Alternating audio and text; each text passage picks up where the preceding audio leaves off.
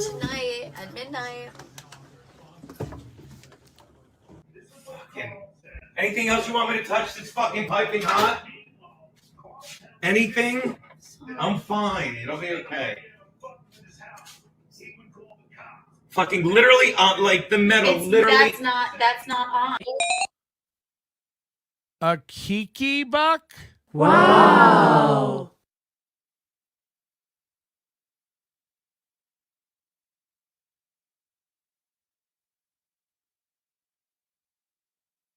I'm sorry, what's happening?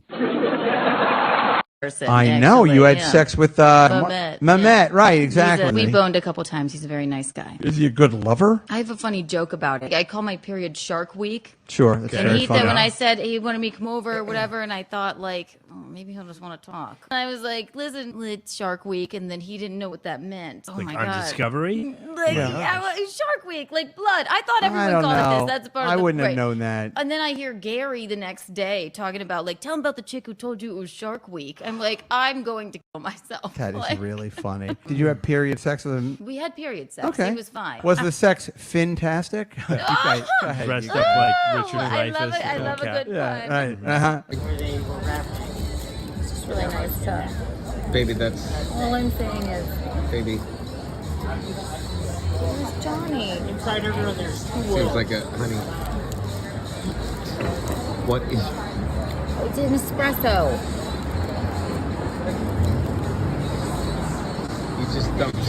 You just dumped Cuba into there. Could you be serious for once?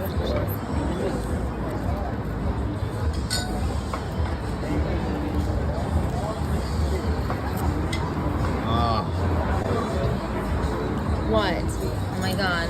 You're on no sugar diet. I know.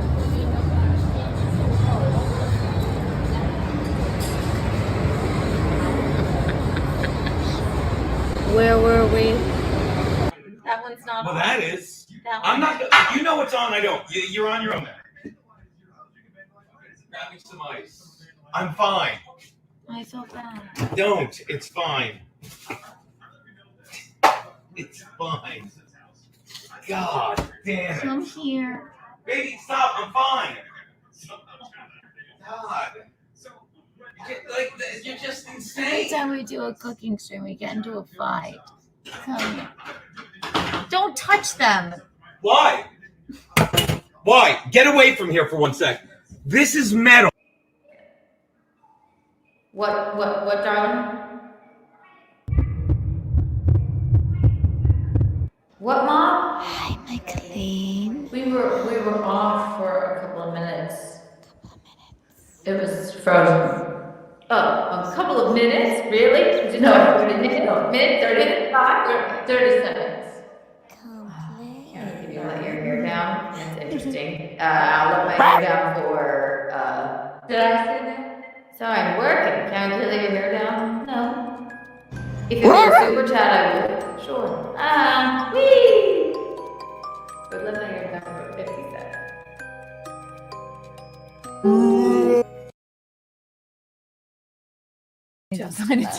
Forget the nails. Just go. How untoward of me. There, you might see my tits, but there's nothing there anyway. Like, if you like the chick on the pod, what was the point of starting it? Yeah. If you, I don't know. If you like the chick, it's like free money. First of all, people just give you money to like go to Target. I don't know where are people getting all of these things. But when stand up was over for a little while, I was like, what the fuck else am I doing? Yeah. Yes, you're spreading your ass line for $1,000. Yeah. Well, one time, one person, $1,000. Right. First, did you have to make him sign a waiver like he wouldn't put it on Instagram or anything? Yeah, you wouldn't release your ass to the world? No, he seemed like a real straight shooter. It's all right. We all make mistakes, Jimmy. And I will not bring up all the comments about the cold AC and Keanu. I know Keanu's names are out. I've been looking at him all show. Keanu, I haven't been able to do this show. We see nipples. I know, but I haven't been able to do this show. And you keep it so goddamn cold in here. You know what, Alex? We had the AC up, and Alex said, "No, we need it cold. We need it here." cold, dog. I think Keanu might be. Zoom in. Look at those. Look at those. I think we distracted me the this whole time. You got the nipples in my face. I'm sorry, I apologize. How untoward of me.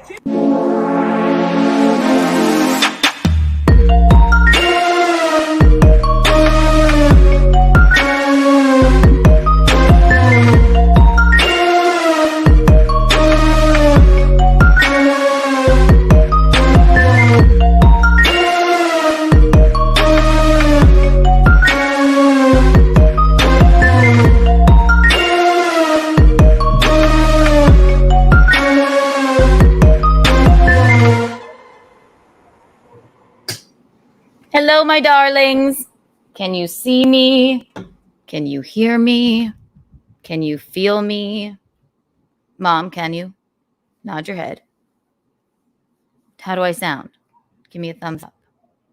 So you can see me, hear me, and feel me. Okay, we're checking off all the boxes. Hello, welcome to Keanu Cast. As always, I'm stressed. But she'll help. We're doing a watermelon claw today. Not stressed. Just want to put on a good show for you people. And it feels like there's never enough time in the day. And I'm very excited about our esteemed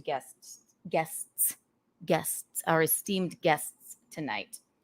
First, Madison Malloy is coming. She'll be here to talk about her book and her incomparable comedy career and just being a badass bitch all around. And then we have Chanel Omari coming as well. And then me and Mickey will descend into madness. I have this. This is Carbanu, and she loves her new Kiki Cast merch. Hello, everyone. Hello. It's a baguette pillow that I put a shirt on. I'll show you to her. Bisconti. Oh, Bisconti will, as always, pop by. Oh, that's sweet. See? Thank you. Thank you. I just need a cigarette. I parted my hair in the middle. I've been straightening it, but it was humid today. God, just such a tough life, I know. Oh, hi. Thank you. Yes to all three. Hey, y'all. Great. Oh, my God. What a week. Hi, Jim. Hi, Jim from Florida. Happy hump day, Kiki. Happy hump day to you, Jim. All right, I'm going to bring Michaeline in now. She's ready. Michaeline, are you ready? Nod your head. She seems to be ready. All right, she's ready, and here we go. The incomparable Michaeline Cardellano Thompson, everyone. Hello, Michaeline. Hello, Keanu. What's this? How are you? Is this a character? No. Is this a new character we're trying on?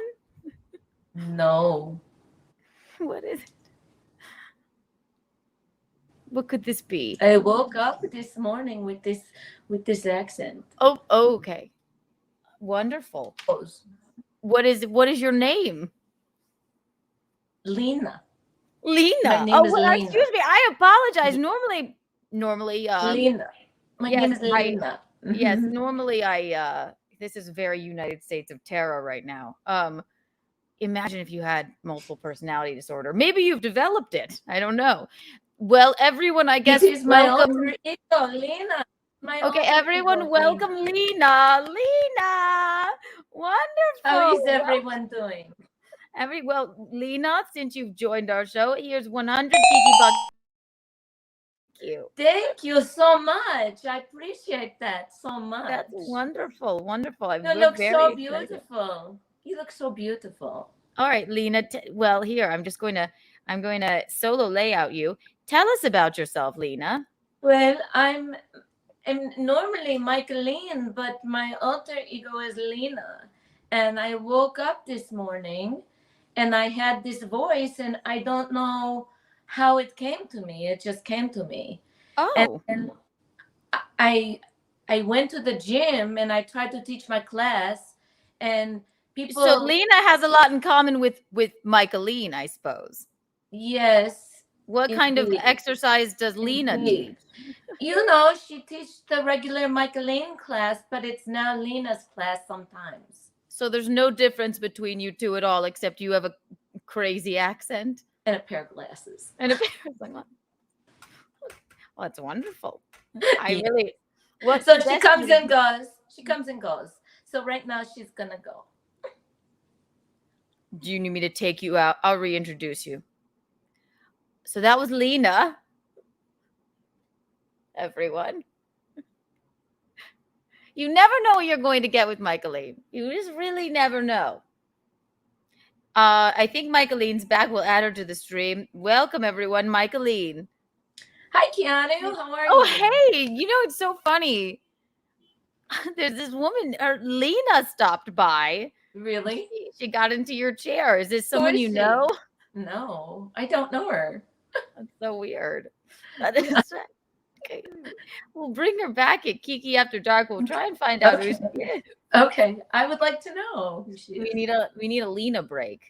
Really? Lena break. Oh, someone out there make a White Claw break that's a Lena break, please. White Claw break. Oh my God. How was your day, Michaeline? It was fine. Just did my usual stuff and taught a class this morning and I don't know, did some things, cooked some pasta, and I just miss Lena. Who's Lena? Don't worry about it. It's okay. I love, she wants to do a bit. She doesn't plan it with me at all. She doesn't tell me a damn thing. She just, I could see her putting her sunglasses on. And I'm like, what the fuck is she doing? And I love it. Please bring it. You know what? Here's a gong for Lena. To Lena.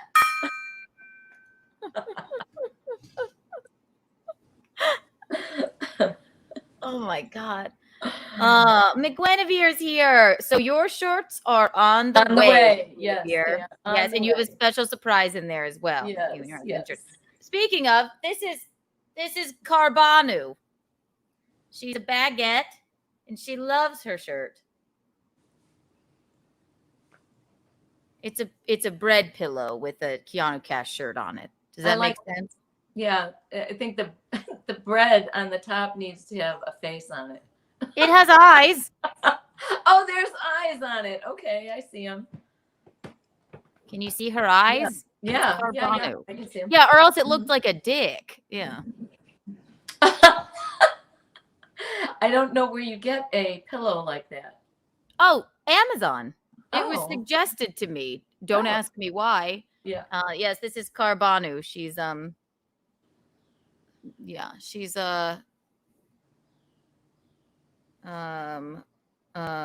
Did you make the name up? Carbanu? Because of carbs. Carbs. Oh, I'm sorry. I guess I'm a little dense. I didn't get it. Okay. I'm not like Lena. No, not who's like all Lena. knowing. All knowing, all seeing. Yeah, this is Carbanu. That's the only name I could come up with. Yeah. Yeah. She's right about everything. Get it? Do another bread pun.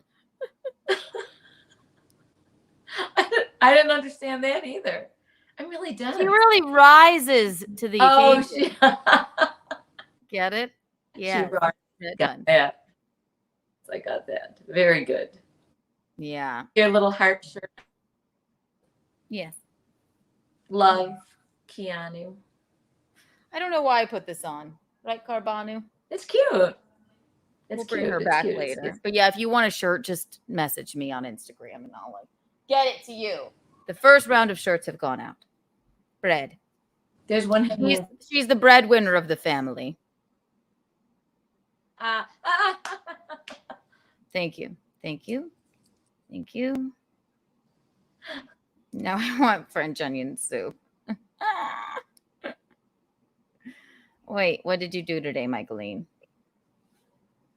I told you, I just taught a class and then I came home and I cooked myself some pasta later on in the day so I could have energy for our podcast before I start sipping on whatever I'm sipping on.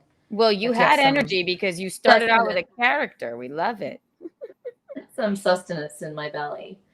So, yeah, because I have a box of wine that I bought at the wine bar, but messed it up because it won't come out.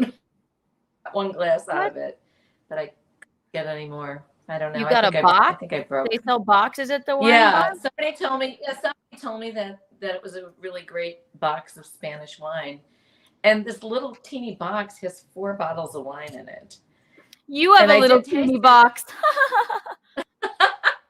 Thank God. Wait, it has 4 bottles? It's like a. Do you remember in? Do you remember in? And it's a Spanish wine. It tasted pretty good, but I can't. The spigot doesn't work now.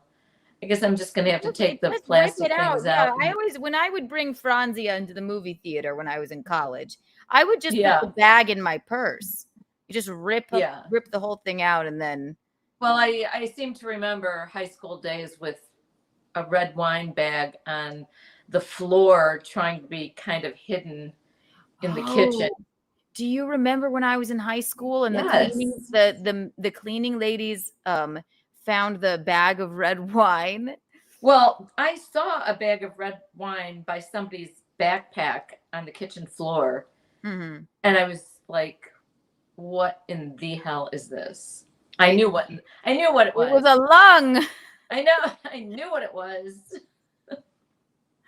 That's so. Oh yeah, no. And then remember, you were like, there was one night you let us drink, and you knew we had the box of wine, and then the cleaning ladies brought the bag down, the empty bag of wine, and then you were like, "These are the lies." You put a note on it, and I was like, "Mom, you knew we drank that." You were like, "Oh, okay." Sometimes I knew. Sometimes I didn't know all that was going on. We were old enough. We were old enough, weren't we? No, I don't know. Maybe. Fine. Yeah, I don't know. Not when one of my ring lights just went out, but that's okay. We'll make do. But I guess sneaking out is a rite of passage as you're growing up. You know what I thought about when I was making carbonu over there? When I put the pillows under my I was like, it was kind of like what I tried to do when I tried to go to the, I don't know, fucking diner in the middle of the night. What an idiot I am. What a moron I am. Oh, you're not. Like I said, it was a rite of passage that you get to fool your mom. And yes, well, you can't she find out. Can't pull the wool over. She finds out. So. Can't pull the wool over Lena's eyes, though. Absolutely. No, not at all. Absolutely not. Are you excited for our guests, Mom? Yes. I know I told you nothing. Yes. We have 2 very funny ladies coming on. We're first going to have Madison Malloy. She's actually here. I'll talk her up a little bit. She wrote a book, and you're going to love this because it's called "Time to Lighten the Fuck Up." Oh, I do love that. I knew you would love it. I knew you would love it already. I'm gonna have to get that book for sure. Yeah, it's called "Time to Fucking Light Up." Time to Lighten the Fuck Up. Yeah. She's a hilarious comedian, and she's absolutely goddamn stunningly gorgeous. We only have beautiful women on this podcast, like me, you, Lena, Madison, I love that. And then later we're gonna have Chanel Omari come on and hang out. Okay. Counter reply to my comments. Oh, I see who this is. Okay. And Visconti, what? End up behind what I would call her Lofi, like Sophie. Lofi. Oh, yeah, maybe it's not Carbonu. Maybe it's Lofi. Lofi. Yes. All she does is loaf around, Yes. Listen, she's rising to the occasion, okay? Yeah. That's a Carbonu. Keanu opened to life. I don't know what this means, plot. But okay. I'm going to go ahead and bring her in. Perfect. Because we don't have that long with her because I know because she's a very busy lady. Yes. So the book, it's called Time to Lighten the Fuck Up, which is a humorous self-help guide to help you uncomplicate life and get out of your own way for success. Which I love that. We all need. I need to get out of my own way. So does Lofi over here. I need to get out of my own way just for daily life for sure. Yes. Yeah. All right. If she's ready, here we go. The incomparable Madison Malloy, everyone. Hi. Hello. Hi, guys. I'm so excited to be here. This is so fun. I love that you guys are doing this podcast together. It's so cute. You know, I didn't intend to have my mother as my sidekick, but she just sort of stuck, and the people like her more than they like me now. Oh, so stop it. though they do, and Nice then to meet you. descend into madness. Yes, this is my mom. Her name No, is Mickey. sincerely. Nice to meet you guys. First, This is so fun. nice to meet you too. Nice to meet you. Yes. And you started a podcast as well. It's called Next to Madison, right? Yes. So it's a kind of self-help business podcast. And it was funny when I started it because I was a comedian and people would always tell me, like, you need to talk more on stage about your personal life and all your adventures and stories. And I said, but it's not funny. They said, but you have such great advice. So I said, you know what? I'll start kind of a non-comedy podcast. And that's what happened. So, yeah, it's a podcast to make you happier, healthier, and wealthier. I love that, but you I can't will help but be definitely funny, watch I that. assume. So I'm sure it has, you know, your sassiness to it, and Yeah, it's not- there's definitely stuff that comes up. I'll sneak in one-liners there, which is kind of, you know, people that will say, like, it's kind of funny because it's unexpected. yeah, I love that. So, Oh my God. Well, I haven't seen you since Chrissy's wedding, actually. I don't think, right? yeah, no, can you believe it's been 2 months? Over 2 I months. know. It took me 2 months to recover from it. For Christ's sake. I know. It was God. so That was so much fun. Okay, so tell us about the book. Tell us like a little synopsis, then we'll get into like some topics from it. Yeah, so the book is Time to Lighten the Fuck Up. It's a self-help guide with a side of humor. So I wanted to create a funny self-help book because I had read so many self-help books to get through my own struggles back in the day. And I always felt they were talking at me. And a great way to resonate with things and relate to them and remember them is to add humor. And so I wanted a book that would say things that people are thinking, but they're too afraid to say. Like on the second page, I'm like, sometimes life can be so overwhelming and you're just trying to prove your worth and prove yourself to jobs or relationships or situations or friends or whatever it is. And it just feels like you're sucking everybody's dick at a frat party, hoping to come back the next time, you know? And that's kind of what I've been there. Yeah, it was a genuine feeling I had where it was, but I was like, I'm putting it in the book because people will remember it and they'll relate to it, where it's like, wow, like that is a shock sound, but it does feel that way because we allow ourselves to feel that way. So this was a book that I wanted to write because I had struggled so much with depression and anxiety and scarcity mindset and negative thoughts and low self-worth and self-esteem. And when I finally was able to break those patterns, it took years of training and just shifting my mindset, shifting my paradigm, that I said, I have to put this in a book because I need people to uncomplicate life, because the problem is we're stuck in our heads and that's a terrible place to be. I think me and my mom especially, we are definitely stuck in our head. Every single thing you just said. Absolutely. Yeah. How did you change? How did you make yourself So change? it took a while because I was listening to podcasts. I was reading self-help books. I was, taking certain mastermind things that I could. And I knew, and I couldn't afford therapy. That was the key. Yeah. So I couldn't afford a therapist. And It when sucks because it's sort of a luxury to have it a is. therapist. It totally is. And Right. I finally got a little bit of money together. I said, I'm going to go to a therapist for 5 times. And I went, and what I realized was the woman was saying some insightful things. But what I realized was that she kept rehashing my past. And we can't live in the past. We've got to learn from the past, and we have to live in the moment and look forward. We have to create a new story. And if therapy works for people, I say keep doing it. Do what works for you. I'm not a proponent of therapy because when you rehash the past and you rehash the pain and the negative, you stay stuck there. You keep telling yourself an old story. And how can you become a new you when you're constantly retalking about the old story that you're trying to I agree. Right. That's why they have a box of tissues there and they make you lay down. Yes. Like, maybe I don't want to go over this again. How can we fix what? All right, that's in the past. How can we get exactly. Yeah. And as cheesy as this sounds, like, as I kept like listening to these podcasts and going through these courses, and it was starting to stick, and I would have to retrain my mind of affirmations. And when I would say, like, I don't have the money, I would start being like, how can I find the money? I started just almost being delusional with myself that I was successful, that I had this, that I had a clear vision, that I had a purpose. And then the craziest thing is everything was starting to work. And I remember one night I was reading a book my mom sent me like 5 years. It was sitting on my shelf and I picked it up. It was a Joel Osteen book. And I picked it up and I was reading the book and I'm like, yeah, this is really great. This is really great. But I used to tell my mom, please pray for me. And she would say, I will always pray for you, but why don't you pray for yourself? And I never did. And I started praying. And I remember I was going through a very tough situation. I said, God, I can't handle this. I need you to do it. I need you to take away my pain. I need you to help me have this shift in my life and to stop holding myself back and sabotaging myself. And I'm not kidding you. I'm not kidding you. It was like a weight was lifted off my chest the next morning. Yeah. Everything changed. Wonderful. Now, there's still are you a religious person at all? Or, I mean, is praying not like natural to you? Because I'm not exactly well, if I'm just like in a pinch, I'll be like, I'll just sit down and say a prayer. What do you always say to me, Michaeline? Say some Our Fathers. Yeah. Yes. I'm like, all right, I'll do it. And it does help. It's just cathartic. Yeah. Yeah. And I think for me, I used to say I was spiritual because I didn't want to I don't know. I would, but then I'm like, no, now I say, no, I'm Christian, but I had a hard time praying for myself. I really did. And this is such a funny story though, because so I wouldn't pray all the time, but I would pray for certain things.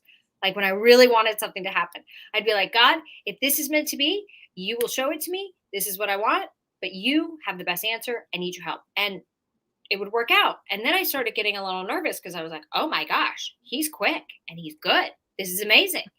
And so I was driving in a car with a friend, and my friend, it was a guy friend, and my friend said to me, we were talking about dating and dating disasters. And he said, why haven't you asked God to bring you the right man? And you know what I said without even thinking? It just shot out of my mouth like Tourette's. I go, because I know he would deliver it and I'm not ready. And I'm like, oh my God. Did I just say that? Like literally it was just delivered. I didn't even have to think about it. And I was like, in that moment, I knew, I'm like, it's me. That's the problem. A higher power spoke through you. Yeah, right. I know. Jesus. Oh God. Yeah. And I go, stops over here. Did you ever get ready? I'm still working on it. I'm getting closer, getting much closer. And now I just operate on a higher vibration now. And there's still bumps in the road, but I'm able to handle them more, and I'm attracting better people. So everybody that's coming into my life is nice. They're not assholes. They're not trying to just sleep with me. They're very my boundaries are intact. Like the people are very great. Have I gotten this is the one I'm walking down the aisle with yet? No, but I know that I'm getting closer, and I've had such great, not to mention wonderful dinners for free. It's always a plus. Yeah. And I always say to them, I don't sleep with men outside of relationships. I literally kind of say that almost on the first date, but I don't just bring it up. It kind of happens in the conversation. Like, hey, thank you for the steak, but I'm not going to bone you. Exactly. So, I mean, how do you bring that up? Right. Right. I tell them listen, I used to suck dick for a steak dinner and now I'm sucking dick for a house. So we're clear about this. Aren't we all? Yeah, exactly. They always call. They've never disappeared. Nobody cares. I have learned something, that people are afraid to state what they want because they're afraid of the rejection. Okay. When you state what you want and your boundaries and you're confident and you're strict in them, people respect that and they actually come forward. But you have to be clear on your boundaries from the get-go.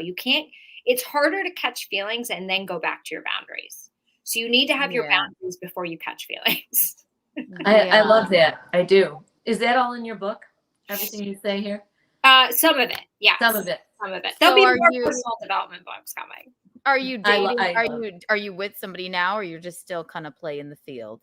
No, I'm still trying to figure out who I want. I don't want a boyfriend. I want a husband. So I'm being a little more picky. There's people that I like more than others. But until somebody kind of steps up to the plate. But I had a situation where I was talking to a guy. I was really into him, and he's not ready for a serious relationship. And he's been. What's his name and social security number? Yeah, exactly right.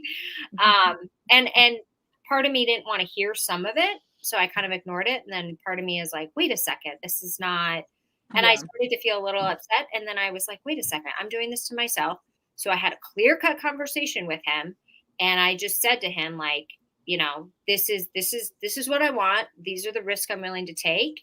I respect you. I always want to be your friend. So let's either figure this out together without pressure and see what happens. But like, this is what worked for me. This is what won't work for me. And this is what will work for me. And I feel so much lighter. And I'm telling you, I spun in my head for a week and a half about having that conversation.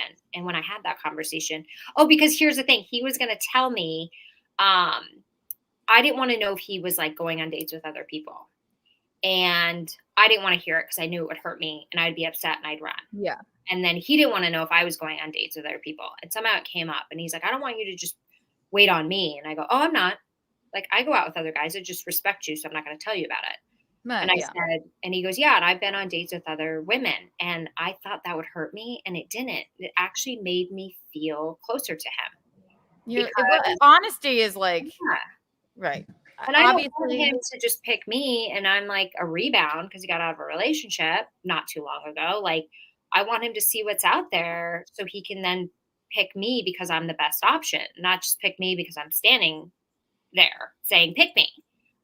But it takes a lot. It takes a lot to get there. But I think this is one of the best exercises that I think everyone should do is close your eyes, picture yourself on your deathbed, and think of the top 5 regrets you would have and really think about those. And then when you open your eyes, the good news is you have more time. And those are the things. That's not a bad exercise, actually. Right? You should be making those things a priority. Those were going to be a regret. Those are the things you have to and you must do. But the truth of the matter is we're all on our deathbed. Because we don't know when it's up for any of us. We're all dying slowly, at least. Yeah. Don't be hit by a car or something. Exactly. So. Don't be scared of rejection. Don't be afraid to tell people how you feel. Don't be afraid don't put expectations on people. Like, just realize if you were going to die, when I get really stressed about something, I think like, if I was dying right now, would this be an issue? And if it's an issue, then it's a real issue, but usually it's not an issue. So I'm like, well, then I'm going to try to let this go. Je ne regrette rien. Deep Piaf always said that, right? You can't really regret anything. Like you were saying about therapy, it's in the past. Why are we going to dig up what Michaeline did to me when I was a child? Why would we do something? No, we're not going to dig it up and cry about it. Hang on. We'll read some super chats. Wait 1 second. Frank Pellegrino, thank you. I respect Madison for not sleeping with anyone outside of relationships. But what about oral? Asking for ... Everyone watching. Yes, very good question. Does oral come into play? The answer would be yes, but not until like at least the 3rd or 4th date. Yes. Okay. You know what I mean? Like that would be more intimate than I think even just like boning somebody is in a bathroom. You know what I mean? Like sucking, putting your mouth on it is a lot. I know. That's far more intimate. Yeah. Maybe I should take that off the equation too. But it's so funny because I told my friend, one of my guy friends, that, you know, I said, I can't sleep with men outside of a relationship because I catch feelings. And he turned around and said, do you have those same feelings in your asshole? And I said, I don't know. I've never tried it. I've never had somebody just bang me in the ass and be like, yeah, I'm not attached to you. We're good. Yeah. Do you have those same feelings in your asshole? No, you're an asshole. What are you talking about? I was laughing so hard. I'm like, oh my God. I don't know. Thank you, Chrissy. I know of a really great husband for you, Madison. He's Italian, 6 feet tall, funny, gently used. Gently used. Please elaborate on gently used. That's hysterical. Please tell us. What's his net worth? Yes, what's the net worth, social security number, bank information, first, last name? Does he have children? You know, any arrests, anything like that. I am not. Oh, now they're. Chrissy. You guys are cute. The first topic. So here's what we're going to ask you now, because you are the authority on this. Also, we're going to bring Gino in because he wants to say hi, and he is my esteemed guest / boyfriend. I know you know Gino. Yeah. Well, we'll just bring him in. Come on, Gino. Come on in. Say hello to Madison. I don't want to stay long because this is fantastic, but I just want to say, like, when you asked how it happened, when you asked Madison, you just have to be in that space. Like the story you told about Because I'm Not Ready, and it just comes through you. And that's when you just really, it's like anything else. When you're in flow, you get addicted to it. And I always tell the story about how I was sitting at a table with Artie Lang and Chris Rock. And do not get me wrong, I was with Artie Lang, who Chris Rock was talking to. And you're looking at these guys. It was after I opened for him. You're like, and I always say, like, you've been up here 13 years. You look at these guys like this is success. And I'm like, I've been up here 13 years. I'm barely paying my bills. And same thing, Madison, a voice came through my head and said, say that again, but say it without barely and say it with gratitude. I'm like, I've been up here 13 years and I'm paying my bills. And boom. And boom. And you just have to. Me. And it's like anything. And I'm banging. Yeah. I mean, because it's time to lighten the fuck up, people. But I'm saying you really. But this, and I'm going to be honest, I'm only halfway through this book. But this, I always say the people that do The Secret know, because it's the cliff notes of the power of the subconscious mind. But this is a great book. And it really is funny. And it really is. It eases you into it. And everything you said, I'm walking home and I'm just like, yes, yes. And it's the one time I'm not here to interrupt you. But yeah, I'm getting out of here. I just wanted to back you up with everything you're saying and come by in hot water soon. I appreciate it. Thank you so much. If you're up in 7 hours, just come back because they'll still be chatting. I'll be around if you need me, girl slate. Exactly. Isn't he a peach? Where can we get your book? Can we get it on Amazon? You get it on Amazon, Barnes and Noble, Goodreads. Okay, perfect. Yeah. Okay, perfect. That sounds perfect. My Lena has never been a purveyor of therapy either, and neither have I. But everything you're saying, I feel like it definitely.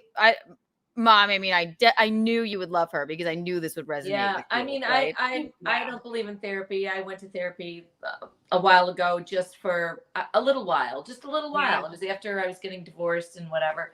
But you're right; they just want to drag up your past.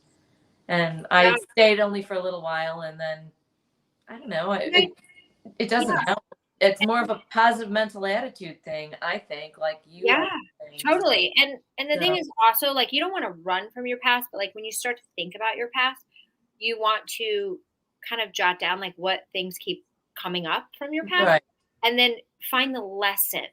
Right. In it. On everything. Instead of being bitter about it or whatever. We all know what our issues are from our past. We all know that. Yeah. So we've been. Yeah, I could point out why I feel the way I feel about anything, basically. So, yeah.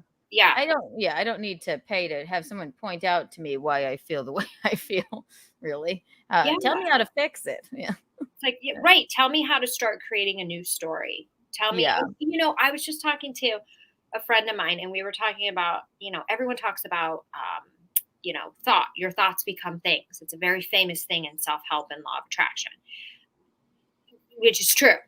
But people also forget that your language also become things. And sometimes we find ourselves when we're maybe we're nervous and we're anticipating something and we don't know how it's going to go. And we find ourselves saying, like, let's just use dating as an example. Like, if it works out, or, if we just end up being friends, that'll be fine. And you have to catch yourself and realize, like, you're telling the universe can't decide what you want, what you don't want. That's what you're saying. Only talk about things that you want. If you want this person to choose you, only talk about them choosing you. Don't use if they choose me. Say when they choose me, I'll be able to make the decision if I choose them. And then that way you're only talking about what you want. You're not talking about, like, when people say, like, oh, money's tight right now, like, stop that and just say, it's manifesting, basically. Yeah. The language is just as important as the words. Right. Back it up with if you manifest, it can envision something. That is very difficult for me to do. I sort of have a disposition where I'm like, but for example, I have some of the best friends in the world. People like my friends, like Ryder, Michaeline, like Nick Young, all those people, right? Best friends in the world. I never, for some reason, think anyone would want me around. They'll be like, I used to wait. My best friends in the world, mind you, best friends, would invite me to dinner, and I would purposefully be late to make sure that they actually wanted me there. Oh. It is so psychologically ridiculous. It makes no sense. They're like, "Where are you?" I'm like, "Oh, no, I'm just around the corner. I'll just smoke a cigarette just to make sure." It is so messed up. I don't know what that is. I think my dad's like that too, right? Michaeline, I think you're like that I'm like too. that too. I am. Yes, we're like, maybe. Yeah, maybe they don't want me there. They'll say like, "What the fuck is wrong with you? Like, we want you here." It's the strangest thing. So I don't know. That's a narrative you need to change, okay? Because it's Definitely. I've since true. changed that, but you know it's not true, and you need to realize when people tell you the truth, right? They tell you the truth more. We decide if we want to hear it. If somebody says, "I want you at this dinner," they want you at the dinner. They wouldn't. I know, you, they didn't want you at the right? dinner. But like, oh my god, and this isn't just like some sort of pity invite situation. I've known these people for years. They love me. They're pissed off when I don't show up places. I get that all the time. They're like, "Well, why wouldn't you come and do this?" So I have had to like force myself, manifest, and say, "They want me there, Keanu. Like, what is wrong with you?" It's total psychological. Yeah, I've got it too. I won't make. They have to call me, even if I wanted to go out with them or go out with even girlfriends or whatever. If they don't call me first, I just don't even go, or I don't even think about it. It's kind of weird. Yeah, here's what I would say to that is relationships. All relationships in your life are give and take, right? Or like they need to work both ways. So if you were always the one scheduling with a friend and all of a sudden they're not a great friend really to you. You've got to be you're not motivated to want so I would work on like the balance, right? If you want to go out with them, tell them you want to go out with them. You're gonna have more fun, they're gonna have more fun, right? And life is about experiences, because you'll probably get to your deathbed and be like, "Wow, I wish I called my friends more and went out." Yeah, right. It's true. I always say that. I always say, but the truth is, I do get in my head and I go, "Well, I don't know. They don't really want it." Just like Keanu said, it's just. I know, like, well, maybe, but and then it's the funny thing is, like, there's other times where I'm like, I just don't fucking feel like hanging out with these people. But that's different. That's different. And I'm like, is it worth my quality of life to go meet Trevor? No, it's definitely not. But like, that was just a made up name I always use as an example. But like, there's something psychologically completely bizarro about my best friends in the entire world. And I went to college with them. We all moved here together. For me to think, well, let me just make sure. So bizarre. So bizarre. Frank had a funny comment. This is an inside joke, I guess, but serious question from Madison. Do you think you'd be in such a good mindset today if it weren't for Alan Fuchs? Which makes me laugh. They say that all the time because Alan, on this podcast, we everything in my life we all owe to Alan Fuchs. Everything that we're all alive because of Alan Fuchs. He's my former co-host, and we love Alan. I haven't seen him forever, so the answer would be no. But I've always had a positive experience around Alan. He's never been rude to me. I do too. He's one of my best friends in the world. He was like, "Yeah, you know, you really wouldn't know. You wouldn't have any of this. You wouldn't know Chrissy or Frank or anybody if I hadn't taken you to a compound that day." So we tease Alan and we say on this podcast, "Well, thank God for Alan Fuchs. You know, he loves it. He comes on all the time." Yeah. That is so funny. Oh my gosh. I need to reach out and say hi to him. Tell him hi. If you're watching, Alan, hi. He'll be here later, probably. He probably will. For Kiki After Dark. Up late in the evening if we're still going. So when he's on. Mom, where are you located? I'm in South Carolina. Oh, nice. I'm from Chicago, but they grew up here in Rock Hill, South Carolina. Right outside of Charlotte, North Carolina. Where are you from, Madison, actually? I don't even know that information. Originally from Colorado, and then I was in New York, and then I went back to Denver for a bit, and then now I'm doing half and half. Well, not half and half, technically. I'm doing a little less time in New York to avoid the taxes. So I've got the best of both worlds now, which I love that. I always like that I can always go back to South Carolina and like hang out with my parents. Yeah. Bisconti just met my parents. Yeah. They had a ball. Oh yeah, my we God. had a good time with him. He's great. I'm He's sure one you did. person I know always Great wants me energy. around. He isn't like we get along so Yeah. well. I don't know if we had known each other for years. Like I don't know if I certainly didn't manifest him. Who would? But he. Poor Gino. I love him, Gino. He knows I have to tease him. But we get along so well. I never brought somebody home before that my parents even like remotely liked. Yeah. Wow. He's We like pretended hanging out. we My liked dad and him are golfing. They walk in from golf and then they are like doing bits together. I'm like, okay, fine. The man I can like get along it. with anyone. He does, but he's got such great energy, you know? He does. He definitely does. He's all about energy. He's just All so about comfortable in his own skin, and I love that. Yes. He Yes. is. Yeah. You can He so is. tell when people just are there to have fun. They're Yeah. happy. They're Yeah. figuring out. They're just Gino is operating on a very high vibration. I love Yes, he is. Yes, he is. All we do is laugh together. And I know he wants me around. Last night, he doesn't even care if I can't sleep. It was 7 a.m. and I just ring his bell and he just lets me in. He's like, I'm so happy you're here. And then I know he's like, why don't you stay here every night? I'm like, leave me. Don't quit love bombing me. All right. No. Why do you like me so much? He's the Because sweetest. you deserve it. That's why. You have I to know. I remember never that. think I do. Very. You're welcome, Gino. Sweetest. Yeah. That's funny. First thing on my list. So, this is Madison's tips for how to stop being offended. Yes. Correct? Yes. Yeah. Tell us about that. I mean, I think that being offended is something that's very relevant. Obviously, everybody is so sensitive, and the narrative in the media is driving us to separate and hate each other, and that's how they control us. So when you realize that, there's a bit of a political, social element to the book too, right?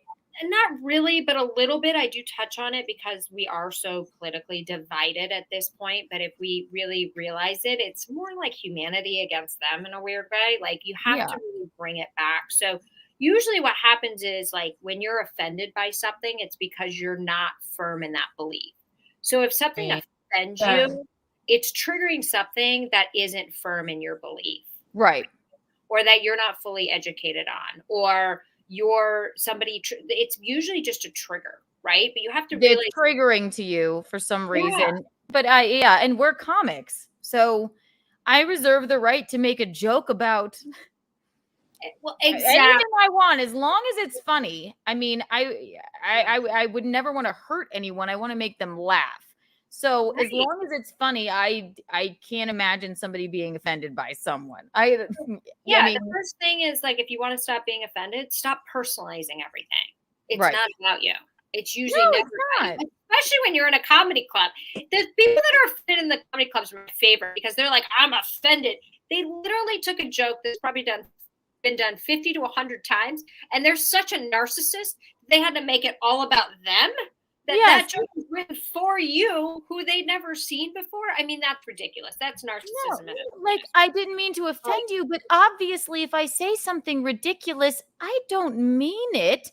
I'm not targeting you. This is meant to make you laugh. If it wasn't funny, that's one thing. Just sit there and shut the fuck up.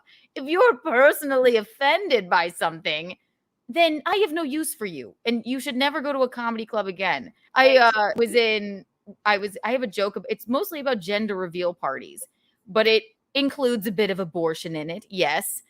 And the joke is, it's one of my favorite jokes, and it's always a gamble, but not like in the sense that sometimes you might get like a whoo, but like at least, but they're not offended. I was performing at a country club. Quit bragging, Keanu. And a woman stood up, and she raised her hand, and it was sort of a full lit room. I was killing. It was great. I was crushing. And I was like, all right, I'm just going to tell this joke at this country club. It's a bit untoward, but everyone liked it until this woman stood up, raised her hand. She stood up. It said, "That's shitty." It threw me for such a fucking loop. Yeah. I went, oh my God, is she mentally ill? Like, I don't know. Did she, I have no idea how to even respond to it. I dug myself out of the hole, but then people were lined up afterward to be like, I loved that joke. She's just the town nut or whatever.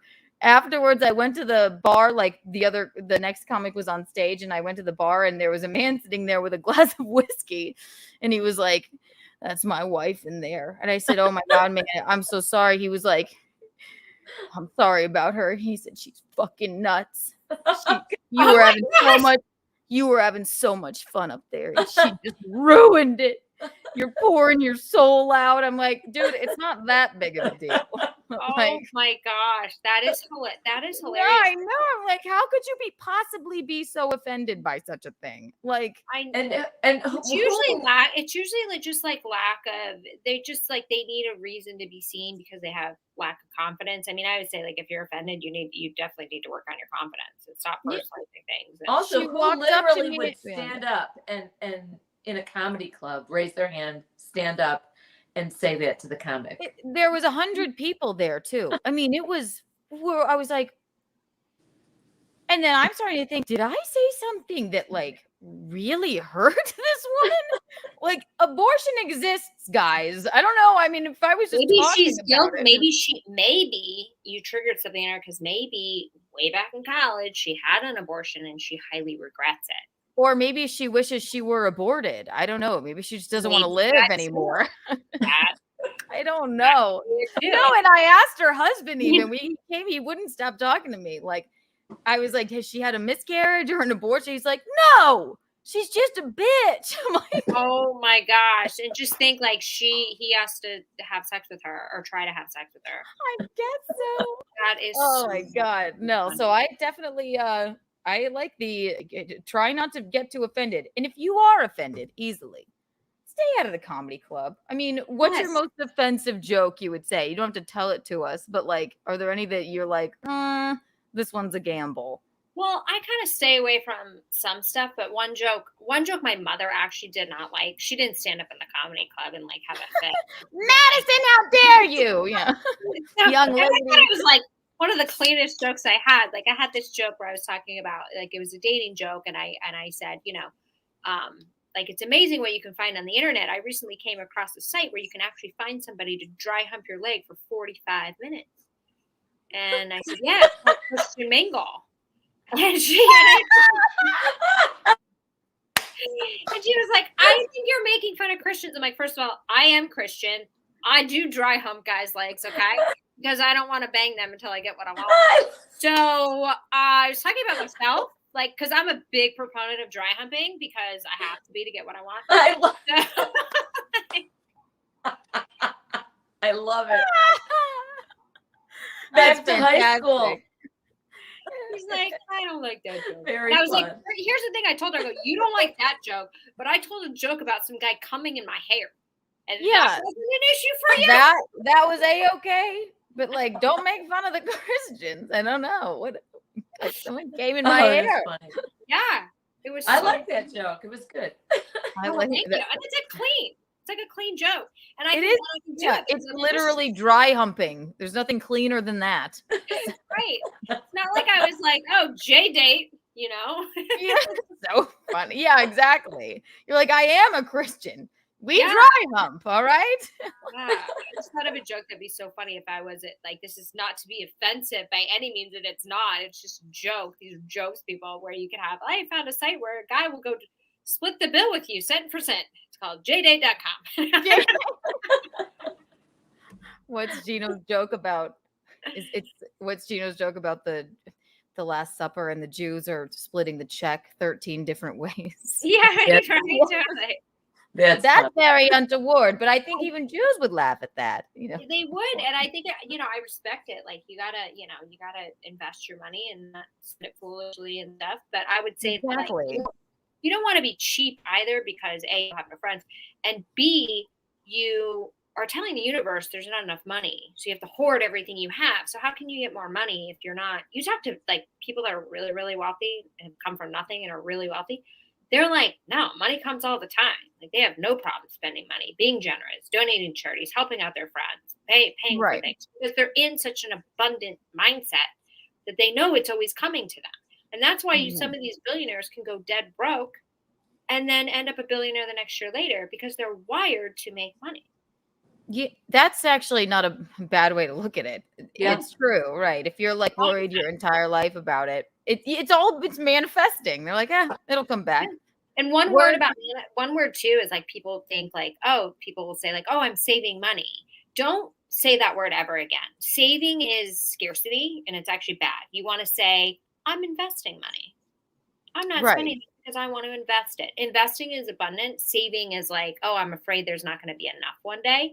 It's just those little words that can have such an impact. Right. That's so true. Here he is. Gino says, Da Vinci captured the moment as the Jews were splitting the check 13 different ways. Beat. It's breathtaking. That is fun. I mean, my brother's boyfriend is Jewish. We love him. They're not cheap. Yeah, Zach, I would think, would laugh at that joke. I think his entire family would. Do you know what I mean, Mom? Yeah, absolutely. Oh, absolutely. God, they would find it hilarious. Right. I always said I wanted to marry a Jewish guy so I could spend every Christmas with my family. Rocco and Zach, they go and they do Thanksgiving there, and then they spend Christmas at our house. Yeah. Christmas with the Thompsons is not an easy thing either, but we have fun. Oh my God, we're lunatics. Next thing on my list, quick tip to help discover passion to tap into your life purpose. Please tell us all. I love this one. Okay. So what you want to do is you want to take a blank sheet of paper and you want to write down everything that you love, right? It could be golf. It could be technology, Madison. Investing. Yeah. Madison. Just everything like kind of work related or somehow that you love doing. Social media, writing, producing, comedy, whatever it is, right? You make a list and don't limit yourself. Write down as many things as you can. And then you want to read them out loud, right? Repeat them, read them out loud, and notice how you feel with each one. The ones that where your heart, you kind of get that like exciting, like, author. And if that makes you would star all the ones where, because you might just be reading them and you're like, technology, this, but then you're like, and so you star the ones that you really like, and then you go back through them and do it again. Because when you are hitting your passion, there's going to be something that ignites in your soul. And that's typically the direction you want to hit. For me, it was like, I remember like, I love making people's lives like better. Like I wanted to teach them and help them. And so for me, it was like, being an author, being a self-help podcast, taking my own challenges that I had that caused me to almost end my life way back in the day. And now helping other people. I loved comedy because I was helping people enjoy their day and bring joy. So when it would be like, inspiring others to reach their best life, like my soul just lights up. And I knew that had to be my mission around. And now everything I do is tied into that one mission of inspiring people to live the best life they can. Everything I do, literally the books, the coaching, the podcast, comedy. When I do it, I want to go more into public speaking, but I want to definitely do that. Yeah. Because you'd be perfect and you can make people laugh. And that's that thing.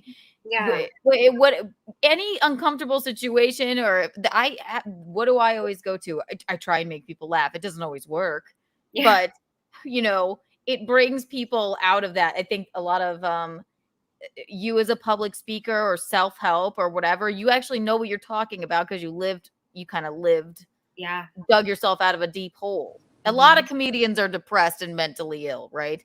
But they don't do anything about it. Well, they don't. Yeah. But I used to tell it's all about the stories we're telling ourselves, right? So I remember when I started to feel depression and anxiety and it was getting worse, I somehow was like, that's just normal because I'm a comedian. I'm expected to be depressed. That's going to make me funnier.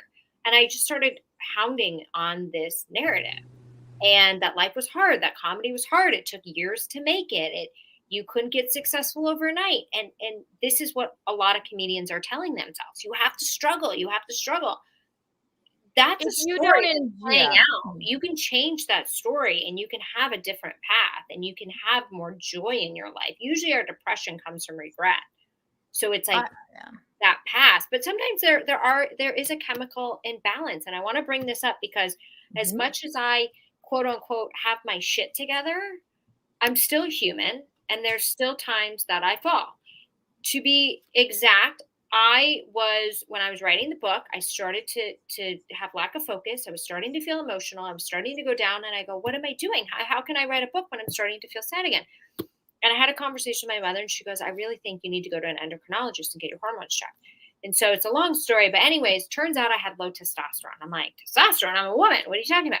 So they pumped me with testosterone to get me to normal levels. And all of a sudden I could focus. I wasn't anxious. I wasn't depressed. I was back. And I'm like, great, this solved the issue. I don't have to be on medication. I don't have to go and do ADD. Like, I don't have this. I stopped that narrative because it was over. And so what's happened now is like, I'm on these pellets that I do. And when they start to wear off, you have to kind of really keep an eye on it and be very in tune. So what's happening is I go in next Friday to get my pellets redone. When you say, what was the word? They're called pellets. It's like I get testosterone pellets. So they put them in your butt cheek. They like cut you open and they drop them in and it's very minor. Like I know a lot of men that would pay to see that. Oh my God. So you know. Start an OnlyFans for it. You want to watch pellets in my ass? It's not a yes, it's for testosterone, like none of you have. Woo! Yeah. So the thing is, I should have probably gone last week, but I can't get back until Friday. So anyways, I got in Friday, but I was like, okay, I need to go every 4 months. So what's happening is I'm able to catch myself because I know what it is the testosterone starts to rapidly drop and drop and drop and drop. The anxiety is going up. So I felt more anxious. And then what we do is when we feel anxious, we try to attach it to a story in our lives. If we can't find a story, we try to make a story to justify where the anxiety is coming from, where the truth of the matter is your anxiety or your depression could be coming from a hormonal or a chemical imbalance in your body. So I always tell people, be positive, think positive, talk positive. Don't talk about lack. Go into abundance. Realize you're in control of your life. Read self-help books. Listen to positive things. Pay attention to music. Stop watching the news. But if your body does not work, none of this stuff is going to fully work for you. So make sure you are at optimal health and you're taking care of yourself. You're eating the right food. You're doing the right things. You're working out. Because if your body doesn't work, it's really difficult to be a master of your mind as well. So they go to. So here I am as a self-help expert being like, I got over all my shit. But I'm being honest. I was feeling a lot of anxiety. I didn't sleep well last night, but I know what it's coming from. So I'm able to actually hold on and say, okay, it's just my testosterone. And then when I get to it, I'll get to it. I didn't have time to go get the pellets in my ass. I have to show you this. This is a supplement called DIM. Okay. You and Gino, you guys are this one and the same. And I believe him. I have such a problem. I can't do it. I won't even take a Flintstone vitamin. He yells at me. Right. He acts like I'm like a 5-year-old. But I believe what you're saying is true. No. Do not take this unless you have low testosterone. So I have to take this in the morning. Because when you have low testosterone and then you start pumping it back up and it's like, oh, okay, to get to a female level, I'm not trying to transition or anything. Right. You sometimes get a couple extra chin hairs. And so this stops it. So this is so I don't get a beard.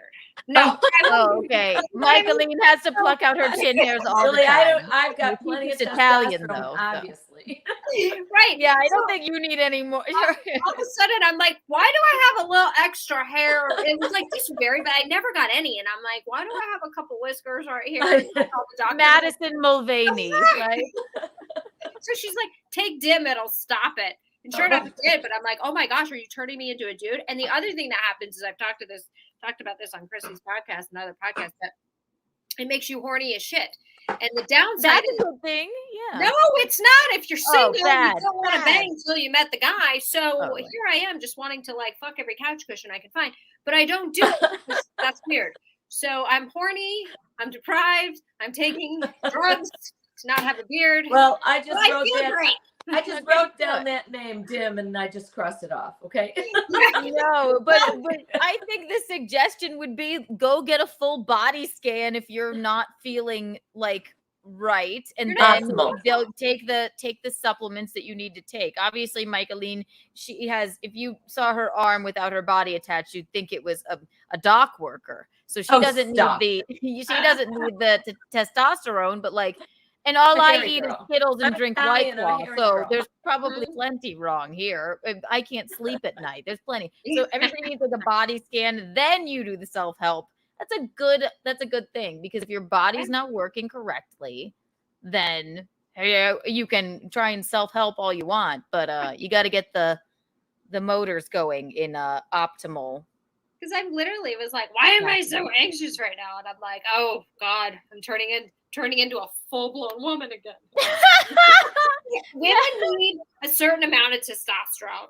If they don't have it, but here's the thing too that I discovered, because I said, well, how on earth did my testosterone drop from a normal level to such a dangerous level? And the doctor was like, well, there's several things. There's stuff in our food, just chemicals in the air, like the hormones in milks and things like that. But also, like, did you ever take any drugs? And I'm like, no, I don't really do drugs. Hot puts me to sleep. I've done a couple mushrooms, laughed my ass off, but no, not a big drug user. And she was like, what about Plan B? And I was like, yeah. I've taken a few of those during my day. Don't do that. It destroys your testosterone. And so I haven't for years, maybe in high school. Yeah, but these college chicks are popping them like crazy when they get to 30. Because nobody wants the hormones. That's why I always Paragard is the best. It has 0 hormones in it. It's an IUD. It's the only birth control I would ever use, because the pill, you don't want I think the pill makes your body think it's pregnant all the time, which is why you can't get pregnant. I would never use any birth control other than Paragard, because I don't want weirdo hormones that aren't supposed to be there in my body. I just come on my butt. I don't care. It's fine. Like, I'd rather that than There's women that also are like, well, I don't know. It's not making me feel good. I'm afraid of the side effects. And this is why there's such a rise in anal sex. Like anal sex is like the new thing. Like literally, like if you like my friend, I have a guy friend that always talks about anal sex. He talks about anal sex so much that I asked him, I'm like, do I need to find you a boyfriend? Like, I'm not sure what's going on here, right? No, I know. It's the forbidden fruit. I said when I turned 30, my anal days are over. And mine are just doesn't care about it, so I'm fine. Listen, you know what? I did it. We went there. It's cool. It's good. I think straight, as my brother always says, he's gay. He says straight people don't do anal sex correctly. They just think you can just shove it in there and it's fine. It's the most painful thing ever. You need a lube situation. You got to work it in. I've had too many a man be like, oops, accident. And I'm like, ow! Like, right. See, it doesn't work out for people. So when I turned 30, if you like it as a woman, you like it. That's great. But anal is running rampant around. Yeah, I know some women that like it more. Like I've had it once and I enjoyed it. But I didn't mind it when it was done properly, because there's like, there's something dirty about it, I suppose. Michaeline, you've had anal, right? Is that bad to ask your mother? Once or twice. Once or twice. Once or twice. What did you think? What was the experience? There's some nerves in there that are kind of like amazing. I mean, it was okay. It was okay. It's all right. I was I mean, it was consensual the first time. I hope so. And really just done the second time. That's what I'm saying. I think they maybe think that I'm like, that's not the right place. Not in an angry way or anything, but drinks were involved and whatever. So see, not my favorite thing to do, but I think it's kind of sexy. It is kind of sexy, but I just felt like to be an adult, to be 30, I get to let go of the anal now. That's all. Well, listen, if you're with a person that you adore deeply and they really like anal, and they can't, Visconti's you should offer up your asshole. Visconti's so sweet. He's like, I just want to look at your face. I'm like, that's wonderful. That's perfect. why you can do it on your back too. Exactly. Oh, God, you can. Don't give him any ideas. I'm gonna I read can this just see last. Gino right now, like in his like, ah. He's like, this is Thanks, great. Madison. We're hanging out. Thank you for the super chat. This is a question for you. Friend of the show, Brian Mills. Thank you for the $4.99. Is manifesting your religion, or do you manifest through your religion? It's a good question. The latter. I would say I would manifest through my religion, because I think a lot of manifesting like is, for me at least, is like God created the universe. So yeah, I just believe that anything's possible. So yeah, I wouldn't say manifesting is my religion. I'm Christian, but yeah, so the latter. I love that. I am. Oh, there's Gino. Yes, Madison. See, yes. I knew it. I Going for Madison. Getting us all happy and healthy on this podcast. Guys, I'm going to let you go because I know you have places to be and people to see.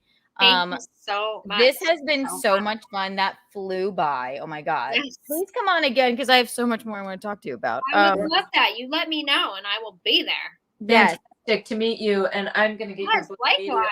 Yes, immediately. I appreciate everyone, that. Please. It's please. Wonderful. You can get it on Amazon, right? Yep, Too. Amazon or Barnes and Noble. Yeah, just tell everybody. I want to get the sales even higher, because a portion of the proceeds are going to go to mental. Everyone here, I will. Definitely. Everyone in this chat right now, if you order Madison's book on Amazon, I will write it down. It's called Time to Lighten the Fuck Up. I will give you one Kiki buck.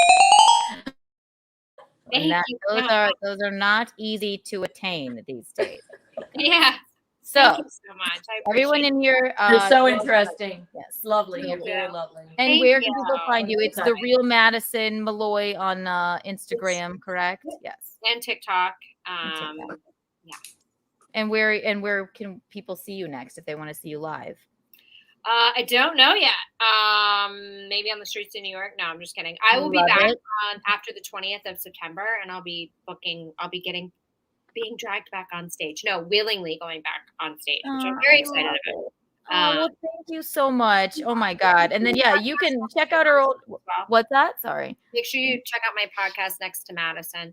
Yes, that's amazing.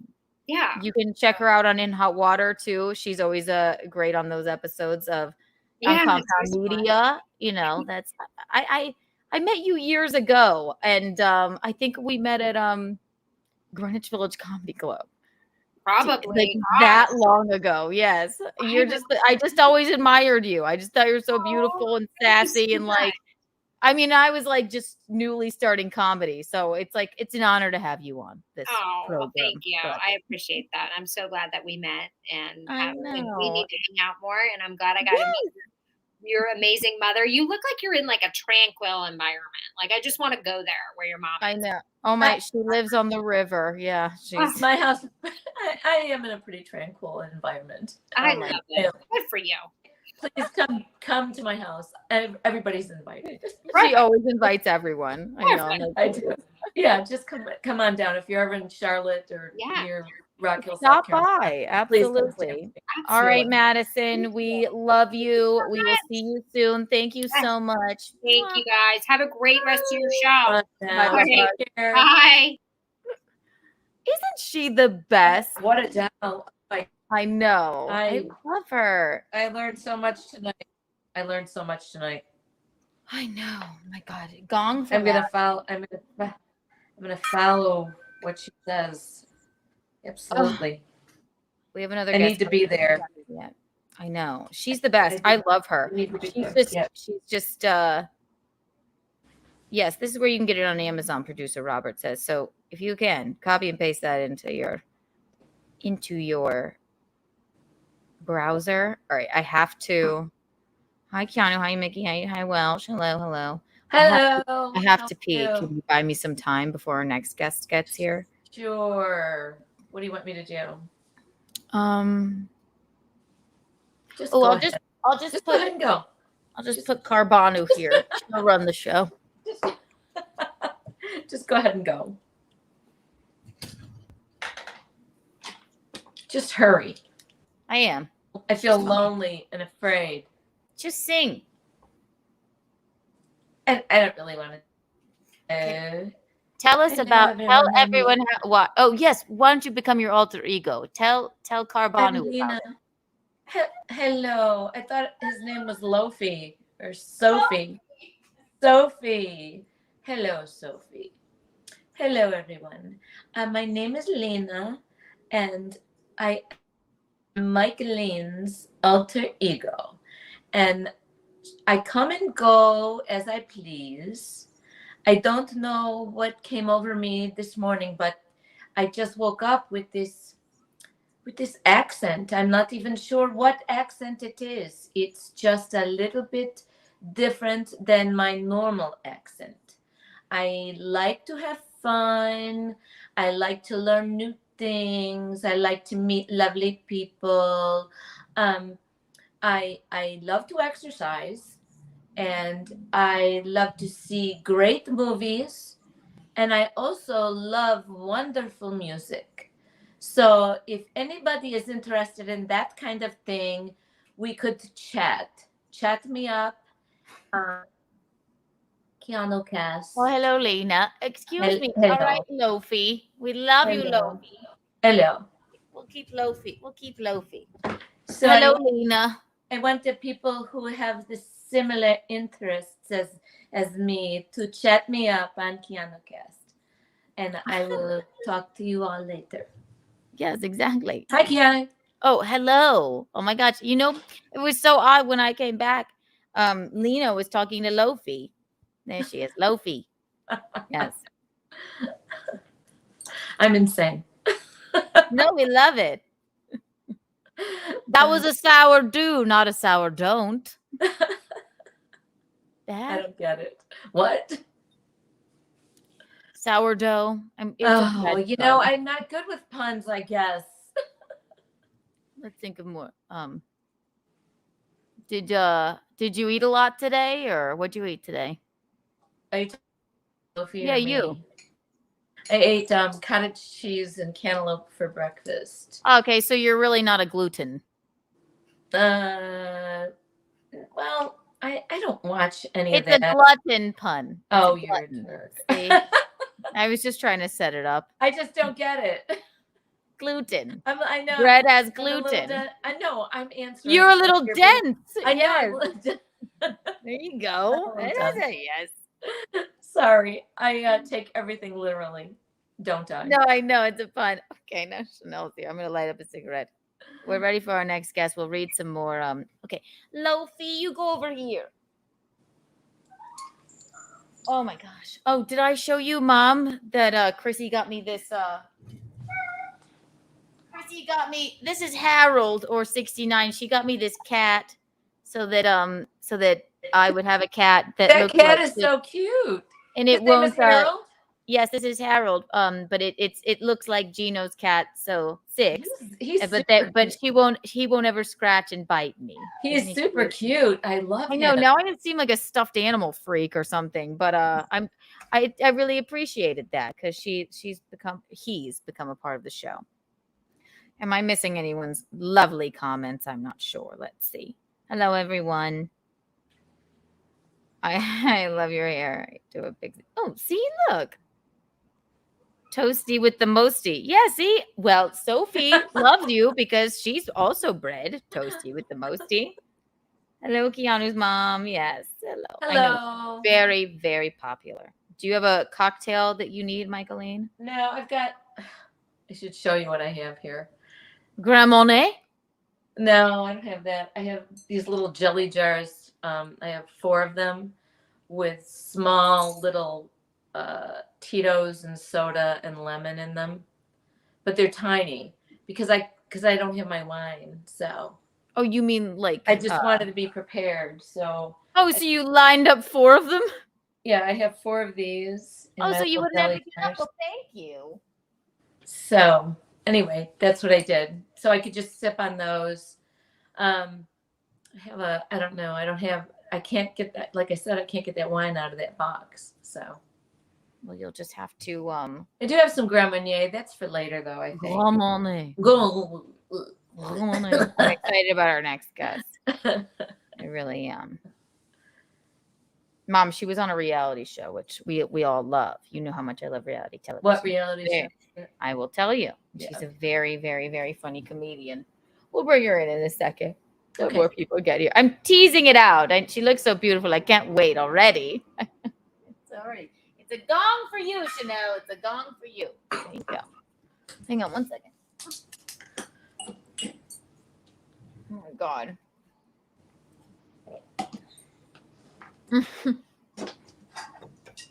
No, not Kim K. Better than Kim K. No, she's a hilarious comedian. We love Harold. Yes, it's Harold. Visconti also, if you want to pop in and say hello, you're more than welcome. Keanu, I have to go lower the air conditioner, okay? Yeah, that's why I was building it some time in. I'll be right back. Thank you for the super chat. Push-ups 2, 3, 4, 5. Stuffed animals are cool, but I have a stuffed B-52. Like the B-52s, I love. Dance This Mess Around is one of my favorite songs. Don't know what it means. Let us know. Zach and Rocco, thank you for putting your names on here. Hello, premiering a couple email. Just for you. Thank you, Zach and Rocco. Thank you. So we know who you are. You get 100 Kiki bucks to split between the two of you. I'm so glad they're on here. I know. They watch all the time. Rocco, my brother, Rocco, he says, when are we going to stop pretending this is a podcast? It's a live stream. I said, well, it's both. It stays up. Yeah, there's 35 people here. I love her voice. My voice or Michaeline's? We'll never know. Oh, I have so many notes. I'm lighting a cigarette and then I'm gonna bring her in because I'm excited. I'm excited about this one. Okay. And we love Madison, don't we? She's unbelievable. I have to try and remember all she's. And I know she's amazing. Hang on, I'm bringing up an be email. positive. Having a rough time of that. I know you are, Michaeline, and we want to get you. I am. I don't know what's wrong with me. I'm just going through something. Do we ever know what's wrong with us? I guess. I don't know. No, we don't know. It's our voice and our brain completely destroy us. Or me anyway. Your voice in your brain is just you whispering to yourself, maybe. No, my voice in my brain just never shuts up. It just never shuts up. I don't have any peace in my brain at all. So I love it. Maybe I can. I don't know. Whatever. I'm good. I know. Don't I look happy? I'm good. You're so happy. I can't stand it. You have your 4 little jelly jars filled with vodka. I look so happy. Look. I look so happy and good. Isn't this a natural smile? Yes, you look very happy. We'll just bring you just smile into the camera. I can see Chanel laughing. She's like, what are these two freaks? What have I decided? Why have I decided to come on to this show? What? Why would I agree? She's like, there's a fucking bad kid with a shirt on in the background. There's some sort of strange cat. Everyone's having a mental breakdown. And her mother. Yes. You're the most normal thing about this, probably. And that is not saying I don't know. I don't know about that. I'm looking for one thing that I wanted to know. So hang on one second. Just give me a second. There's sirens in the neighborhood. I hear them. What? There's sirens in my neighborhood. I hear that means someone died in the river. And they got to go get them out. That always happens. I got to go fish them out of the river. Yeah. That's it. You guys have sirens in New York all the time. Something's always on fire here. Yeah. Yep. You can't even hear it anymore.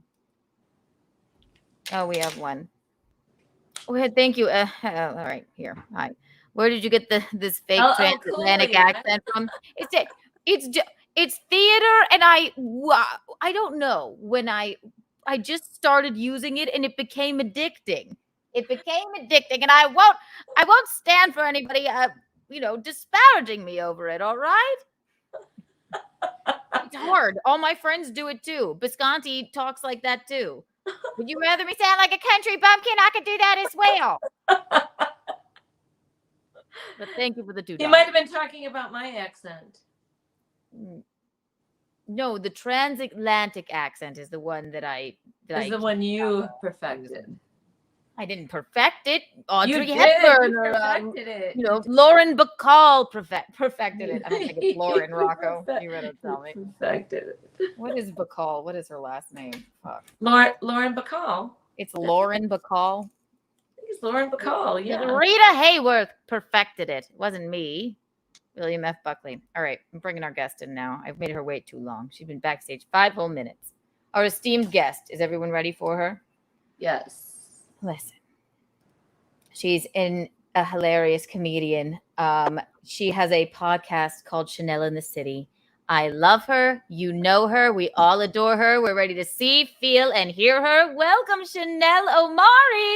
Hello. I know we're lunatics. I apologize. Welcome. No, thank you for having me. First of all, I am obsessed with both of you. Okay. Can you adopt me? Can you adopt me? And teach my mother some lessons. I love how your mom was like, I look good. I'm positive. I'm gonna rock that every day. And you guys are so bubbly and just happy. And I need this energy right now. Thank you. Yes, gosh, welcome, darling. I love your name too. So cute, Chanel. Yes. And it's Kiki, right? Yes, it's Keanu, but everybody calls me Kiki. You're a friend. You're a friend of the podcast. You can call me. Well, I love Keanu. First of all, I love your name. Keanu is amazing. But yeah, I was like, can I call you the nickname or okay? You are more than welcome. My friends call me Kiki, so please have at it. Wait, so yes, so this you obviously, I guess this is Michaeline, but her nickname's Mickey, so everybody calls her Mickey. And then Chanel. All right, that's a good question. Why that name? Do you know what it means? Where it comes from? Why your parents? Yes. Okay, so bear with me. This is a very funny story. So my dad was a shoe designer. He retired. He made really awesome shoes for like big major celebrities back in the day, like Madonna. Did you have great shoes always? Always great shoes. I was always a heels girl. That's great. Mickey is about to slide off her chair. She's a shoe Mickey, queen. I might have some extra shoes for both you and Oh my Keanu. God. I'm a size 8. Okay, good. Anyway, I love that. And yeah, my dad was into fashion. He was always traveling to Italy, France, and he was just like obsessed with the brand Chanel. I'm like, are you sure you're not gay? But he's like, no, I'm not. I'm just Middle Eastern. Okay. I'm like, all right. All right. Well, your mom looks like she have So he named Chanel. Oh my God. It's such a pretty name and so special. And when him and my mom had me, it was like, you know, they didn't know if they wanted to have kids. So it was like such a special thing to him. So he's like, I had to give you a special name because you look like a Chanel, and it all goes down from there. That's why I have daddy issues, by the way. Oh, well, let's get into that. Wait, fantastic. So I love that. So he was a fashion designer. Is she an Italian? So you're Italian. You're from Long Island, right? Well, no, so my mom's Colombian and my dad's Israeli, Middle Eastern, but we're Jewish. That's our religion. But I knew that. See, Italy I think a lot. Long Island, I always assume Italian. I know. Yes, I'm going to Are you remove Italian? $50 for myself. Mickey is 100% Italian, so I'm 50%, and then I'm German, Irish, and French on the other side. So that's why I'm pale as a ghost. But that's why you're so pretty. That's why she got the good genes. And I'm like, Dad, thanks for the nose. Stop it. You're beautiful. Thank you. Michaeline. Yeah, no, Michaeline Cardellano, and then her new name, but they're divorced. So her maiden name is Michaeline Cardellano, right, Mom? I guess you could have said that yourself. Mickey Cardellano, Michaeline Cardellano. That's my maiden name. But I go by, I don't know, Michaeline Cardellano Thompson, Mickey Thompson. I don't want to have a different last name than my kids. So. Yeah, and I love Italians. I mean, yes, there was a lot of Italians and Jews growing up together. Very similar cultures, I would say, on Long Island, you know. Mm-hmm. And so you lived in Long Island your whole life. Yeah, pretty much. I mean, I was born I say 5 boroughs. I was born in Queens, raised in Brooklyn. Then I moved to Long. Yeah, I would say I moved to Long Island when I was 10. So my whole life, from 10 on to like you're forever. hardcore. You have that like ever- sassy hardcore accent and like Yes. nobody fuck with me and like fuck you. Yeah. Have I been you ever to gone Israel? to Israel? Yes, I love Israel. Yeah, my parents are there now. It's beautiful. They are wonderful. Oh, I can't imagine. I would love to see it. My brother's boyfriend, they're in the chat, I think. He's Jewish and they took Rocco to Israel, didn't they? Is that where they went for the They did. The They sure did. sister was having her had her bat mitzvah in Oh my God, it's Israel. amazing. Yeah. No, Rocco, my brother Rocco, literally was. They took these nice photos of them. He's crying. He's gonna yell. He's sobbing. He's Crying. crying. If y'all can send me that Picture. photo, I know that they're in here. Wait, it's so beautiful. Wait, your brother. If your brother knows the show was on, it was called Princesses of Long Island. There's a GIF that we have. Oh, sorry, that we have to like No. find because it's like basically everyone compared me to like Kim Kardashian with the ugly crying. I always did this ugly cry like I on TV. love it. It has love to it. be It's so fantastic. dramatic. You have no idea how excited I was because that was like, yes. So the Princesses of Long Island, Bravo show. And basically the premise of it was like Jewish American princesses moving back home with their parents after college. I'm obsessed. I have not seen it, but I will be watching it. You have no idea how much I love reality TV. That is so fucking exciting. Is it still on? Is it on right now?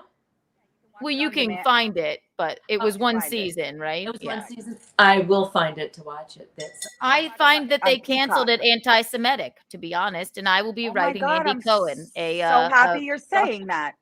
I am, but you know what it is? Back then, so it aired 2014, which right then it was like the Kardashians were just hitting.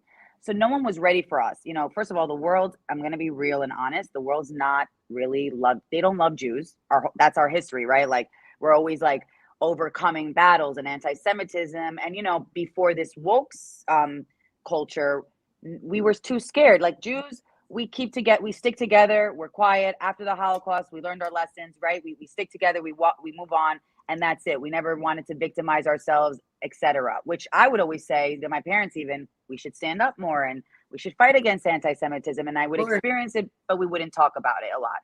And then it started becoming, when the reality TV show hit, I don't think everybody was ready for like how like Keanu is really intelligent. You guys are really intelligent because you have a lot of knowledge. So you knew that was, yes, pretty anti-Semitic for it to even just be canceled pretty much. We were going into cancel culture at that time. Yeah, and even as in 2014 doesn't even seem that long ago to me, right? But things were so different. Right. So even I was in college at the time, like, but even, you know, you watch romantic comedies from then and you're like, that probably wouldn't slide now, which, you know, we hate cancel culture. But yeah, a show about a bunch of strong Jewish women on Bravo TV that are, you know, that grew up wealthy. Maybe America wasn't ready for that. And I haven't seen the show, but well, I also think it was let's bring it back. I know, right? I was like, you know, it's a mini Housewives, really. People took it too seriously. I think what was cool about our show was that was really my best friend group on Long Island. So people who are not familiar with Long Island, I would call it like a big high school. So if you were like cool and popular, you would hang out with the cool and popular kids at each main high school. So it wasn't like you had to be popular now only on your high school. Now the pressure was up. You had to be with the cool kids from different, you know, cities of Long Island. Right. And it was cool because all of us came from different parts of it and we still remained together. We still remained close. And then we were able to bring these friendships on TV, like our history. So it touches base a lot on our history and what goes down on Long Island, kind of the cattiness, the pettiness, but also showcasing that even though we come from privileged backgrounds, we all didn't have it figured out. Like we also, we thought the public would perceive it better to say, oh, we can relate.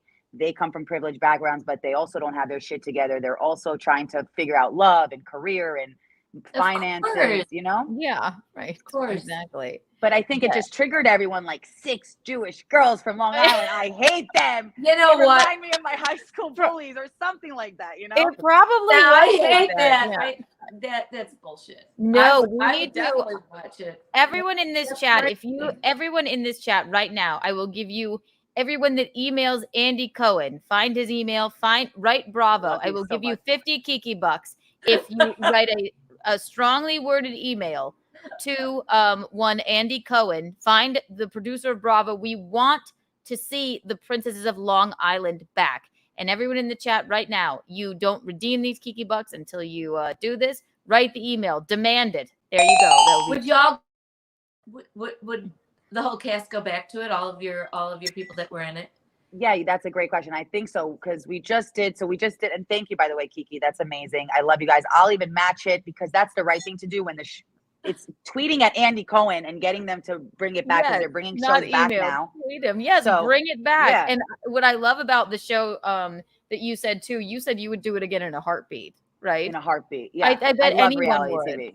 I love it. I love it. I think we had a 10-year anniversary like recently, and we did a piece with Newsday and to talk about like would we go back and how we are and where we're all at in our lives. Now, we did all have a very big falling out towards the end of season 1, which was sad because you got to understand I had my relationship on camera then and a breakup, and then now I lost all my best friends and had a reality show and lost that. So not only are you losing half your part of your career, you're losing people who you really care about and real shit's on going television. down. Yeah. On television and behind the scenes, because there's a lot that comes with, why you get into an argument. Long story short, at the end, we did try to reconcile, but I think that all of them would come back. I just think what they would show is at what capacity. That would be interesting, like where we're all at now, because 3 of them are married, which is crazy. I thought I'd be the one to get married first out of all of them, but I guess 3 of them are married first. Did you go into the show with a relationship? I did. And actually, we were breaking up. We were, in that on and off during filming. And then he broke up with me during filming and then wanted to get back together with me on camera. And I was like, this is no, you don't get a piece of this. Down. You don't get a piece of season 2 if we get exactly, if they get it. No, or the fame. Yeah. Reality TV is fascinating to me because it's like, it's like the chicken or the egg. What comes first? Are you doing this for the show? Are you doing it, or would you do it like just in general? So I would never know if somebody wanted to get back together with me if they broke up with me. Are you thinking maybe we're going to get a second season? Why do you want the cameras around? Why couldn't you just, So I think everybody's really paranoid. Yeah. I'm so happy you said that because like the next day my parents sat me down because what I have, in the Jewish religion, I'm sure in also, any religion, right? It's like treat, those how you want to be treated, be kind. I was raised very, modern Orthodox. So I have like this guilty conscience. And my mom was like, you have to make sure you take it easy on him because you're going to be humiliating him in front of, and yourself in front of like the world. Right. And I understood where she was coming from. First of all, he was also younger than me at the time. And I was sick of taking everyone's shit and always being the villain or always just feeling like I wasn't getting justice. So I had to say to him, what I did was instead of going with emotion, I broke down the facts, and I guess he wasn't prepared for that. And it does mind fuck with you because after that, he kept calling me to try to make amends, and I thought it was because he wanted to get back with me, but it was really because he wanted to make sure that part of the scene was edited out. And I was like, you made your bed, you're lying in it. I didn't want you to come on. You signed that release. You shouldn't have done that. Now you want me to bail you out? I'm gonna definitely watch the show now. No, I have to watch it. I have wanted to be on a reality television show for my entire life. You would be amazing. You'll get Kiki bucks. Tweet Andy Cohen. Tweet Bravo. I will. Yes. I don't know what it will be, but I would be on any reality show. Like. And you're like real or whatever. I've like studied reality television. They teach a class on the Kardashians at goddamn Brown University. That's crazy. I know. Yeah. That's how much it changed. But the controlling of the narrative and all that stuff, it's like, it's so evolved. It's like a social, anybody that shits on reality TV is like crazy to me because it's a social moment and it's so changed throughout time. Now, a show about Jewish American princesses that got canceled for kind of being Jewish. Maybe it wasn't well received. That would blow the fuck up. It would be amazing. Exactly. Right now it would. That's what's crazy. Yeah. But you have a great comedy career and everything, but I'm trying, yeah. So maybe you wouldn't want to do that, but I would definitely watch. I want to ask a question though. How was it to begin with to have the camera on you? I mean, were your other friends self-conscious, or how was that to have? That's a great question. All the time. It was surprisingly, it was amazing. It was an amazing experience because I love to entertain. But we filmed specifically our show because we were the when you're in an organic ensemble cast, the first season taped 7 days a week, 24/7. So you don't get a break really. And I felt at points I was suffocating because really I'm an introvert, even though I'm an entertainer and a performer. So when you have someone like introvert, you're an extrovert, right? No, I'm an introvert, but they have this thing where they call it an extroverted introvert. Yes. I am totally that. I'm actually pretty shy, but like, yes, that's why we get along though. That's why we get along on and off because you're real, and then you're also chill and cool, and then you know how to like entertain for real. You don't put on a show, you entertain, like yes, exactly, right. And so I felt like when they were following me to the bathroom or they were following me into my car and I wanted to smoke a J and chill, and I didn't want anybody to be like, because at the time there was also paparazzi because they had very high hopes for the show to become this like big franchise. So they would have on set like the Kardashians, like paparazzi, Us Weekly, and it's like everyone's in your business and there's no one I can't even trust. I felt at some point I couldn't trust my dad. He was like, I can't even believe you're saying this right now. Like there was times where he was like talking to the New York Post reporter and I'm like, what are you telling them? What are you saying, Dad? Because he didn't understand that they would take things out of context. It's no one's fault. It's just media. It's headlines. It's, my daughter smoking a J in the car. We don't really want that in the headline because but he doesn't mean that. He's just like, she's taking a break. That's just like an example. But also it was a great experience because I felt like I was getting therapy and I was really evolving as a person, as a human, but also as an artist, like knowing, just being real and like facing fears and facing flaws or conflict and things I didn't want to do in real life that, producers kind of helped me or inspired me to want to do it. And I think when you are your authentic self on reality TV, when you give it your all, when you have nothing to hide, even if good, ugly, bad, you're gonna feel good because you're gonna be impacting somebody's life, right? Like even with the breakup, I went into my closet for literally it was bad. Like a couple of days I went into my closet, just didn't want to talk to anyone, and I remember just because Twitter was big at the time, bigger than Instagram, and tweets were going off and people were siding with me. Not that you want anybody to side with you, but it's nice. But it does give you a little dopamine hit when somebody does take your side. That's all social media is. Ding, ding, ding, like. Right. Yeah, you're like, oh, okay. Right, because so your narrative, you were also sort of the narrator and like lead of the show, like Lauren Conrad in The Hills. Like, yes. Which is so funny because the same producers who produced Princesses produced The Hills.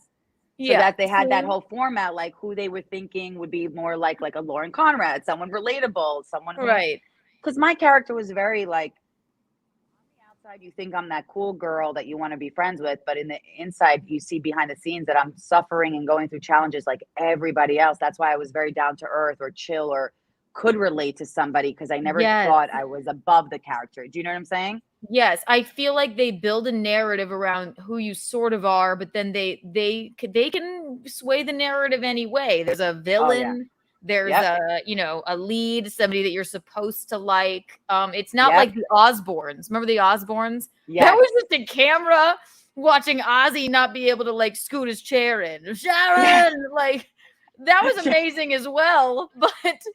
Then it evolved to like where you were at, like with the Hills and Laguna Beach or whatever. They cast people and put them together. But what I liked, what you said, you guys actually all knew each other. I don't know. Because on that note, so even at the time the producers were casting, they wanted also, a lot of people don't realize how long I've been doing comedy or stand-up comedy, sketch, improv, stand-up for years, because at the time I was doing open mics, regular shows. I was just, going about my business, trying to make it.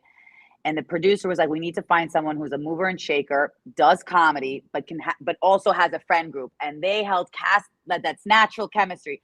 And they were holding castings like, I mean, when I tell you, it was like Jersey Shore, like down the blocks, couldn't find that.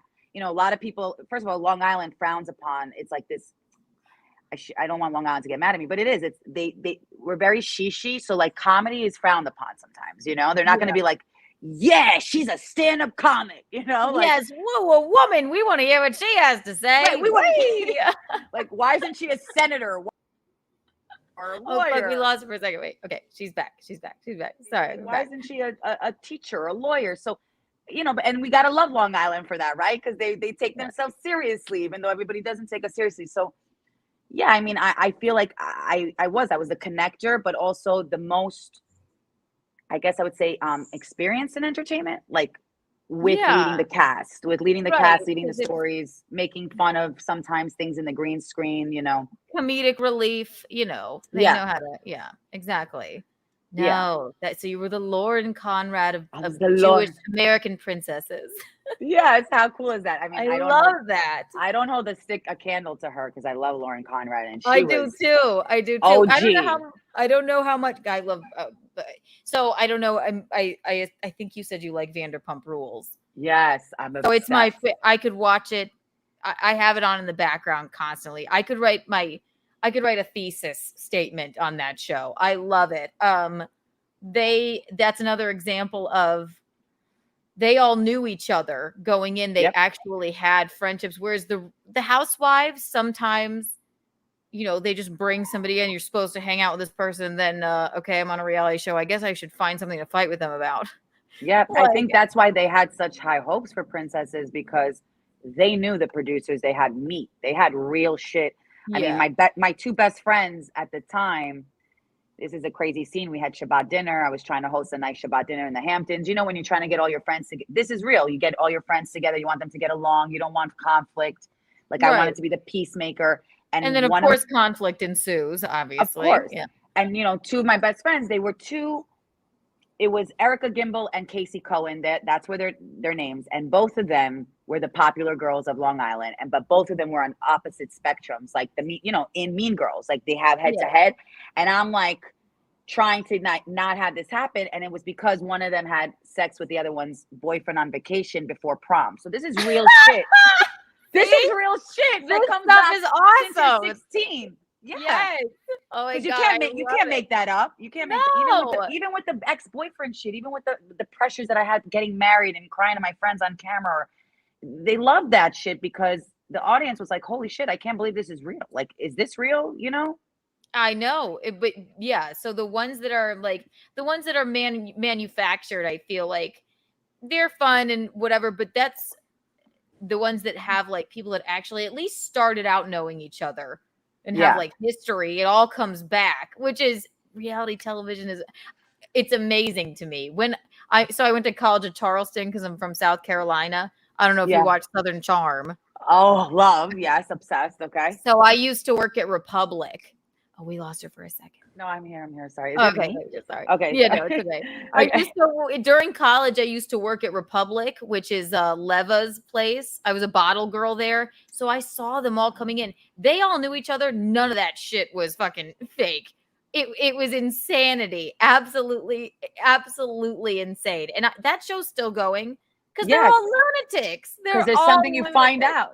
Do you like watching it now knowing that you actually knew them in real life? So like, how is that for you? I was watching it when it was going on. I ended up, okay, this is a funny story. You'll think this is cute.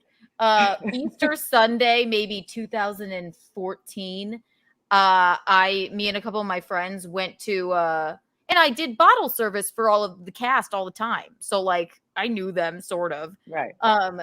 We went to a strip club on Easter Sunday because we were Easter orphans. We weren't going home. What else do you do on Easter Sunday? Go to a strip club. Who was there but Whitney and it was Whitney and Craig was there, and I was with a few of my friends. And then I don't know how it happened, but like 5 of us ended up over at Patricia's house.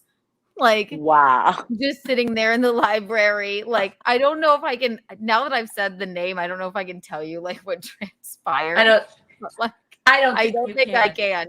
But we had a great we had a great I'll tell you off the air. But yeah, I'll definitely tell you that off the air. But Whitney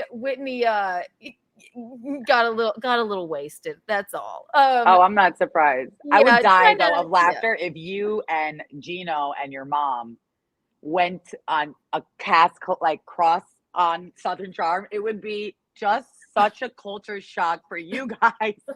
I know we. I think you would be taken back and be like, "Wait a minute, wait a minute." I know Gino would be like, "What the fuck? What is this?" Gino would be like, "The Italian. You see, I told you, the Italians have more class than you Southern bitches." And it's like, what? Yeah, and the funny thing is, I do know what she's gonna tell you. No, I know. It was just, and I like them all. Cool They're that all you guys lovely. are best friends. Oh my It God, was I love it. wasted. I won't we know disparage everything his about name, each but other. it's just it was the funniest thing. And then I was just like, it's 6 a.m. They're like, no, Keanu, stay. I'm like, your mother is asleep upstairs. I've got to go to class. Like, I can't stay here. I'm a college student. Right? Well, that's the thing too. I'm glad you brought that up because boundaries, right? I think sometimes, so since reality TV, I think my boundaries got worse and I had to work on them. Yeah. Only because with reality TV, not that you're rewarded for bad behavior or like crossing boundaries, but it's almost accepted, right? So you're immune to it. You're not realizing they have to work on it. So I love how you set boundaries, because if you don't, then reality stars don't really have them. So you're going to be right. They're like, everybody's paranoid. Like, are they doing this? Like, who can I trust here? Why? And when I'm showing up I think Craig told me, he's like, they tell you to show up at this location and then we all just meet there and do whatever. But those people are like actually sort of, I mean, those people are friends. I mean, I've seen them hang out together outside of filming their show, but you don't want your show to be canceled. So what do? Do you sleep with somebody that you probably shouldn't sleep with? Bring up something that somebody told you drunk that you were sworn to secrecy? Like, it's a very, I feel that I'm the perfect candidate because I would know how to navigate it, and I would bring you would be amazing. Exact right amount of drama without truly hurting anyone. But I agree. I've just studied it like for years, and I hate people that shit on reality TV. But again, guys, email your senators and bring back the princesses of Long Island, guys. All right. Tweet the senator, tweet the president, and tweet Rudy Giuliani. I don't know who we need to tweet, but do it, and I'll give you Kiki bucks. Giuliani probably would have let that stay on air, because I know he would be like, "This is great." Yeah, at the time, the mayor was it. Right. It was about cancel culture, which I'm glad we're out of that. That's why now, if it was brought back, which they're bringing back shows all the time, it would be, I think it's just a funny, it's like Curb Your Enthusiasm if you don't take it too seriously. It's almost so comical to laugh at, like these 6 girls who don't know what they're doing with their lives. Like, I'm not the Messiah. I don't have the answers for the Jewish nation, or if I wish I did, or like how to represent a Jewish girl. That's a lot of, and then I was like, wait a minute, this is anti-Semitic. This is not cool. It's like, oh my God, God forbid you say it's anti-Semitic. Like, I just feel I can't talk. I can't breathe. You know what? Maybe I should just disappear. That's just need a joint in the car. God damn it. I love that's why that. Stand-up comedy is amazing, because I get to like take it on stage in a way, in different ways, instead of. Do you talk about the reality TV days on stage at all? I'm sure you do. I do, but I wanna flush it out more and actually hopefully do an hour about just being a has-been reality star and how up and down and funny it is. It's just, you have to do that. It's an incredible, right? Like, people are like, wait, I know who you are, but you're nobody. But wait, and then comedy has been challenging because I don't know if you know the stigma, but a lot of comedians don't like when you're coming from a reality TV background. It's almost like an actor, because they don't see it as an art. And I understand that, because I come from that world first. I'm an actress and comic first. But come on, we all will take that opportunity. You're an actress and entertainer and a comic. Who wouldn't? Who cares what they think? Who cares? See, well, and then they have a built-in audience. Why do you think? Okay, so Vinny from Jersey Shore does stand-up. Right. Like, and it does well because I think of his Visconti was audience. on a show with him, but yeah, he's got an audience. They maybe he obviously, well, you know what? I don't know. I've never seen his stand up, but he's probably, I don't know. I think Dave Attell would be like, fuck that guy. He doesn't know the craft. I'm just making up that was the first person that came to my head. Take that opportunity that you're known to do something to get you ahead. It's about finding your audience and the people that want to see him, even if he does poorly, even if he tells knock jokes, they still want to go see Vinny from Jersey Shore. How could you disparage that? Like, right. And I remember the media, like they would come out with a lot of, and even, you know, fans and haters. And it was really hard because I was trying to go on stage to perform. So my head needs to be in present moment, right? In the jokes. It's not an easy craft. And then I'm getting heckled like, or thrown at me, you're just a reality star, you don't have, and it's like, no, but wait a minute, it's more than that. It's showbiz. Like what the two of you are saying, you're nailing it on the head. It's, you know, it's not about and then some comics or some actors were like, and I could do it better. I'm like, you see, you proved my point that you would take the opportunity, because who's not going to take work? Who's not going to? That's work. That's a paycheck. Of course. Lady Gaga was on goddamn Boiling Points, you guys. Like, she was. Yes. I could pull it up right now if I can find it. Wow, you know reality TV. I know it. Lady Gaga, before she was Gaga, when she was Stephanie Germanotta, was on Boiling Points. Like, there, Kourtney Kardashian was on this show that also failed. It was a reality show called like Rich Kids of Beverly Hills is one, but it was about, they put a bunch of rich kids from California on a farm or something. Kourtney was actually the first reality TV person. Like, everybody does it. I mean, everybody. Nothing wrong with that. It's a bit oversaturated now, but so is comedy. You got to find your fans in a way that yes, however you fucking find them, you know. I mean, Mickey, would you Kris Jenner Keanu if she had an opportunity? Would you? I'm Kris Jennering Mickey right now. Oh, really? Because I was like, would you? This show. Seriously, I would do whatever she wanted me to do. You would. Yeah, I truly I am Kris Jennering her right now. I'm like having her like sign Riverwalk paddles and like, you know, well, you would have if you guys had a reality show, she would, right? You seem to me like you would sign up for it, you would support it.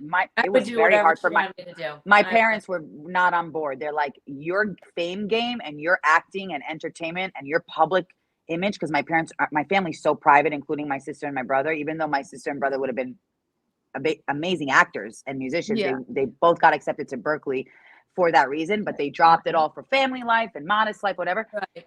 They didn't want to sign on. We had to have Andy Cohen come to our house to convince my family to say, involved. Listen, you have to right, to support your daughter. This is her maybe only break, her biggest break, her, you know, right. She Are wants you to telling me Andy Cohen was at your home in Long Island? Isn't that crazy? Because your family was like, we don't want to be involved, really?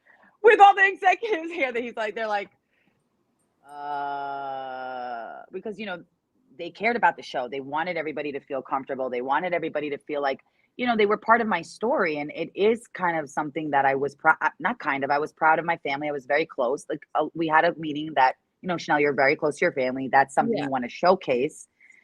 And so at the time, I remember it was challenging and that's where me and my mom butt heads, because she has different dreams for me than I have for myself. And that's okay. They want you to have kids probably, and more traditional. And I'm not that. I'm not that traditional mom. I love that. Whatever you are who you are, and that's all. And my parents are divorced, but still best friends. And they basically always told me, they're like, you don't need to get married. Like, you're too cool to what you want to do. Fine. Yeah, we're just kind of cool about stuff like that. And not that I wouldn't, Visconti. I know. In my youth, I wanted to be an actress. I did not at that time. I didn't have the ball. Didn't. And well, now I'm gonna make you one. I'm gonna make you a star, Michael. But listen to this. Wait. Just listen to this. When she was going to start this podcast, I mean, I didn't really know anything about it. I just knew she was starting on this certain night. And I texted her and I said, good luck with the podcast. You know, I mean, I know I'm whatever, but I wasn't going to be. And she called me up and she goes, will you go on? And I went, okay. And I love you so much. And then she blew up. And then honestly, she's the best sidekick ever.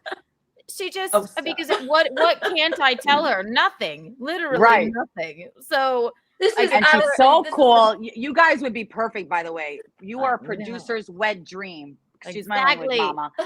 For both of you, I'm serious, daughter and mother, for a Bravo TV show or any show, reality show, and just adopt your long lost daughter. Exactly, we're doing a crossover. It'll be called the. I really think that's so cool crossover that you guys. episode.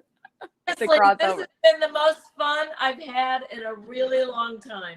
Oh, I love to hear that. It's just been I love so much to fun. hear that. Here's Gonti. So- I know the story, Keanu. Your mother was doing laundry. Yes, this is true. Your mother said you're doing laundry. Gina. If you want to do laundry, okay. So yes, I walked down the stairs one I day. can tell you what it is. This What is how is it? this is how either in my follow your brain. dreams- I said, follow your dreams or get married and do laundry. Follow your dreams or get married and do laundry. And I was she, just and she thinking- just went, oh. She just went, oh, mom. And I never really had any. Bisconti's the only can't one you I do ever both? would. I what's know, that? he remembers it. What? This is how I remember. What did Visconti you is the say? only one that I would ever consider marrying. Like that would be fine. Children, don't think that's for me. I don't- But I'm not- Visconti fine. But not- she did. I was stand walking by up- the way, I stand by that wedding. I'm also a little psychic. I feel like you are guys are gonna get married. I know. Bli'ain Hara, which means without evil eye in the Jewish religion. I just knocked on wood. And if you do get married, that's insane. And I want to be at that wedding no matter You what. are Okay. coming to the wedding. It'll be a Bacchanal. I need to give you guys energy, and I love you guys as a couple, obsessed, and I love how proud and loud you guys are. You know what? You guys are an example that everybody should look at in the entertainment industry of when you're dating someone in the entertainment industry. Yeah, if you just like, it doesn't have to be like this thing. Like, oh God, we have to keep this private or whatever. We get along. No. There's no jealousy there. We're like Sonny and Cher. And then one I day love he'll it. ski into a tree. And then Keanu never gives anybody the time of day, mostly, and she's never, ever, Really? ever Yes, you mentioned, never mentioned the married word until Gina. Really? Yeah. I know he wants to marry me. If he wants to marry me, why not give the old man a thrill? You know? Yes, I Robert, think you could do it well with, but I think that's what I'm saying is like with Gino, you definitely can do laundry, be married, do your stand up, do your acting, like all of it, because you have The thing someone is- who's doing that and is supportive just as much. So you would drive each other. You know what I mean? The funny thing is he does my laundry. Like at his house. He's sending you hearts, Chanel. He washes it. Yes, he washes. I love it. He washes my socks and underwear. However he does it in his cockamamie home, you know. But like every time I come, I have clean socks and underwear every single time. It's like when it's cold outside, he's like, you can't wear those two different socks. I have clean ones. I'm like, I don't care. I'll just walk barefoot. He's like, no. I'm like, this is a little dad getting kid ready for school. Like, Wait, why don't you pitch a reality? Well, not to keep it on reality so much, but like, why don't you pitch a reality show with Gino in it? First of all, Gino's a legend. He's one of the funniest people I know. Talented as hell. What I love about the three of you, how organic and authentic you guys are. You can tell that none of this is bullshit. Like, you guys are real people. You're funny. You're vibrant. You're light. It's not easy to find that because I'm just saying that makes good reality stars or actors in general or comedians because you're putting yourself out there genuinely. You know what I mean? That's true. Andy Cohen, Michaeline will have you at her house anytime. She won't need any convincing. We'll do a reality show with you. Do you make Right? good Italian food? Like Italian meatball? Oh, I do. I love it. I can My cook. favorite food. I can can't cook bake, Visconti. but I I was can like, cook. let's just get it. Visconti, I know you're watching, so come on in and say hello to her. But I feel you're in. I feel like we have to now get it. You want to party with Chanel? Don't be stupid. Visconti, you silly man. Tell him about. Wait. Oh yes, this was embarrassing.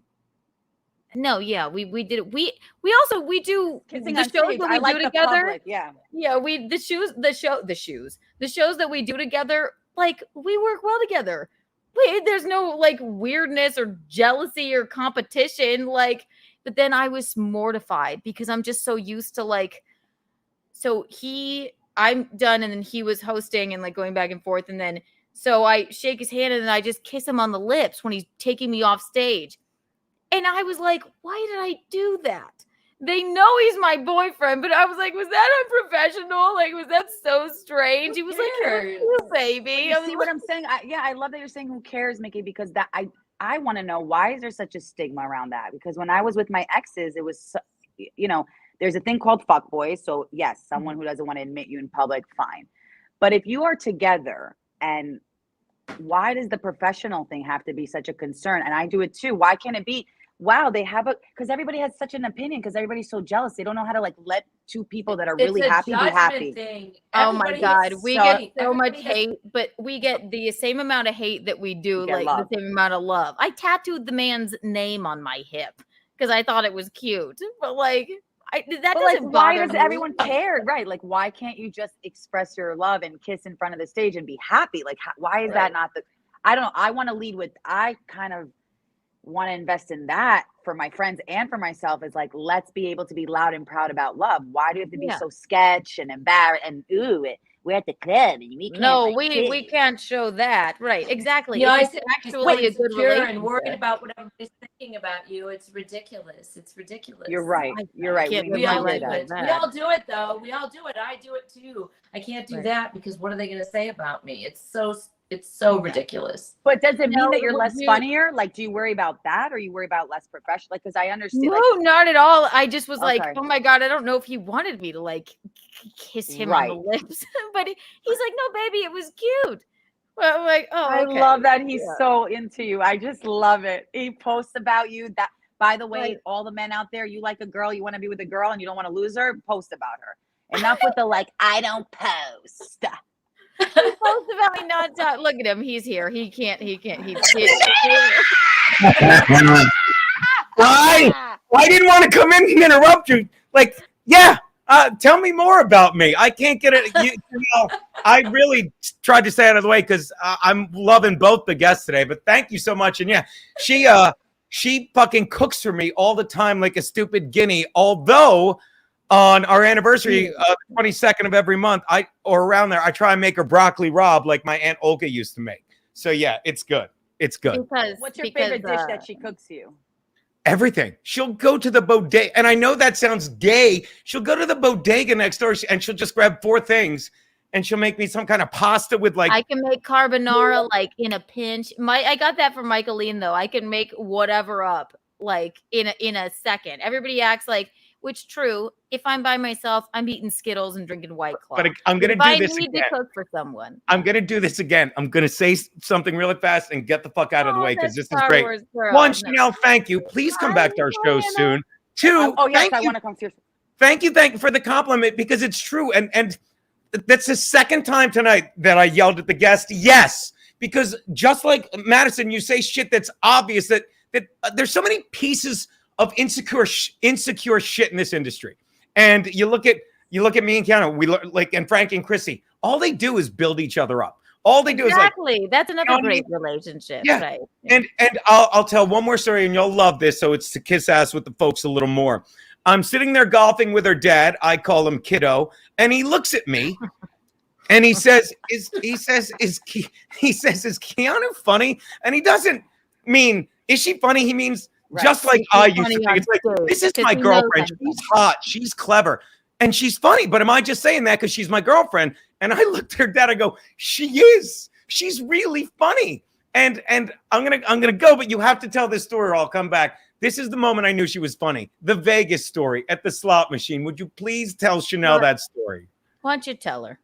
Okay, so she's in Vegas getting a tattoo of my name, and I'm getting one. Watch this. Watch me do Wednesday on In Hot Water when she's in LA on the Adorable tour. Mommy's getting my name tattooed on him live. Lovely. I love this.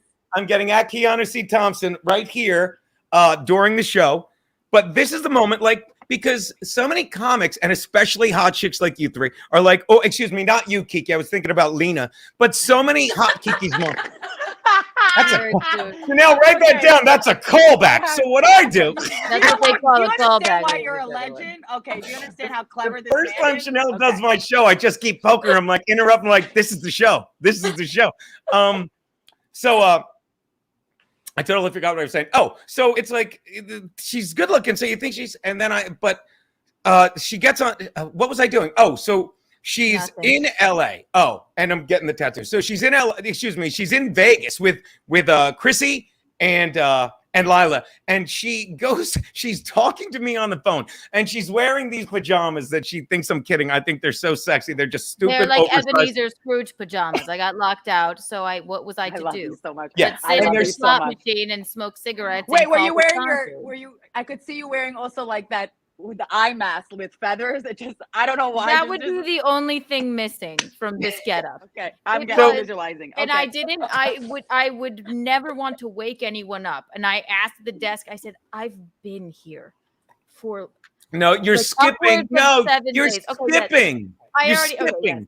So I Okay, sat the down. compliment is so many chicks, and I mean it. Chanel, you've done my show twice, and you know I think you're fucking hysterical. I can't stand it. Thank you. And so many women are like, "Oh, I'm pretty. I'm pretty. Look at me. I'm funny." No, like you genuinely like making people laugh. You sit there talking about. So Keanu is talking to me on the phone. She walks out of the fucking Chrissy comes in. She's talking to her. She's like, "I'm gonna go get a soda." She grabs her purse. She goes in her pajamas down the hall to get a soda. The door slams. She gets the soda. She walks back, and she's like, "I don't have my key." And she's so good. She's like, I'm not gonna wake Chrissy up. She did like 8 fucking podcasts. So she's walking around talking to me, and then all of a sudden the phone goes dead because her battery dies. So I'm like, well, I don't know. And again, she's in Vegas. So it's like 3 a.m. her times. And I'm like, I'm not going to see her again. 5 minutes later, I get a call. She's at a slot machine on the phone. She's like, hey, you can charge these at the slot machine. Now, here, and I make every story too long, but this is my favorite part. Finest hour, all right. But And she's down. She's sitting in a slot machine. She's got no money. She's sitting there. She's in her Ebenezer Scrooge pajamas. She has 1 cigarette left, and it's broken at the filter. So she's holding the cigarette and the filter, trying to smoke it, right?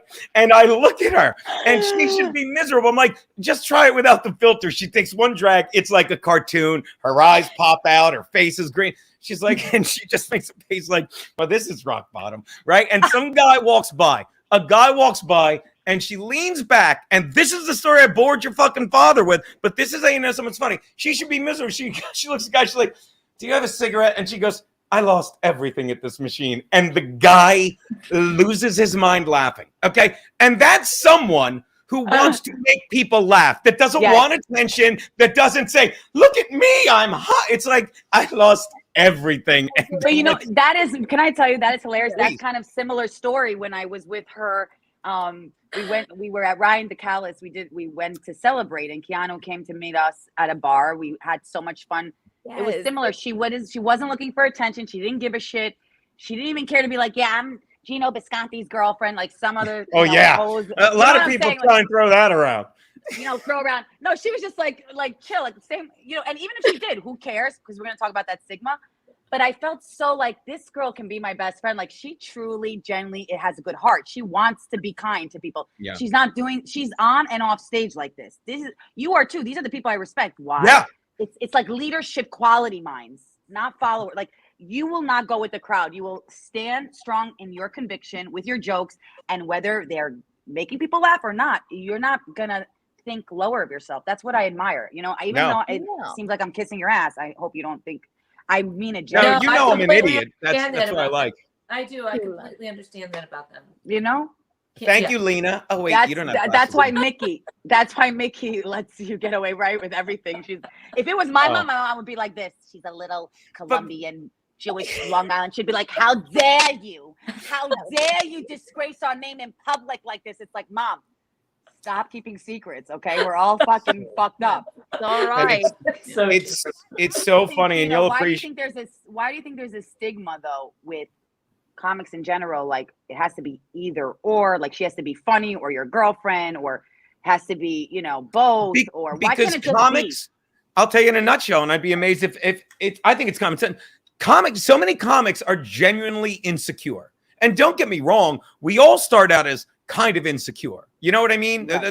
Because we want, but once you know who you are, once you know why you're in it, you know what I mean? Like when I get on stage, it's like, thank you again, Chanel. It's exactly what you said. It's like there are times, Keanu will tell you when we did I get so, and I talk a lot now about COVID and politics, but you know me, it's always a dick joke at the end. And I'll have people because I get so caught up. They're clapping, and I'm like, stop clapping. I'm going to call this woman a whore. Stop clapping. It's going to be a dick joke. But once you know who you are, then you don't have to be anyone. Well, who am I going to be when I? And there's so many people that are different off stage, and then they're like, who is? But me and Keanu, you said it, and a lot of people are like that. We're the same people. It makes life so fucking easy. You know what I mean? You're really like the Kourtney Kardashian and Travis Barker of. Tell her. We say that all the time. We watch their wedding thing and go like, they're trying to be cuter than us, these assholes. I know do these more stuff because you are that's who you remind me of, even with the tattoos. And you're like, you know, because they both too. They beat to their own drum. They don't give a shit about. That's why everybody loves them, because they're like, you know what? Yeah. We are who we are, and it's take us or leave us. And we even said this on your show, Gino, about there's a difference because you're not malicious, and we know you're not malicious. So the jokes can go as you're allowed to express yourself and still be funny. And I love how you don't need the validation from the audience. I've seen your sets many times. You're not looking for it. Even if there's not a laugh, you'll be like, fuck you. And then there's a laugh. That's kind of where I learned it from, to be honest. People like you guys, like, be yourself. Be your fucking self. It doesn't matter. The people that get offended, and it really works, because people that get offended about jokes about the Holocaust, God, they've never been to Anne Frank's, house in Amsterdam. They haven't read Elie Wiesel's Night, which is the most sickening book I've ever read. They haven't. They just said, oh, it's bad. I don't want to talk about it. And the one thing I say now when I'm talking about this is, and oh no, Madison said it. Forgive me for confusing, because this episode's off the fucking hook with you two. But it's like, I always say this, we're the sum of everything that put us here right now, okay? And you learn from your mistakes. And slavery was awful, but it's over, okay? And the Holocaust was the lowest point in human history, in my opinion. But you got to let it go. And I don't mean let it go and forget about it. I mean learn from it. And it's like you have to laugh at your past a little bit. And how annoying the people that get offended by these jokes are the ones that can't laugh at their past. All the dumb shit we've done. Don't you sit around with your friends joking about how stupid it is? Yeah, I lost. Did you hear? Yeah, I heard. Wait, what was the last? He does that to me. She's a bully. It's a white glove break. But here's the thing. Do it to you once. I love it. People say to Visconti all the time he could start a cult, and he really could. Like people that come out to see him, they're just like, yes, more. And his set isn't exactly all. I mean, it goes up and down. He'll like get very inspiring to the people that like want to see him, and then he'll be like, white supremacist, Chanel. Yeah, or something. But I love along those lines. Yeah. But I love how vaccines he's are explaining terrible. it now. What's that? You're explaining it now when you're on podcast. You explain behind the jokes of, like you said, we have to be able. Look, there's a boundary, there's a line, sure, but you have to be able to take your trauma and your past, whatever culture that is, whatever pain that is, even if a breakup, and be able to laugh a little bit about it. You're right, and I think that's where people are. It maybe because you're too honest. People are not. They're not open to honesty. That's what happened with the reality show too. And everybody's so offended in this world. So offended. They're so ridiculous. So what do you do? So what do you do? Like in jokes, do you go with your authentic self? I think you guys just need to go with it as far as you can and do what you do and just be honest. And tough shit if the people are. I'm not a stand-up comedian. I can't imagine what the pressure is up there. Just you wait, Mike Lean. I'll get you on the stage before the year is out. I can't imagine what the pressure is. But if you just yourself, I think you're gonna flourish. It doesn't matter what people are. Somebody's gonna always be offended, no matter what. Somebody's always gonna be judgmental, no matter what. I choose not to be judgmental. I choose to just take people one-on-one, and that's the best thing you and Tom ever told me, ever. Politically, whatever, race, religion, creed, you take people one-on-one.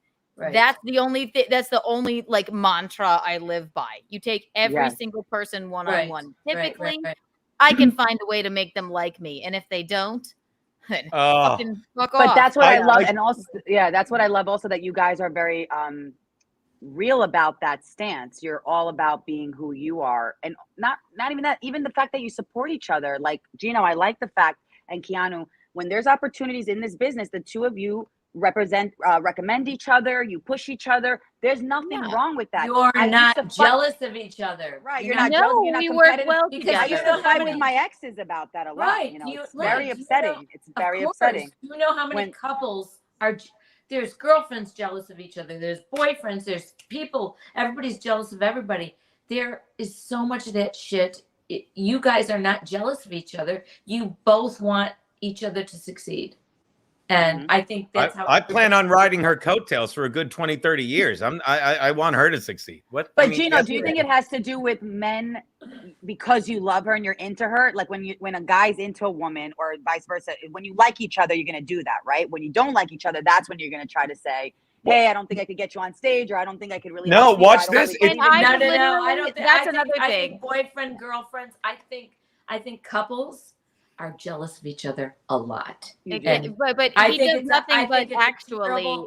Wait, I think it's a terrible, terrible thing. And I can feel it.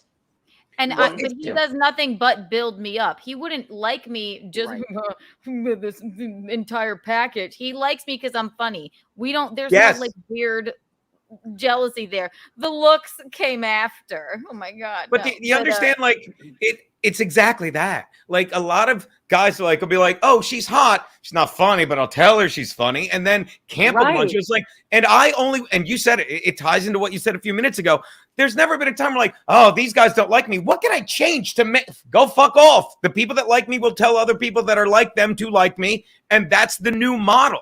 But the guys that are like, she's hot. And they're like, I never fucking recommended her to someone and said, oh my God, what have I done? It's like, and if they don't like her or me, I don't work with people that would lie to my fucking face. And they'd be like, you see? Yeah. That's a man. And that's a real man with balls. Yeah. Visconti, have I ever asked you to put me up on stage anywhere? No, you have not. I'm a man with balls. Can I have them back? Can I please have them back? I need them. This is important.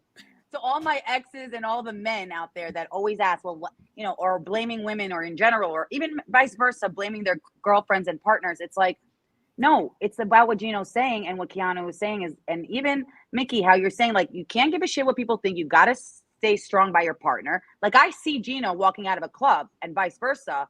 Correct me if I'm wrong. If the club says, I'm not putting her on stage or I'm not putting him on stage, you two holding hands, walking out together like Kourtney Kardashian and Travis Barker. Like we're not going to do. We're cuter than them. We're cuter than them. And you know what I love about Kourtney Kardashian. We should all strive to have that. Is my point. We should all strive. I don't think we should be stuck in this toxic like. No, you do your career and I'll do mine. And you're right. I'm not good enough. And you know what? We can't post together and show. It's like, shut the fuck up. But that's its own worst punishment. It doesn't work for everyone. But I think Kourtney Kardashian, that's why marriages don't work either. Some marriages do not work because I think the spouses are jealous of each other. And it can be because it's not the right relationship. But I've never had a jealous bone in my body ever. I couldn't possibly be. I just couldn't be possibly. I'm like, whatever they're doing, I don't want that because that's not me. You know what I mean? And I think Kourtney Kardashian, to bring that back, move that around, because we watch them, because I make Visconti watch the Kardashians now with me, and he loves it, by the way. I love it, Chanel. And I've said this before with the writer's strike. They spent all this time like sucking the dick of the left, and now they're and I can't tell this story enough. Kim Kardashian was doing a shoot. She put out a tweet and she's like, hey, I'm in between writer's strike again. What's that? She's like, what's everyone up to? Writer's strike again. Writer's strike. White Claw break. I knew that was coming. But Kim Kardashian put a tweet out like, what is everyone up to? And all these writers are like, I'm in the picket line. I'm doing this. And they're giving her shit. And she should have tweeted back, didn't you spend 9 years calling me a dumb bimbo having a reality show? And now you're attacking. It's a new fucking model. And so many people are trying to be in the old one. Have fun. Have fun. Yeah, have fun. You either move with the times or get left behind. And I think to bring it to compare Kourtney and me and Visconti again, they both have careers, right? Kourtney and Travis have careers. We have careers. We work well together. They don't mind being on the show together. And she said too, I don't give a fuck what we post. If people hate on it, they hate on it. But she said, I don't think it's bad for my kids to see an affectionate, loving relationship. And if I'm gonna be in a relationship, I never wanted one, but look where I am now. And he does my laundry.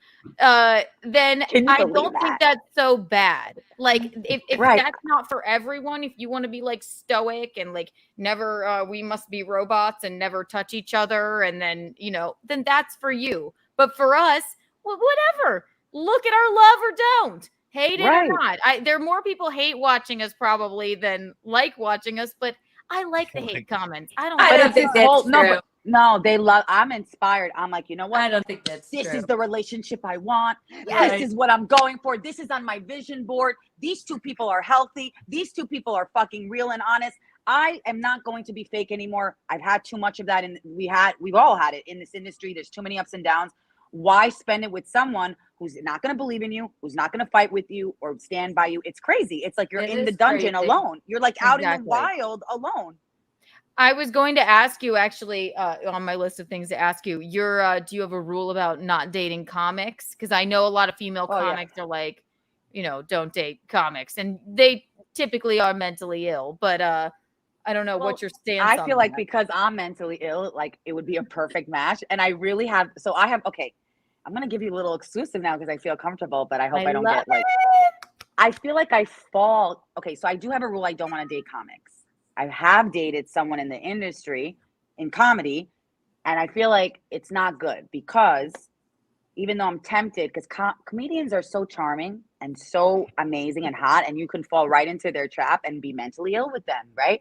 But I just feel like, I don't know, it's hard to date them. First of all, the schedule, because we all know about the schedule, the lifestyle, and even though I want to be a full-time stand-up comic and an actress, I feel like I'll be able to I still want to have also and reality star stability. once the chat writes their senators. Yes, exactly, and stability. I still want that family life, which I feel like the two of you are showing that. Like there's moderation, or there's a way to do it. I also feel like a lot of the stand-up comedians, they don't even know it. They're not committed. They're committed to their craft. Yes, they're not committed in relationships, and that's where it gets tricky because you run into them. Then it's awkward. Then you're like, oh my god.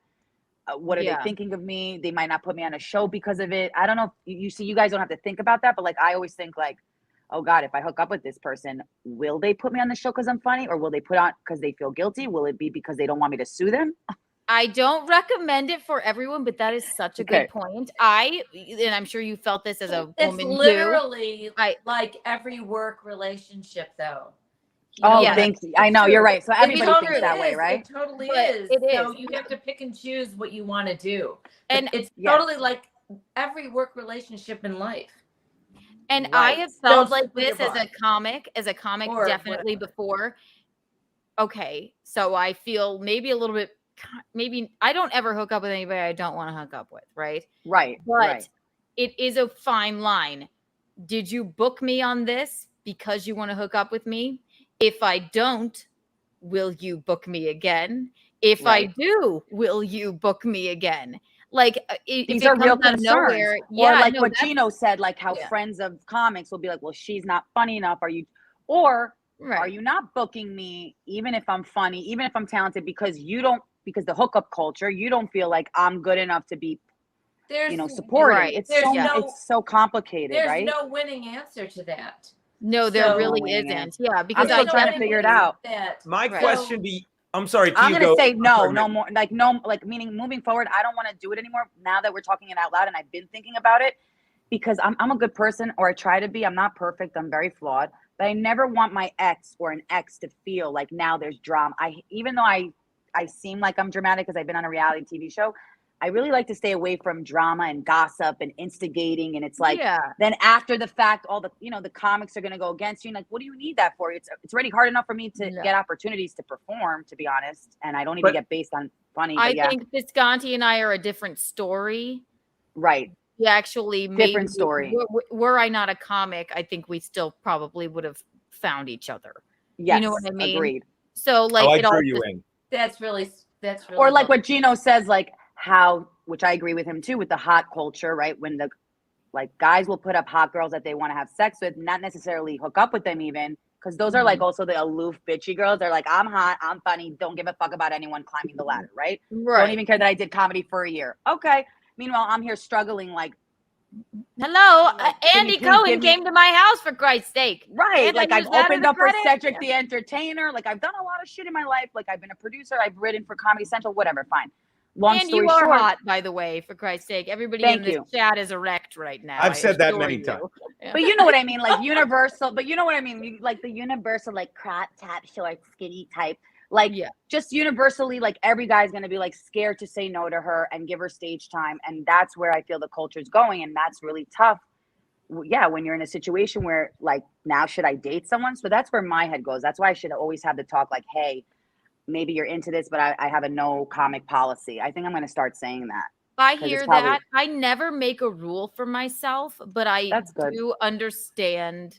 No, unless I do understand that don't date the comedians thing. Unless but, they're like I hooked Gino up and with- you. Unless they're like Gino and they come to my rescue or my equal like you and him do. Then I'll be open. But it has to be like that, like out in the open. It's just gotta happen naturally if you want to date somebody. That's how you should. Right. That's how you should approach it. And and it can't be. And you know, deep down inside, your gut will tell you if something is wrong, right? Right. You know. Yeah, I was about to ask all three of you women, because you've been through a lot of reps of people. Kiki, I always say Kiki's mom because I'm used to the thing, Mickey. But I mean, I would think, and in comedy, you two girls especially, I would think you're at some point you get a good later, baby. You get a good bullshit detector. You know what I mean? Like not even a bullshit detector. You know in your gut if it's right or not. Yeah. My bullshit detector. We don't always follow it. We don't, as women, we don't always. Right. We don't always follow it, or we're not strong about it. We don't always follow it. We go, well, maybe I'm misreading it, but you're really not. No, my bullshit detector is it is on fucking point. I can sense disingenuousness in a second, and it makes me fucking uncomfortable. Will I always act on it? I'm like, I know when this person's fucking with me. I can smell it from a mile away. Disingenuousness, like just not. That's why Chanel, like you and I click, because I'm like, this is the most genuine bitch I ever met in my life, right? Yeah, and you too. Like I feel like we can communicate. I can smell it from a mile away. So can you, Mickey. We all have that about us, but we always like sort of as women like let it ride. Yeah, like we go, oh well, I don't know. I'll excuse his behavior, or I'll make gonna excuses for some of the male comics. Like they'll flirt, like if they flirt with me, which is fine, I'll flirt back. But then it's like, where's the line? And will they get mad at me if I don't go through with it? These are real concerns we have as women. Of course. And really, I just want to be based on my funny and really entertaining people genuinely, that people see, hey, Chanel works hard and she's funny. Listen, we're not curing cancer, so it's not like that. I mean, it is hard comedy, it's not the easiest, but I definitely know that I want to be with a guy that's going to stand by me and say, yeah, my girl is funny, even if he's hooking up with me, or my boyfriend, not like pretending like he doesn't know me or my talent when I'm there working so hard. And it's so easy to just let that slide. Like, oh, you know, you need because we all have insecurities and we want everybody to love them. Love us. And sometimes you just let it happen, even though you know it's not right. But correct. Even though you know it's not right, you still just like kind of abide by it. But yeah, you need a man that's like doesn't mind if you have a late spot and you want to hang out with comics after. It has to trust in you and know that you're not like fucking somebody. Like the last relationship I was in, he was a fucking IT guy or whatever. I mean, it would be like, it did not saying he wasn't a nice guy. I'll feed you in a second, Six. Sorry, what? Should I have muted my mic? I'll go. You're perfectly fine. You don't have a cough. But like, it would be, where are you? What's going on? You're cheating on me. I'm like, this is what it is. Like, half of comedy too is sort of getting. Baby, tell them what I always say to you when you want to hang out with your friends. I'm like, have fun, baby. It's tough being cool like you. He says, "I'm glad you're so popular." I do. I'm like, I love dating the popular girl. I do. And you don't get mad at each other, right? Like if you can't hang out with one time I texted her. I'm like, it's 3 a.m. I'm passing out. You are either way passed out or still way out drinking or something. And I don't even remember what it was. I'm like, you're either passed out cold or you're out drinking, and I don't care what it is. I'll talk to you in the morning. I love you. It's like, yeah. I mean, once you know, you're going to top this. Do I look? I'm going to feed you in a second. When you have your shit together. I have to go feed my cat. That cat is such a monster. Wait, and I love that you're not like each other. You have your own lives. Like you don't have to be with each other every night. Sometimes, couples feel like, let me be with each other every night. What are they doing? Right. I have that codependency sometimes after, because I really technically, like, I'll be real with you guys. Technically, I'm old fashioned. I want to be with I want a boyfriend. I want to have a love story. I want to build a family. So after a set for me at a comedy club, ideally it'd be great to meet the guy I'm hooking up with or seeing every night if I wanted to, or every other night. But the problem is these men make you feel that way, and then they want to drop you, and then you're like, before you know it, you're losing your career and you're losing the guy. And so what do you do, you know? I have the opposite problem where it's like, I don't want to ever let you go, but I don't want you to never not be in my sight. That's what I've always had, because it's like, I'm like, just break up with me if that's the case. What did I miss? What did I miss? I just walked. What did I miss? Sorry, pay attention to did you feed your devil cat, Visconti? I love how you call him Visconti. Like, I love that she calls me Visconti. Like, I'm getting when she got, that's what I forgot to say. And I'm sorry to interrupt you, ladies. When she got the tattoo, she woke me at 5 a.m. to show me. And in the car talking to my brother, Max Loads, the fans know, I said, Peter, tell her, if anyone else I was dating got that tattoo, I'd be like, what the fuck? How do I get? When I saw that tattoo, I literally said, I'm getting one. Like, and I went over 80 stupid ideas. And I said, how about if I just get your Twitter handle on my arm? And she made this big dumb smile. I'm like, that's it. That's what I'm getting. That's what I'm getting. Hilarious. Well, let me ask you a question, Gino. When did you know that you wanted to, like, go public with Keanu? Like you're like, that's it. I don't care. Like, it doesn't matter that we were on 1 or 2 dates. Like, when was that we were hooking up off and on for years, and then we finally got to a point where neither of us were dating. And I love telling this story, as goofy as it is. We were dating, we were hooking up, and then, like, I just got out of a relationship with, I was dating a lot of women, and please, that you could tell, like, it's, you don't have to be Freud. It's like that we're fucking crazy and didn't want to ever get married. And I'm like, and I did, because I didn't either. So I was picking bad partners, and she was too. And then we were laughing at it at a bar one time, laughing, and Keanu said, instead of dating these losers, why don't we just date each other? And what did I say? I'm like, I'm a 53-year-old man. I'm going to say this for the first time in my life. Will you be my girlfriend? And she's like, yeah. And the second she said that, it wasn't like we can't tell anyone. It's like, what's the old Dice Clay joke? I'm not just telling you. The guy goes into a confessional. He's like, Father, forgive me, I've sinned. Yeah. It's like, I'm banging 3 19-year-old girls. He's like, for your penance. Like, penance, I'm not Catholic. He's like, then why are you telling me? I ain't just telling you. I'm telling everybody. So it was once Keanu and I decided, it was like, and you just know. Like, I'm like, this is the girl. Like, this is the girl. Visconti, I would like to break up with you. I wish I could have done a spit take. A spit take. No, he was. Imagine that. You would be getting, like, coins after coins, and then off the record, you're like, okay, babe, we're gonna have to do a press release that, like, we totally got back together behind the scenes. No, but you're right. Like, you guys are, like, that's, yeah. If the man doesn't know, after I've been in relationships where I thought I was in a relationship, but I was in the relationship alone. Does that make sense? Yeah. Oh, we've all been in those. Okay, so that's the problem, and then the person makes you feel crazy, and then just gets out just when it's right for them, and then you feel like, holy shit, was this ever real or not? So that's why I think moving forward, I can't be with someone who's wishy-washy. I'm gonna have to be with someone who knows for sure, because I know what I want, who doesn't hide things because I'm honest, who's cool with all of this, who's like, you know what, my girl's funny. Yeah, sometimes she crushes and sometimes she might not. That's life, and I love her for it, and she's talented, and not to make me feel scared like a little bug and like, no, I can't go and do my thing. Like, I can't live like that. I won't be able to pay bills that way. I can't perform on stage if I'm nervous about some fucking douche. Right. Wondering if I'm gonna come over and, like, snuggle in the bed with him when I can't sleep at night. Right. Visconti doesn't mind, even though I went out last night, right? But I still can't sleep. Where'd you go? What'd you do? He doesn't mind. I went out with my friends because he, like, as he says, he goes like, I'm glad you're so popular. Because when you're with your friends, all they do is say your boyfriend is great. Do they not? Yeah. I'm not They kidding. do. And that's another thing. They all love him. I've never had a boyfriend. Well, that let my me family, let alone my friends liked. But let me say this, and Chanel was the first one. The list is fucking Chanel, Stacey Pressman, and Sabrina Piper. Chanel was the first one when I said I'm dating Keanu, and she goes, "That's great." Like, and you know this, Chanel. You've been in the biz. Like, I've told people I'm dating a lot of people, and they go, "Oh, good. Oh, that's nice." But you're like, "Oh, that's awesome." Like, you know what I mean? And Stacey said the same thing. And Sabrina's like we were about to do a show. Sabrina Piper's like, I love that you and Keanu are dating. And it's just like, it's nice to fucking make it easy. Like, it's nice to be around people that are like, it's so easy to be around you because I love your girlfriend. I love your boyfriend. And even though you don't, but none of you need our validation, because who are we? Yeah. It is still I nice. do.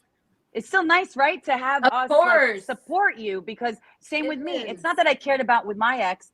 I didn't care if the whole community validated us or not. I think that's what the problem was. He cared more and I didn't, because I've been through more than him in public eye. That's okay. Some people can't take it. And I think it's nice when you have people that are like, you know what, we are for you and we love you and we're so happy you're happy. And that's so cool. How do you, because I even think it's cool that you guys are obsessed with each other, but not codependent. Like, you can go out with your friends and not see him till tomorrow, and he can stay home and be happy, and you guys still will be. No, I ring his bell at 7 a.m. because I can't sleep, and he's just happy I'm there. I'm like, yeah, I'm not worried. What do I say? If you leave, she'll go, I'm leaving you. Just dig a shallow ditch outside. Just leave me in the shallow ditch. Because you know most couples have fights like, where were you? Why didn't you call? Where were you? No, I think we talked at 3, and I said if I can't sleep, I'll come over. 7 a.m. I brought him coffee, and then I let him have sex with me, and then let you. Oh, she's never seen a knife before. Let me. Whatever. We have to come up with a comprehensive list of people that we think would be good for Chanel. That's Michael Gavin Ali. No, absolutely. I'm not into looks. I'm into personality. So personality. Very big on You know who I always That guy has neither. Ooh. Oh. I'm very vocal about the people I don't like. Yeah, I love Mickey. I love say Mickey. Mean things. Isn't she gold? I say mean things on here, and then after we get off the podcast, I'm remorseful because I said mean things. No, unless I tell you can't say mean things, you're allowed to say mean things. Right. There's been a couple of podcasts I went, oh fuck. What did I say? But you do meet people through friends. So thank you for keeping an ear and an eye out, because I used to not ask my friends, and now I'm like, you know what? It's like a full-time job. You should always say, I'm looking, spread the word. If you have somebody, let me know. One day can't hurt. One coffee, one shot. Are you reading the chat? Ray DeVito. No. Absolutely not. I'm revoking Kiki bucks from you, friend. Okay. Ray DeVito can't have sex anyway because he takes fucking antidepressants, which make you lose your erection. My antidepressant is Kiki. Stancil is out. You love me, Chanel. Good night, Mister. I know you're a friend of the show. Maybe there's a love connection there. Although you love me, Chanel. Who is he? We're not altogether sure, but we don't know. Like a straight shooter. So, but it's kind of a cool name. Good night, Mister. I like that. It sounds like he's gonna kidnap me in his basement. Shit, I'm gonna call you and Gino, being like, I gotta get out. But here's how Keanu. That's how you know what a friend she is. She would be like, we're getting our Inspector Gadget tools and we're going to save Chanel, and I don't give a shit what it takes. Yeah, I would call you too. I would literally probably call the two of you out of everyone. I handle things. I handle it. Hey, ask Anna, the Star Wars girls. How about Cecil? Cecil would be great. I love that. I did his podcast today. Follow that Star Wars girl. I'm sure you all already do, but Anna's the best. Maybe Cecil has a new girlfriend though. Oh, okay. And by the way, that Star Wars girl fixed her computer last night on Cecil's stream, and Cecil and her will be wearing bikinis tomorrow. It's all a rich tapestry, but she's great. Let me ask you this. This might be a weird question, but if I were we welcome them. If I were to date someone in comedy or the entertainment industry as a whole, who would you like to see me with, or who would you see me with? We lost her for a moment. She's coming. There you are. She's like, and I'll take your answer off air. Like Where the checkers fuck here. She's like, and I will wait. Sometimes you're here, sometimes you're there. It's like checkers. In comedy or not, or we're doing in comedy right now. Let's do, I guess, in comedy and then in entertainment if you can't figure somebody in comedy. Entertainment. Okay, so you're not into looks. Me neither, clearly. You're handsome. You've been bebopping all over me. My hair does look insane right now. I need a headband. I like check him. She knows that. So do I. I like it too. Oh, okay. Producer Roberto says Godfrey. That is not nice. Bisconti does not like. Oh, please. That you said that. That's crazy because a lot of people have been saying that lately. Okay. a friend of the Mike Buschetti. No. Mike Okay, Buschetti. he's not that into looks, although he is a kind soul. Mike Buschetti, I love you. One of my greatest roast jokes ever was I'm not saying Mike Buschetti's retarded. The state of New York is. They write it on the memo line of his check every month. I love Mike. He just did In Hot Water. Unlike some people, Chanel, he just did In Hot Water. I love the guy. That's amazing. Wait, I want to come on In Hot Water. I'm going to ask you. I just didn't want to be aggressive. See, sometimes I could be an aggressive Jewish girl from Long Island. Oh, And no. no, I'm kidding. You've done the show twice. We love having you on. All right. I'm going to email you guys. I'm going to email You know what? I think Neil Brennan would maybe be a good fit. You never know. For the record, this is the best time I've ever had in my life. He's not related to Kevin Brennan, right? That's his brother, far more successful and rich brother, Neil Brennan. Oh, yeah. Wow. And wait. And is he nice? He's very nice. Yes, very funny. Gino is genuinely hilarious. I need them kind, smart, and very funny and cool. And like, I'm a leader and I don't give a shit what anybody thinks. You know, Show kind of me thing? his face. Show me his face. He and as looks long like as he's Neil nice. Brennan. I mean, he looks like Kevin Brennan, but not so red and not so hateful. I don't know. Yeah, you know who I had a thought? that- This is not Michaeline, tell me if I'm wrong. This is not a comedian. He's a comedian in a sense. Okay. Your own ex, Tom Thompson. Maybe if you're looking for someone. You know, I think he would really I like love Chanel. Tom Thompson. I do. I love him. My buddy. Do you approve? We were a successful marriage until we weren't anymore. I think you would give them. Oh, And oh you're my God, very- your ex-husband? What? But he literally is Reality show. hilarious. No, Keanu knows how to produce, okay? She's a producer already by heart. She's like, okay, bitch, He's we're bringing you fucking in. You're hilarious. dating my mom's ex. I know, it would be. Oh my it would be God, a great Andy- reality I do show. love older men. I But do he love lit- older he- men. Well, how old are you? How old are you? I'm 30. I'm 38. He's So young. He's way older than you. He's 60. Alan Fuchs. Producer Robert says Alan Fuchs. He's 62. Okay. I go. That's crazy. That's my cap. I'll go first. He's literally My cap. he's That's the my most- cap. He's the most listen. He's the most sarcastic, I'm sick.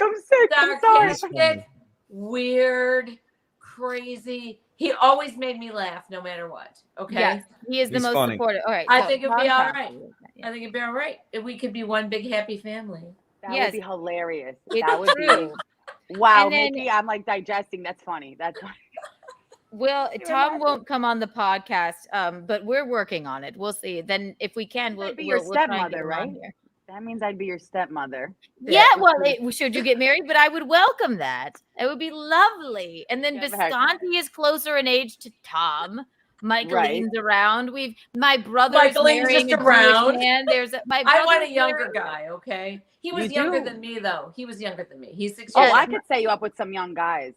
Yeah, I would like like that. older. You like younger. I would Yeah, like I that. a younger guy.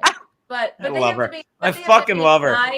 A nice younger guy. I don't want to get married again, but just a nice who wants Yeah, to that be can treat you real. like the queen that you are. Yes, and Yes, who will be real and lovely and wants to go out to dinners and travel a little and just have some fun. what's the youngest you would do? I'll tell you. Literally, They have to be figuratively. older than my children. My And that's Keanu, the did only- Keanu, did you tell the Eskimo sister story? Did you? My mother and I are Eskimo sisters. I'm trying to get Wayne on the podcast. You know what? I'm sorry. I haven't asked Wayne's him yet, on but I had a Facebook thought with of it. Wayne's on Facebook with his new wife. He put a new. He'll profile do it. He picture. loves us both. I Yeah, have his he's not number. I gonna just do did that. it. Yes. Okay, That's I'll bring it. young. Yes, that's a story for another day. But yes, Another day. Michaeline and I are Eskimo sisters, and we love it. We love it. love it. Just again, he likes her better than me, and Yes. I boned him first. For Christ's sake, she's always the belle of the ball. Oh, please stop it! You're just being. Sweet. Wait, is that weird? This is just getting better and better. Her No, first, it's not wait a weird to minute. us at all. Her first My- 5 minutes was about me and Wayne. Yeah, no, You because both hooked up with Wayne. That's like you both hooking up with Gino yes. right now. Wait, except Gino and I are closer in age. Okay. It's true. Wait. This is great. This is You both hilarious. look younger. This is hilarious. You both look younger. You know what? This It was is a just reality show. It was just a freak accident. I don't know that happened. It's not a freak accident. You. It was no accident getting your freak on. Am I right, Mickey? I think you said- Sorry, he was very attentive to me. Like Keanu said, she set it up. I don't think she did. Yeah, listen, I sort of threw Wayne away, and and then he was like attentive to me. Yes, He exactly. threw him away months earlier. Yeah. She came. Let me just tell you. No, Here. I'm gonna tell her because she's a friend of mine. She's a friend of the show. Mom comes to visit me. I'm gonna make this long story short. She comes to visit me in college. I remember Republic, where a lot of Southern Charm. Yep. Wayne also worked at Republic, and I let him hit it a couple of times. Okay, he thought he was a mixologist. I just was not into it. I was drunk. Blah blah blah. So Mickey comes to visit, and like the fun mom she is, she comes out with me and all my friends, and Wayne is in attendance. I wasn't going to be mean. Of course, he wants to come and hang out. So eventually, the more we're drinking, the funnier it's getting, and the more comfortable everyone's getting. Let me preface this with I knew he was attentive to me, and I tried to remain the mom. Yeah, got it. Promise. But I know it's hard, but I know it's tempting, right? Because you're still. It wasn't. I was just like, fuck. I think I was 22. He was 30, and she might have been 60. He was 29. I was 59. Okay, perfect. So then we're like drunk, sort of, and we're all right. And he's like, your daughter won't like hook up with me anymore. And then I was like, why don't you two fuck each other? But that's not. I didn't know any of that. And then the drunker we got, the more real it became. And I was like, well, I think I'm gonna get out of here. And then he was, I was like, I'm going to let her do her thing. He's holding her hand and being like so nice. And then he walks her back to his apartment. And I'm like, I'll just let her have fun. She walks in. Let me do anything. I know. Well, right. I'm not let you. But then Wayne. I love that.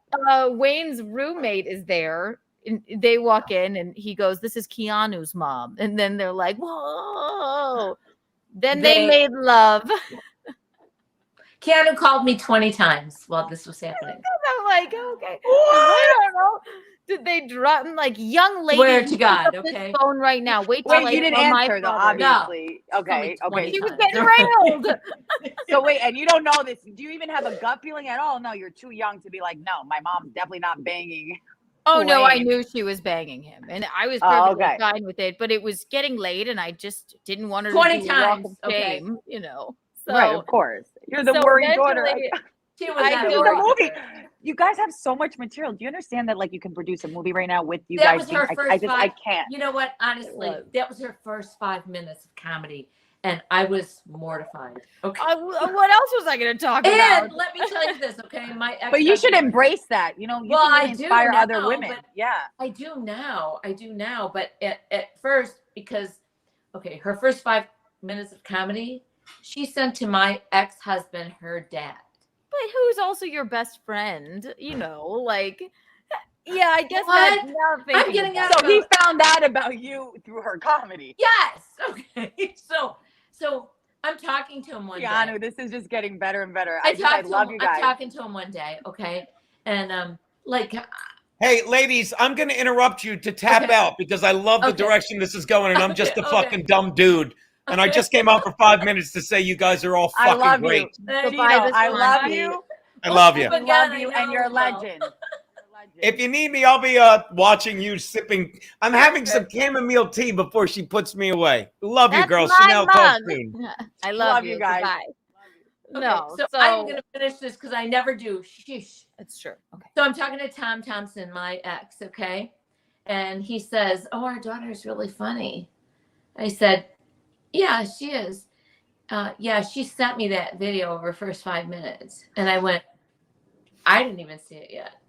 I said, I knew what it was. Very personal. She sent that to you. And he goes, yeah. I said, well, could you send that to me? He goes, well, I'll send it to you, but don't tell her because I don't know if she wants you to know. Please just send it to me. And I never acknowledged what it was. I never made excuses for what it was. I'm just like, what the actual fuck? Because you, Right. you get In out our of I'm an family, older though, woman. You get out of a 24-year marriage, and here's my daughter. Okay, doing her first telling your private, and then sending it to Tom. And I just wanna like, maybe. I don't know. Maybe keep it from him. Maybe not. I don't care. Whatever. Did he get jealous? I didn't even think about the. I didn't even. We were done. No, we were done. We were done. It was just within me that, oh my gosh, I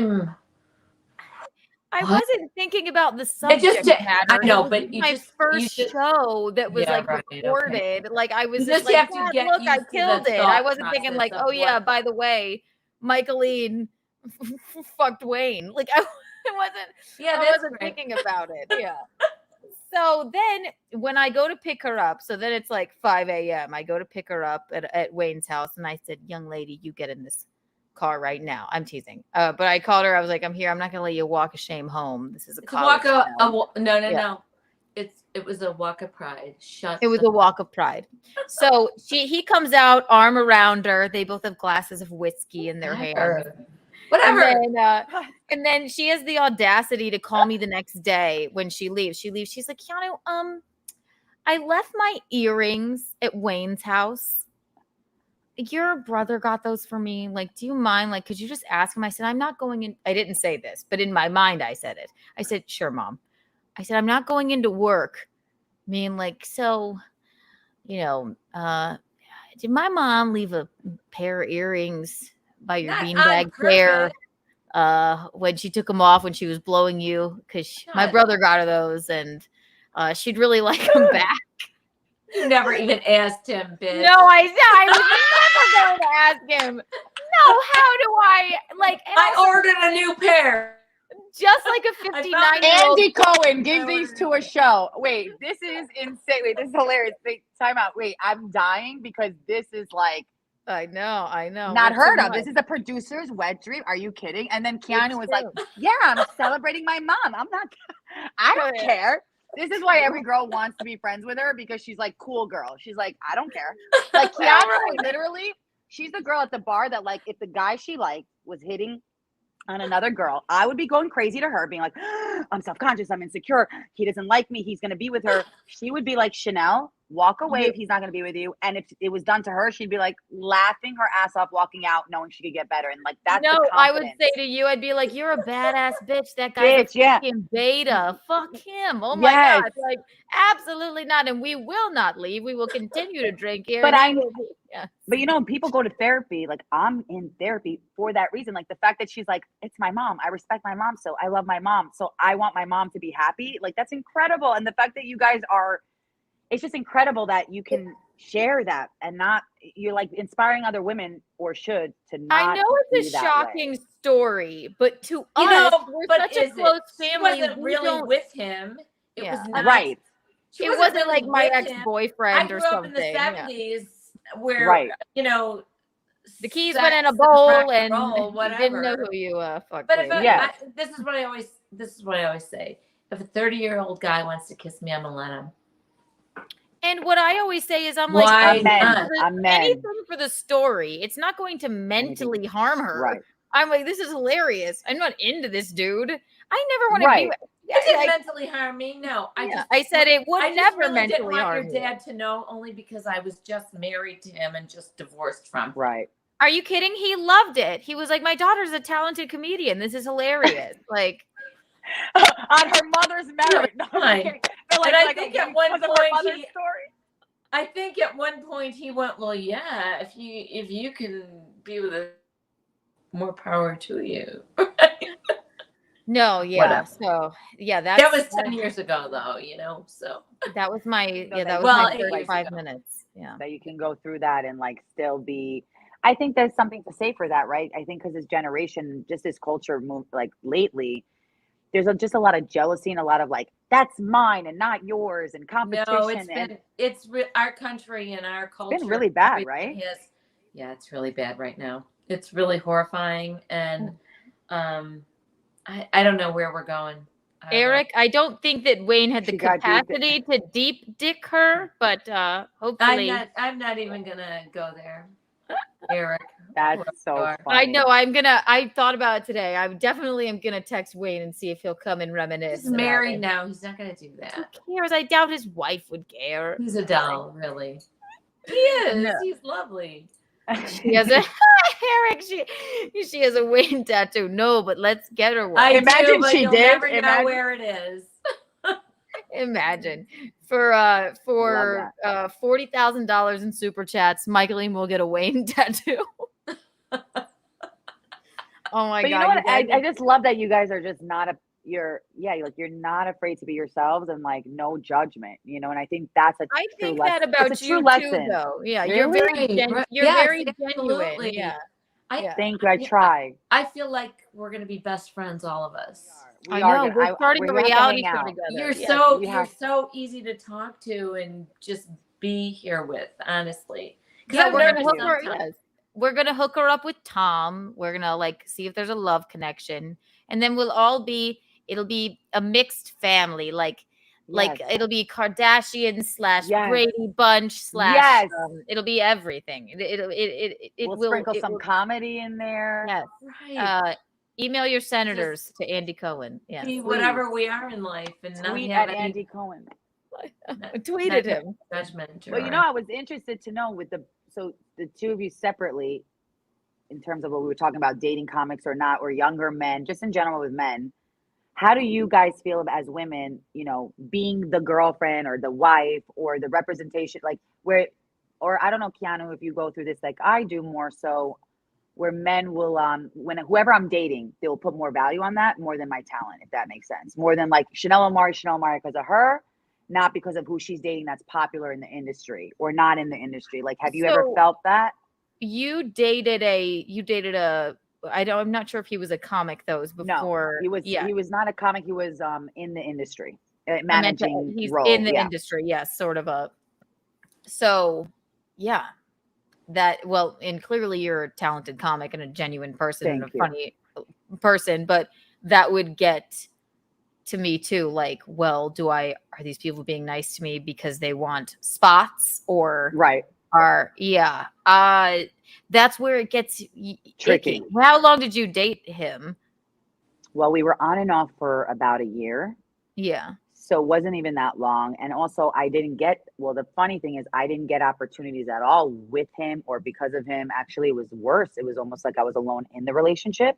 Not his fault. It's just more like that's how it was. And I think because he didn't step up for me and he wasn't loud and proud for me. And I know a lot of people will have other opinions about it saying, well, it's his job or he can't sacrifice, but you can, because Gino and you are an example. So if it can happen, and you're not the only example, there's many, and maybe few and far in between, but if you can find them, it doesn't always work, but sometimes it does.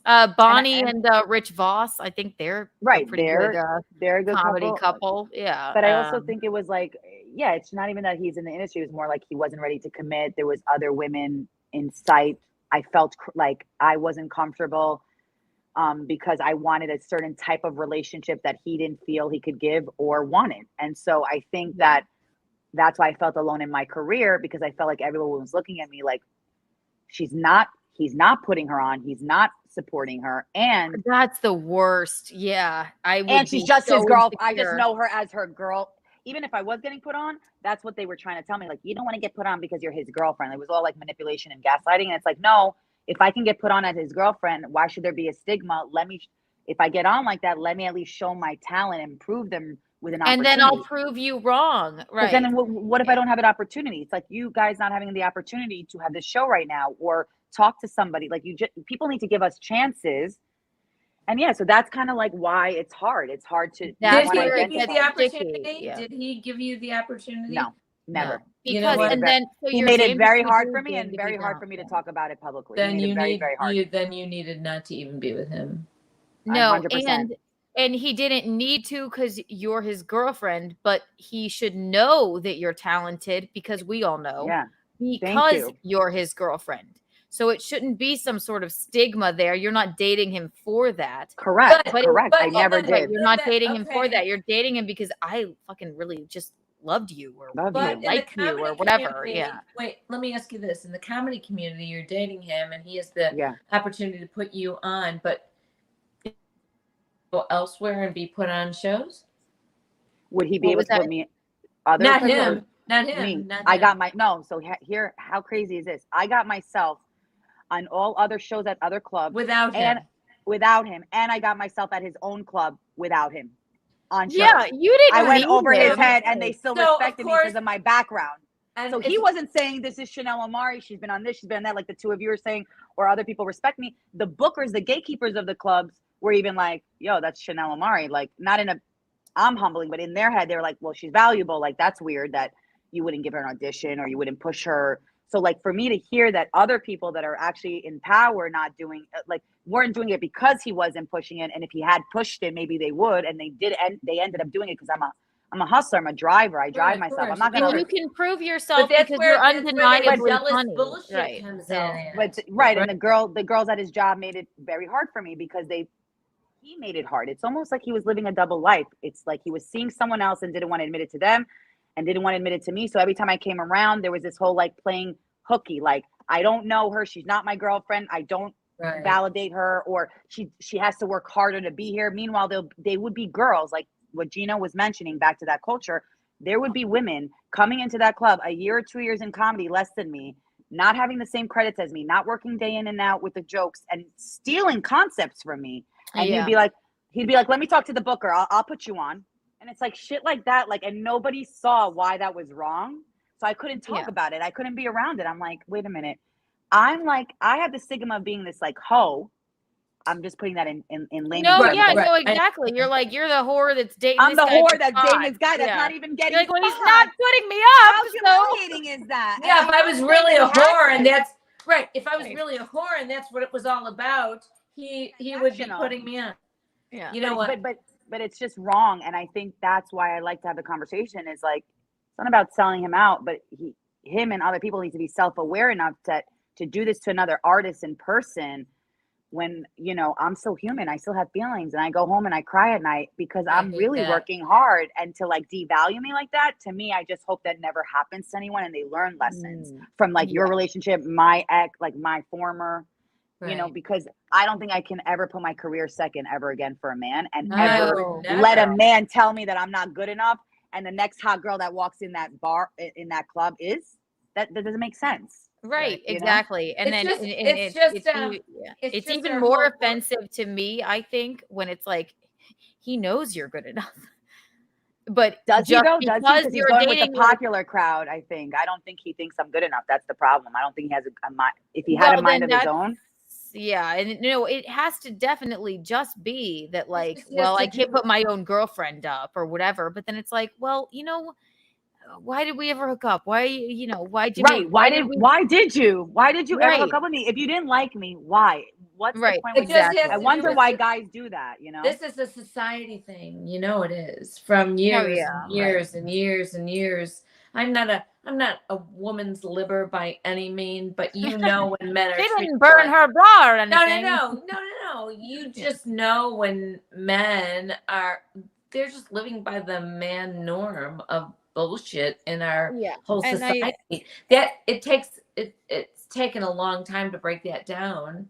I mean, it really has. Right, but it still hasn't been broken. You guys are young. You just need to be more smart about men now. Not that I'm I'm no expert in it, because I'm not smart about men at all. Well, listen, Tom Thompson, you guys still have a great relationship, right? It just didn't work out. So you are smart about men, and now you're not looking for some man. It takes a long time to get to that point. See, I hope to get to that point with my exes too. I don't want to come from hate, even if I was done dirty. I want to come from love from afar. No, you don't.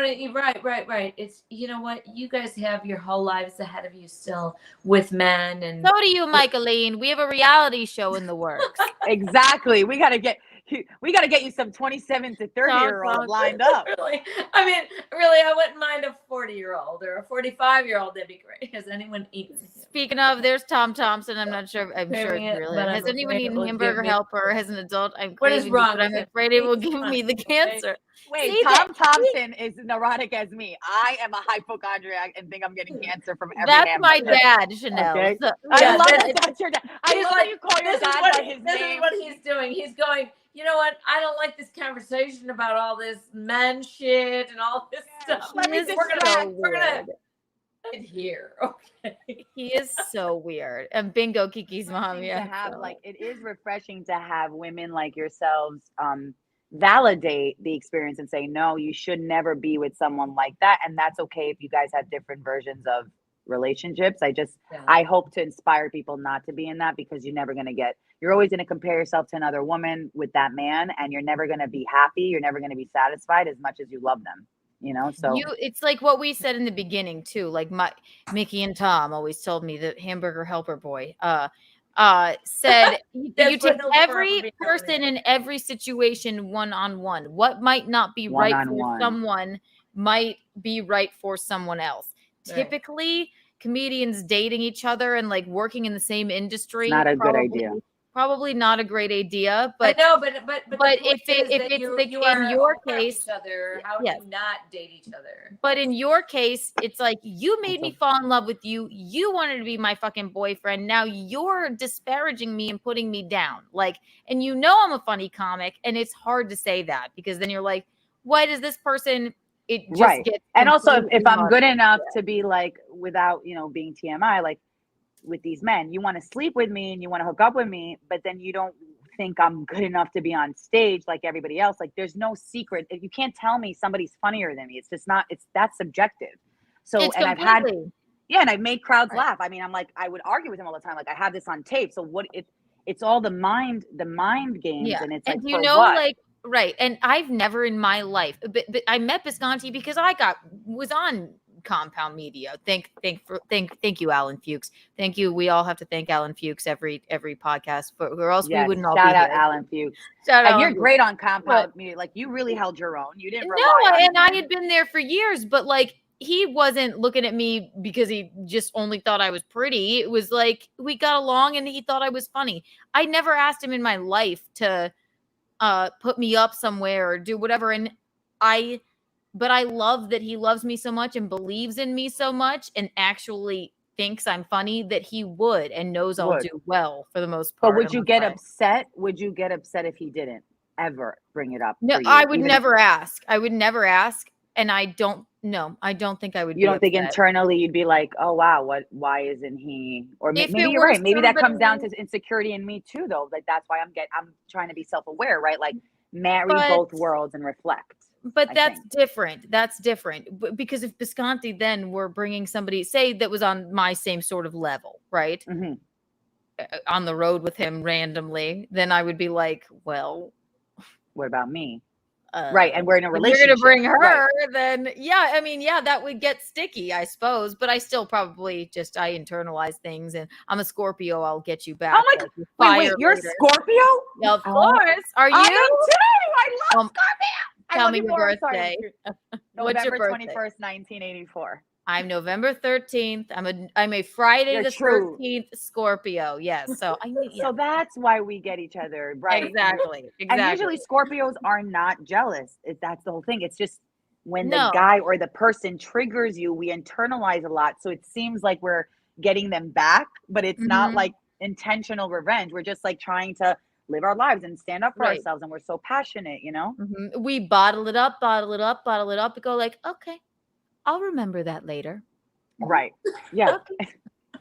Just you wait. And then all of You a sudden it comes out like you didn't, I don't know, you opened my door too loud. I'm like, fuck you! You never fucking like, how dare you? And remember 13 years ago when you did this? Like that's sort of how a Scorpio goes. Or it's more sinister, like I'll get you back and you won't know it for years. I'll put an egg sandwich under your bed. Or I'll fuck and your I'll leave it there best for friend. 6 months. Or I'll fuck you back. Exactly. Or your daddy. No, I'm just kidding. Or your ex-husband. Yeah, right, no, I'm exactly. just kidding. with your permission, Mickey. Oh, I already have it written down. Tom Thompson. He's in the running. He is in the running. You don't need my permission. I love it. That's so fun. I'm Scorpios too. Oh, cool. Okay, that's cool. I love Scorpios. We love Anna. Oh my God. Geminis assemble. Are you a Gemini? Good night, mister. Well, those are Geminis. Michaeline's a Cancer. That's why she's such a caring and nurturing. I prefer. Oh, my mom's a Cancer too. What's her so birthday? funny. She's July 22nd. Yeah, I'm June 30th. I'm like nice. You're right there. But right Cancers there. and Scorpios, they get along, but they don't, right? I feel, which is interesting. I don't really know anything about astrology. Yeah, Michaeline and I don't either, and I pretend not to care about it. But then sometimes I'll be like, well, but yeah, sometimes it makes sense, right? Yeah. Me and Michaeline, like we butt heads when we were in when I was in high school. But basically, then we all of a sudden she's my best friend. Like. Yeah. Right. And but fucking my exes for Christ's sake, and I don't even mind. You're like literally bonded, like physically bonded. No. He was not your ex. He was not. No, he wasn't. Right. He was not. I wouldn't even consider him a slam piece, to be honest. Yeah. I know. Poor Wayne. Do you guys still talk to Wayne or no? He doesn't. I was gonna text him. I keep forgetting, but I'm gonna text him. No, he's married now. I don't think you need to do that. Yeah, so it's not like you're gonna fly down there and try and sleep with him again on his beanbag chair. I don't need to fly down. He's 3 hours away. He probably jerks off with your earrings. Stop He still has. He's a lovely guy. Don't sit. And we were not on a beanbag chair. I know there was no beanbag chair. Wait, it was atmospheric with cool music playing and a nice bed. That's all. So shut up. I am going to end it on the beanbag chair comment. I'm going to let you go, Chanel. You're amazing. This has been how so long much does this fun, go but I for? could How long talk to does you this all go night. for? Me and her will wrap it up. Oh, okay, so see, now it's been 3 hours and 16 minutes. See, and I always want to cap it at like 2, and then we go 3, and because we're having so much fun with you, and then Michaeline, the last 2 times we've tried to wrap it up, we'll just sit here and we call it Kiki After Dark. And then it just descends into madness. It just meanders into shit. We don't want it. But you're creating your reality. This is what's amazing. You're creating your reality show now. It meanders into I don't even know what. We're just meandering. We literally talked about so many private things, and I forget that this is live. It's hilarious. Like I know. See, you guys could be at my house, sitting at my counter, drinking wine and hanging out. That's the thing about Keanu Cast. Yeah. Exactly. This This could have been just like a conversation, like at her kitchen counter. Like, we have to let's do that. Let's also do that. Let's hang out. Let's talk about ideas, collaborations. I really love you guys, and I got to tell you, this is the kind of energy we all need. Absolutely. I needed your energy. You have the best energy. Really, I love you guys, and I got to take you out with me to Little Sister. And like these nightclubs that I go, because the Chanel in the City podcast, we have collaborations with like what's hot and what's not in the city. That's another thing. I feel like I you would wanted have to get fun with into me. that. I have so many notes I didn't get to, but you're so easy to talk to. I would love to do that with you. Please plug your podcast. And so it's basically like it's a comedy. Yeah, it's Chanel in the City, iHeartRadio, but you can find it on all podcast platforms. It's really a mental health and comedy podcast, but we cover pop culture topics. Because since Princesses, long story short, everyone wanted to they wanted to live vicariously through me because I had a lot of celebrity friends or worked with a lot of celebrities, went to a lot of like exclusive places. So I said, what can I do to kind of put a free flat platform out there for everybody at once to get the tips? Because I couldn't DM everyone. So I would talk about Chanel in the City really covers like, we have celebrities, we have comedians. We got to get you guys on my podcast. That'd be fun. Please, we would love to. Love to. That we're gonna do. But we would have people come on from all different places talking about how they overcame their obstacles, what they love about the city, what to do in the city, and then I would talk about like nightclubs and going there and escaping from the reality TV stuff or the comedy stuff and talk about who was spotted there, things like that. So Chanel in the City, you could check on all platforms at Chanel in the City podcast. I also have the All-Star Comedy Show. We have to have you on, Keanu. And, on that. Absolutely. And Mama Mickey, you got to come to that show. Maybe with Wayne, maybe with not. No, I'm just kidding. Yes, bring Wayne. Wayne, you're invited as well. Or Mickey will Tom literally Thompson. fly anywhere. Or Yeah. Tom Thompson. But it's called Tom, the All. Tom, you're also invited with your It's Amber called- Grill. It's called the All-Star Comedy Show, and we do it once a month at the Ainsworth in Midtown. It's a great upscale sports bar lounge. We do it on the rooftop. We have a DJ. Portions of the proceeds go towards City Harvest, and if we don't make money, we just create awareness so that people can directly donate to City Harvest. You can go to even City Harvest nyc.org right now, or cityharvest.org. Yep. And you can donate, you can volunteer. It's not even about money. It's just for us to feed the hungry and help get families and children fed in New York City because there's so many starving people. That's Through the laughter. pillar of the community. Look at you. I'm trying. Oh my I'm God. trying. Even though like people have something to say about it all the time, but people are gonna always say anything, you know. So, but I appreciate your You support. just gotta ignore what people say.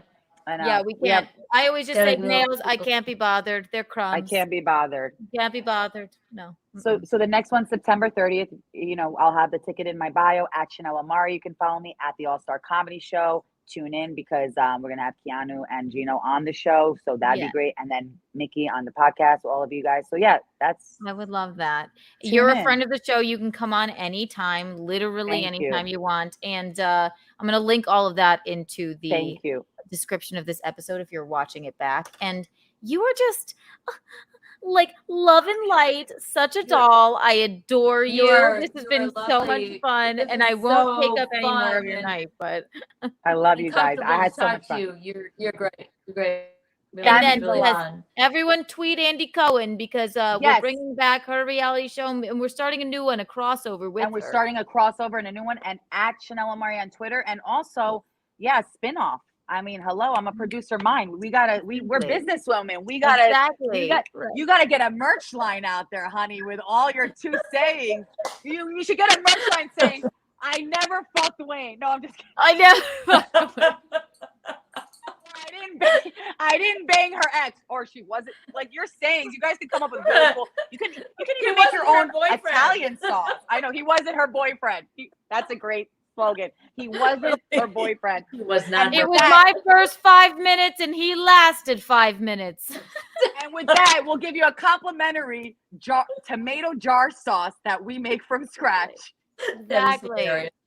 Oh God. All right. I had a thank you blast. so I love much. you guys. Thank I'm you gonna so text much. you after. We're gonna get into Yes. Kiki Okay. After Dark Okay, now. Santa, text me. Please Yes, I text me, will, and then yeah. let I me know will. when we can I all hang will. out. Yes, Okay. please. I love Yes, you. we'll definitely I love will. you guys. Oh, thank you so much. Goodbye. Bye, Thank Chanel. you. Bye, guys. No, take care. Oh my God. What a doll is she? Oh my Yes, God. she's so easy to talk to and so fun. So fun. I love her. I love her. Both of our Oh, guests, it's my producer 17. Roberto, I have to give you, I'm sorry, but I have to give you to everyone else in the chat.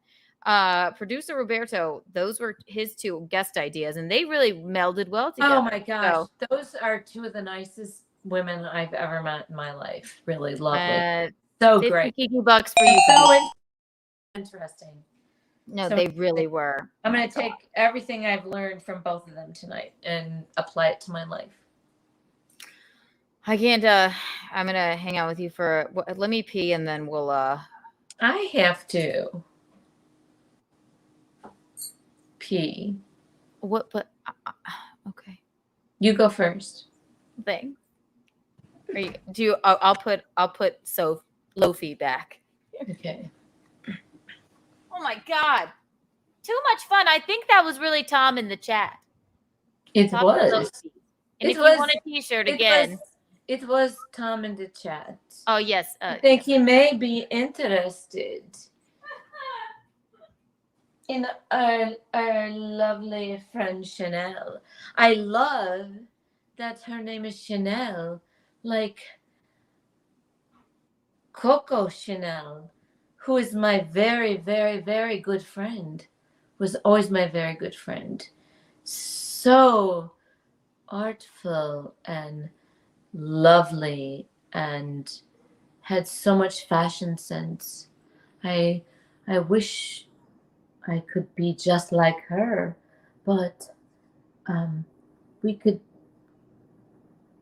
talk to Chanel with her name and revive her name and be so wonderfully influenced by all Chanels who have that name.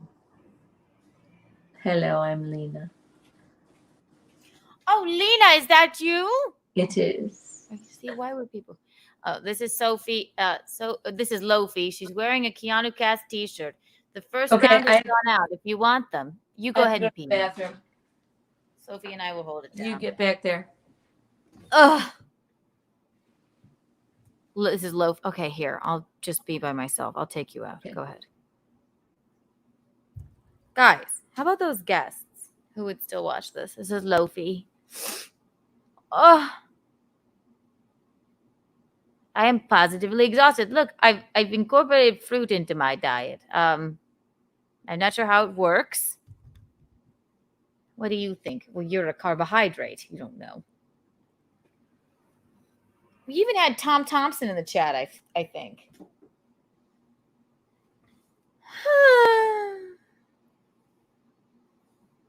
I'm out of cigarettes. Sconti, I'm out of cigarettes.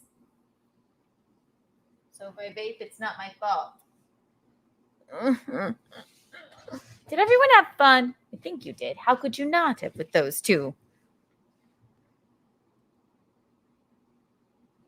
I don't think this is really you, but if it were, God, you guys, I completely forgot to tell you. I don't know if this is really Melton, but hello, Melton.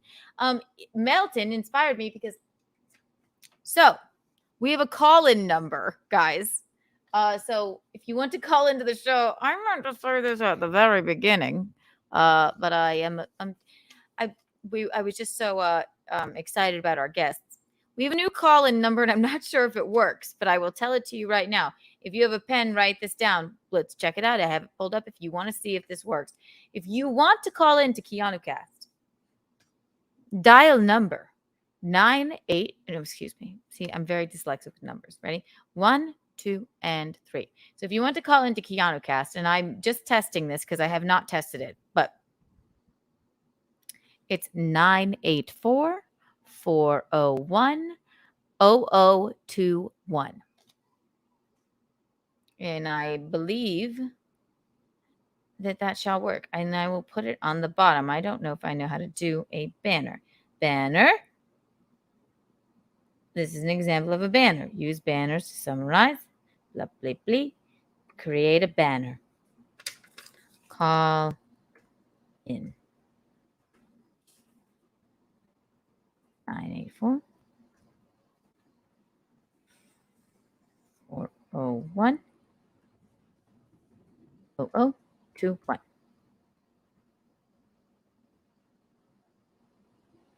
Did that work? Yep. Okay. Well, it doesn't look exactly. Wait. Hide. Edit. Don't worry.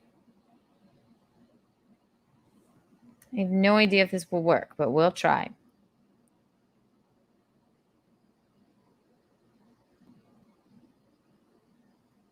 Yeah, I got the phone number. I don't know. We'll see if that works. Wait, like text line work too? No, there's no text line. But it's just something I'm trying on.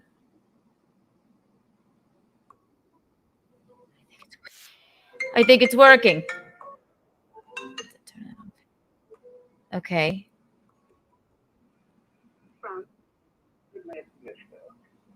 Oh, wonderful. Send a voicemail, press 2. No. Wait. Hello? Welcome to Keanu Cast. No. How do I accept? All right, we're learning. Okay, the thing is back up. I think I can do it on my phone too. All right, try it again if you want to try it. It worked. However, Michaeline, welcome. Welcome back. Hello. How are you? We're working on so I got us a call-in number. Oh, my God. It's scrolling across the bottom of the screen, but I have to figure out how to. So should I know that? Should I write it down to know that number? It's scrolling across the bottom of the screen. So if you want to call in to Kiki After Dark, you are more than welcome. And good night, Mister. Please. Oh, good night, Mister. Call in again if you want to, because I think I can answer. 0021 Kiki After Dark. Keanu, the people you had on tonight were fantastic. I know. Both of them were wonderful. Mm. They were marvelous. Marvelous, yes. And both conversations coincided with each other, basically. They really did. They really did. We have a voice. They really did. Yeah. Good night, Mr. Testing. Can we hear this? I wonder. Should I try to call it? Oh, good night, Mister. Did you guys hear that? Okay, so it works. Wait, Michaeline, tell me if you can hear this.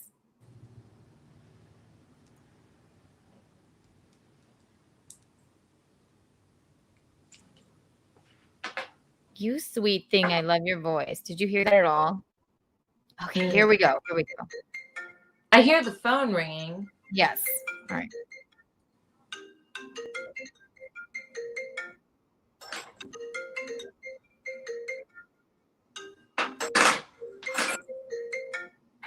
Hello? Can you hear us?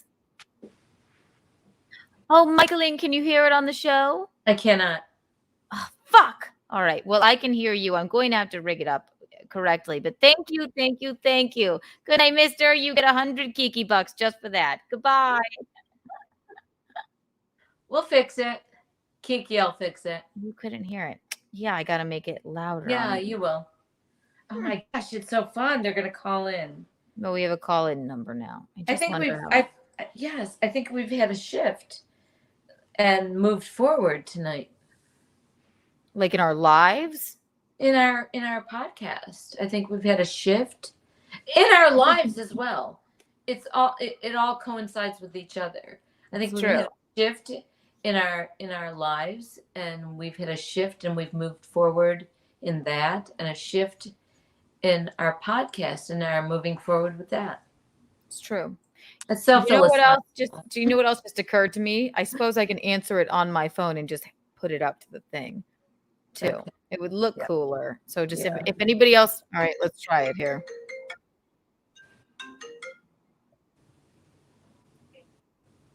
Wait, hang on 1 second. See, this is too much. Welcome to Keanu Cast. Hello. Thank you for calling Keanu Cast. God damn it. This is a lot.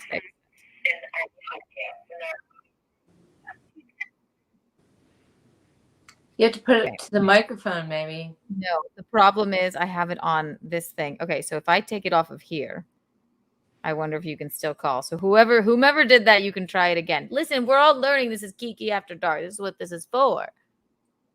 So if I just have it on my phone, I suppose you could call. You can call the number scrolling, I guess, and then I can just answer it on here and put it up the thing. But I wanted it to be like more professional, but we'll see.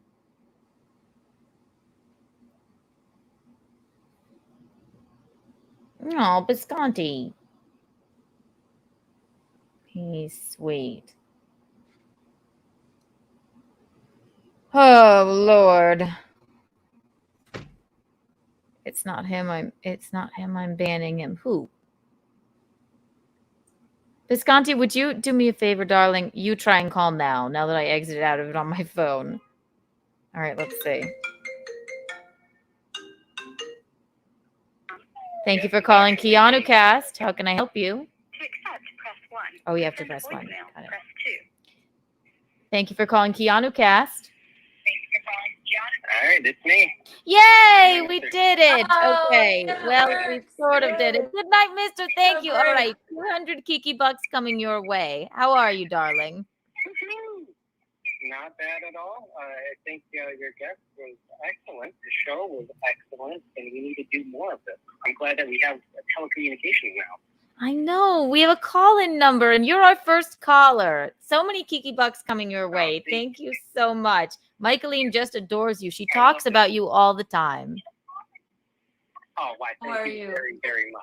And let me put it this way. I have adopted Michaeline as my mom, okay? So you have a what is your mom? right off the bat. Oh, Michaeline is now my mom. She's your mother. See, I know she's the world's I mother. love that. You're go. Thank you. Say once more. I can't hear it. Can't. Oh, she's not just mom, but mommy. She is. Yes, mommy. Mommy. See, he really knows that. I know what that means. Oh my gosh. Perfect. All right, we have a call-in number. Thank you. 200 Kiki bucks coming your way. Goodbye. Good night, mister. All right, it's sort of work. We need to tell them about mommy. Okay, mommy. We did. We told them last Acapulco, time, mommy. I believe. Yeah. Oh, we did. Yeah. Mhm. Good night, mister. Oh, Thank you for my helping us. Am I too loud, by the way, Michaeline? Too loud. I can't hear what. Can you hear me right now? Thank you. Good night, mister, for talking to us. Can you I hear love me right now? Is what I'm asking you. I can hear. Yes. Okay. Yes. Good night, mister. You get Absolutely. 250 bucks. No, I think I need a call-in because you can have it on the laptop, but then you can't really hear the just have sound. to- Right. I'll fiddle with it. That was figure our first test of it. Yeah. Now I wonder if have people going to be calling that number to my phone constantly. I don't know. Well, who No. cares? I'll fiddle with You're it. a star. Who cares? You're a star. Who cares? You're a star. You're a star. We're a star. Email your You're a star. senators. Look, Michaeline, What's I that got do? a fruit bowl. From where? I got a bowl and filled it with tangerines like you do. Oh yeah, I've got some cantaloupe and some watermelon right now. I don't need to eat that right now though. Baby watermelons are all the rage. Baby watermelons? I just get the cut up stuff from Publix. I don't want to. No, but you always have like a lovely fruit bowl in your house. And you put one in my house when you moved me in. So I did that. And then you have to eat that shit. Yeah. I did. I miss your house. I never even got it all put together. It's Yeah, been a I haven't couple even of seen it years. all put together yet. When you have a couple of days off that I can come, I am going to come there. So Big news, by the way. Elliot's moving here. Oh my gosh. I'm so He's happy coming- for him. I know. He's When- coming to find an apartment. He's going to come visit in early November. I'm trying to I'm convince happy for him him to move there. about the Upper East Side. Yes. We're going to have I'm very happy for much him to fun. move there. So he can be with his job there, right? I don't want to say the name of the job, but he can be with his job there. Yeah, they transferred him. They said, yeah, you got the okay. Go ahead. Yeah, good Go, for live your him. life. He needs to do that. He definitely does. agree. I wholeheartedly, So I happy. wholeheartedly agree. Yes, I'm glad for him. That's wonderful. I know. And we haven't lived in the same state. Elliot is my best friend, to people who are wondering. We each have a half tattoo. He's my very best friend, gay best friend since high school. We've known each other for God, how many years now? But we haven't lived in the same state since I went to college, I guess. But I'm glad. Yeah, I'm I know. really glad. And a little trivia here: his mom lives in Riverwalk. Yes, she does. She is. If there's Riverwalk 7, she's Riverwalk 408, probably. But she does live there. I've seen her at the pool a couple of times. Yes, we love her. So, Damn it! I wish I could fucking anyway, work. So tonight went really well, I think. I agree. I love those two. Oh my gosh, both of them so inspiring and positive, and I'm taking all the stuff that they said to heart. And yeah, perfect. I agree. No, good God, how much fun were they? They're so easy to fucking talk to. Yes, Oh my God. that's an amazing thing for people to be easy to talk to. Oh, my back. I'm old. Ugh, Oh, please. I'm an old woman. So, and you're going to be in California and when? Yes, September? Monday I leave. I will be there with Chrissy Mayer and Lila Hart. We will be performing at the Pineapple Saloon. Look at our how Instagram long for will you dates. Yeah. A week. How long? I'm also doing the 1 week? podcast a week. I'm doing the podcast. So is Chrissy. I think we're doing it on different days. It's called And Now We Drink, which we're very excited about. And Chrissy may or may not be doing the. Chrissy is booked on the whatever podcast, I believe, but which is that's a fun one. We're very excited to see that. Cheer her on for that. And then we have some other fun stuff in store. What's that? So the Wednesday that you're gone, are we going to do this? I just need to make a plan. What do you say? What do you mean, Mom? Hi, Anna. You're going to be gone a week. You're going to be gone a week that Wednesday. Yeah, but we're still going to do the show. I don't have any. Okay. Yeah. Okay. I'll just do it remotely. Excuse me. Okay, that's fine. If we're not, that's fine. But I'm just asking so I can make a plan of whatever. Yes, Anna. I hope we see you there. I hope this is the real Anna. I believe it is. Yes, please. Please, everyone follow Anna. That Star Wars girl. I'm excited to see you. I forget that. Yes, you are on the West Coast. I am so excited about that. Oh my gosh. Yeah. So Zia, I believe we're going to do a simulcast on that Wednesday for Keanu Cast and her show, The Incomparable Zia. I believe that's the plan. Everyone listen to Zia next Tuesday. We've had her on the show. She's a friend of the show. She's darling.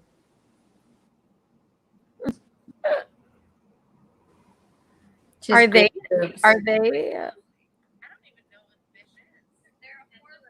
Sorry, I thought someone was hang on. Hang on one moment, Michaeline. I'm just here. We didn't even sing today. Hang Just on. I don't have anything. Hello, Michaeline. I'm in greatest song. I need to find some really good songs to sing and really sing them. Oh, thank you, producer Roberto. Yes, Zia is next week. I think we're going to do a simulcast on her channel, my channel, and it'll be the same time. And I'm excited to see her and her gorgeous boobs and her lovely personality. Beautiful boobs, and cannot wait to see her. Yeah. Is there something I'm missing? No. Where's Rocco and Zach? Are they on here or did they leave? They commented once. They're probably still watching. I'm looking up one thing. I'm good with whatever you're doing. Just get your harmonica out. I'm so sick of Oh Susanna. I have to find another song.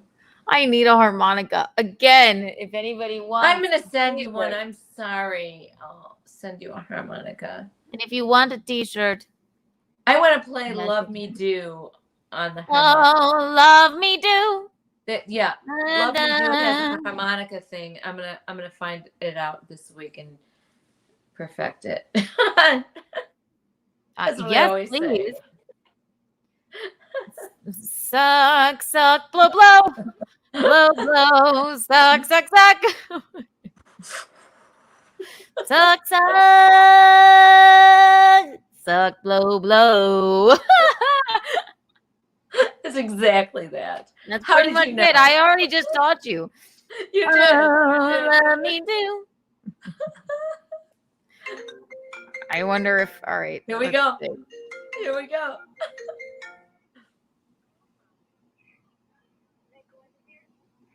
To accept, press 1. To send a voicemail, press 2. Thank you for calling Keanu Cast. Hello, can you hear us? Hello, can you hear me? Yes, who's calling? This is Meg Guinevere. Meg Guinevere, yes. Lovely. Your t-shirts are on the way for you and your lovely betrothed, and we have a special surprise in there for you since you waited so long. But thank you for calling. You are one of our favorites. Thank you for calling the phone number. I just So wanted to test exciting. it out and tell you guys that I love both of you. Oh, we love you. you. You're the best. Thank you so much. I would have given you my real phone number, honestly. You're just the best. Aw, thank you. Well, and thank you for joining Kiki After Dark. And you live actually not too far from Michaeline, I believe. So Yeah, we're in North Carolina. I can't remember. don't dox yourself. But Don't dox yourself. Sorry. I believe they're in the North Carolina area, not too far away. So maybe they'll just take a trip to the Riverwalk someday and say hello, Really? right, Michaeline? I'm pretty sure she could find it easily. Well, you have a wonderful night, and tell your betrothed we said hello. Yeah. Oh, he says hello too. He's sitting right here next to me. Yay! Hello! Oh my gosh, I need to come up with a nickname for him as well. A Nicholas name, actually. Well, yes, he'll respond to anything you want to name him. I love it. Okay, take care, you guys. I love them. Okay, thank you for calling. Thank you for calling Kiki After Dark. Goodbye. Mwah. I just love them. Oh my gosh, yes, they have their T-shirts, and we gave them something special just for being so nice. So Yeah. they're on the way. I put it in the mail yesterday. So it's all good. Oh my gosh. That's so fun that they're calling us. I know. I just wonder. I want to. So yes, this is the prototype, but I have the number. It's there, but So it's by coming next to. week It comes you'll to the figure it laptop out. and the cell phone. What's that? By next week, you'll figure. Yes, they can I'm tell not us. technologically that sound, but right, Lofi. Oh, love me do. Is that good? I love you. Little Sing high. more Beatles. Oh, too high? Okay. Love me do. You know I love you. Oh, okay. Well, I was singing it like as a lady. Be true. So Please. please Love me do. Oh, Who knew Michaeline was a baritone? I'm more of a it's more like a soprano and an alto. Okay, I'm an alto. No, you're a baritone. Like low. I get Michaeline way down. Way down low. I know. It's like you were like keening. Love me do. You know I love you. We're harmonizing. See? Always be true. So please, love me. Now I can't help but sing it like that. It's horrible. Whoa, love me do. Please. Oh my gosh, McGuinevere, no, you were perfect. Thank you for calling. And I want the segment. Yes. So you're watching you in the TV. It's behind us. So all right, we're just like trying to figure it out right now. Yeah, literally, I just set this up. You're not awkward. I'm Darling, awkward. Yes. No. Yes. Lofi loved it. So seriously, McGuinevere, seriously. Please call in every single time. We are the weirdos. Yeah, clearly. We love you. We're the weirdos. I'm not sure what this means, but I have a feeling it is untoward. Two baritones just stole my truck. Friend of the show, Brian Mills, two baritones just stole my truck. I'm not sure what that means either. I'm not sure. I have a feeling it's. Oh my God, we've opened up a whole new element of crazy. Good night, Mister. He was also great. Thank you for calling in.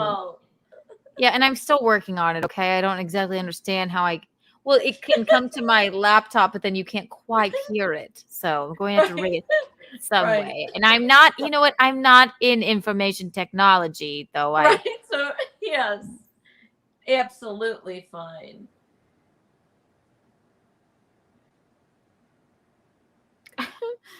Oh, that's a good idea. Good night, mister. I'll request a Kiki cameo of you just yelling very untoward at my business voicemail. Just start right now. It's very untoward. No, yell. Just yell. Like, want me to do it? I don't know how much louder. How much louder could I possibly go? Yelling. Like, I'm like excited. Let's yell. It's very untoward.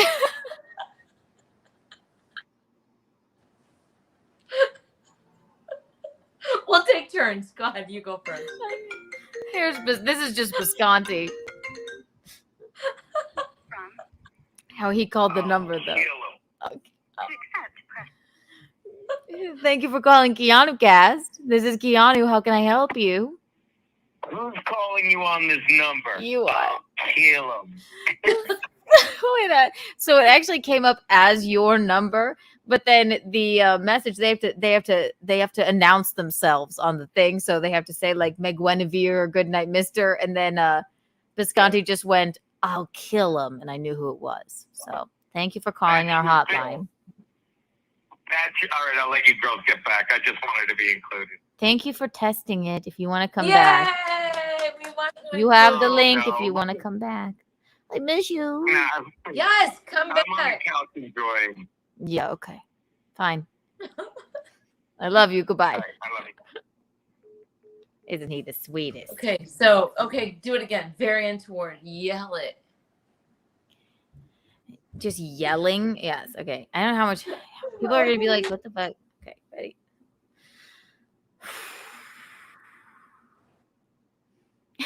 Say something untoward to me so I can get into character, Michaeline.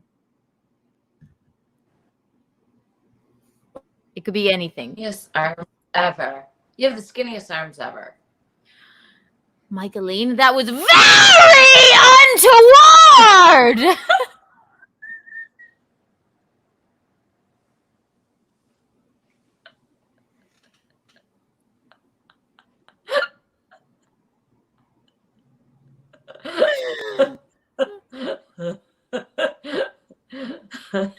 It feels good. Everyone in the chat right now just screaming at the top of your lungs. All right, Michaeline, I'll say something untoward to you. I don't even need for you to say anything to me. No, but this is the bit. Okay, thank you, Good Night Mister, for this because I just feel so great. All right, look, we lost people. I think it was probably too loud. Okay. No. It was two people, and you know what? That's very untoward. Okay, so you say something to me. I'm going to say something untoward. and Tell I'll me in the yell. chat, maybe. Just give it a second. Give me a second. Tell me something very untoward to say to Michaeline. He said that. Oh no! Don't say that. He said you scared my dog again.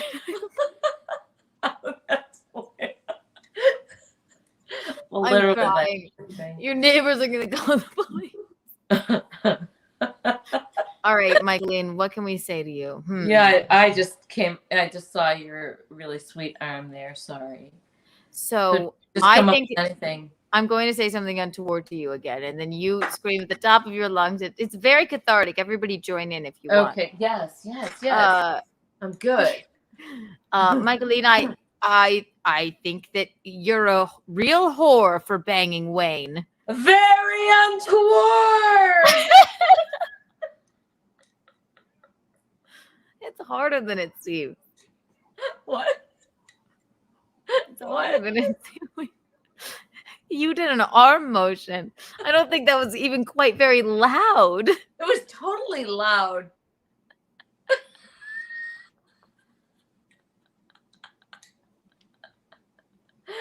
I was gonna put my sunglasses on, but I just thought, want me to do it again with my sunglasses? All right, ready? I'll say something untoward to you. Michaeline, I find those sunglasses extremely racist. Very untoward. You're not willing to scare the rest of the Riverwalk 7. I think you're doing loud, right? We don't scare anyone else's It's dog. just lower than yours. It's deeper than yours. I have a deeper voice than you. Oh my god, that was funny. I don't think I could do a high voice like you just did. Want me to try? I didn't. That's okay. It felt good to scream like that, though. I'll have party voice in the morning. Can't I'm wait. a Can't very wait. untoward.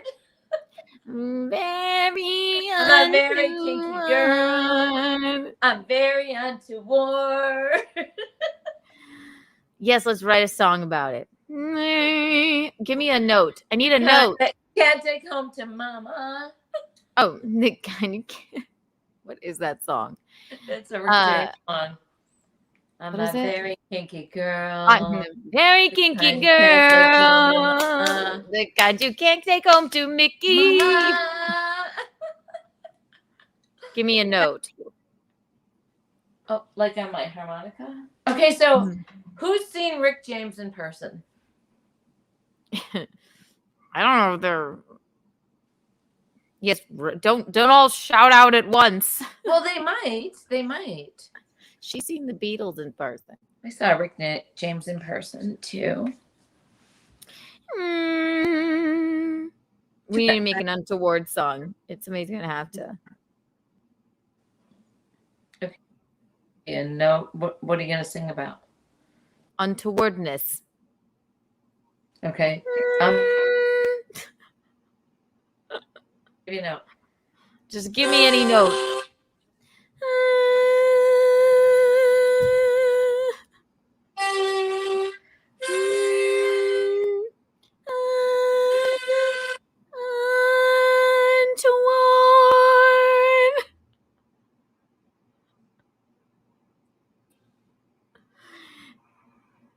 Swing Low, Sweet Chariot. I know that one.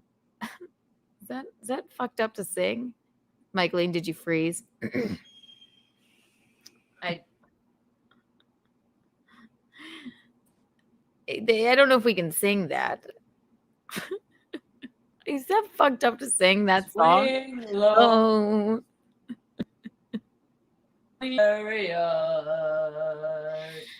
Come forth to carry me home. I don't know if we can sing it. I think it's like an old like spiritual. Oh, sweet chariot, mama gone. Stop there. Stop. I can't. I don't know. Tell me if I'm wrong, but I don't think that song was for us. So, and I don't want to disparage anyone. I don't want to alienate anyone. And I don't want to do anything that might be offensive. We'll just take a White Claw break. Stop. I know. Yeah. Wade in the water. We all know them. We're not singing them, though. No more requests like that. We can't. I don't know if I truly don't know. Lena. LOL. Y'all are the best.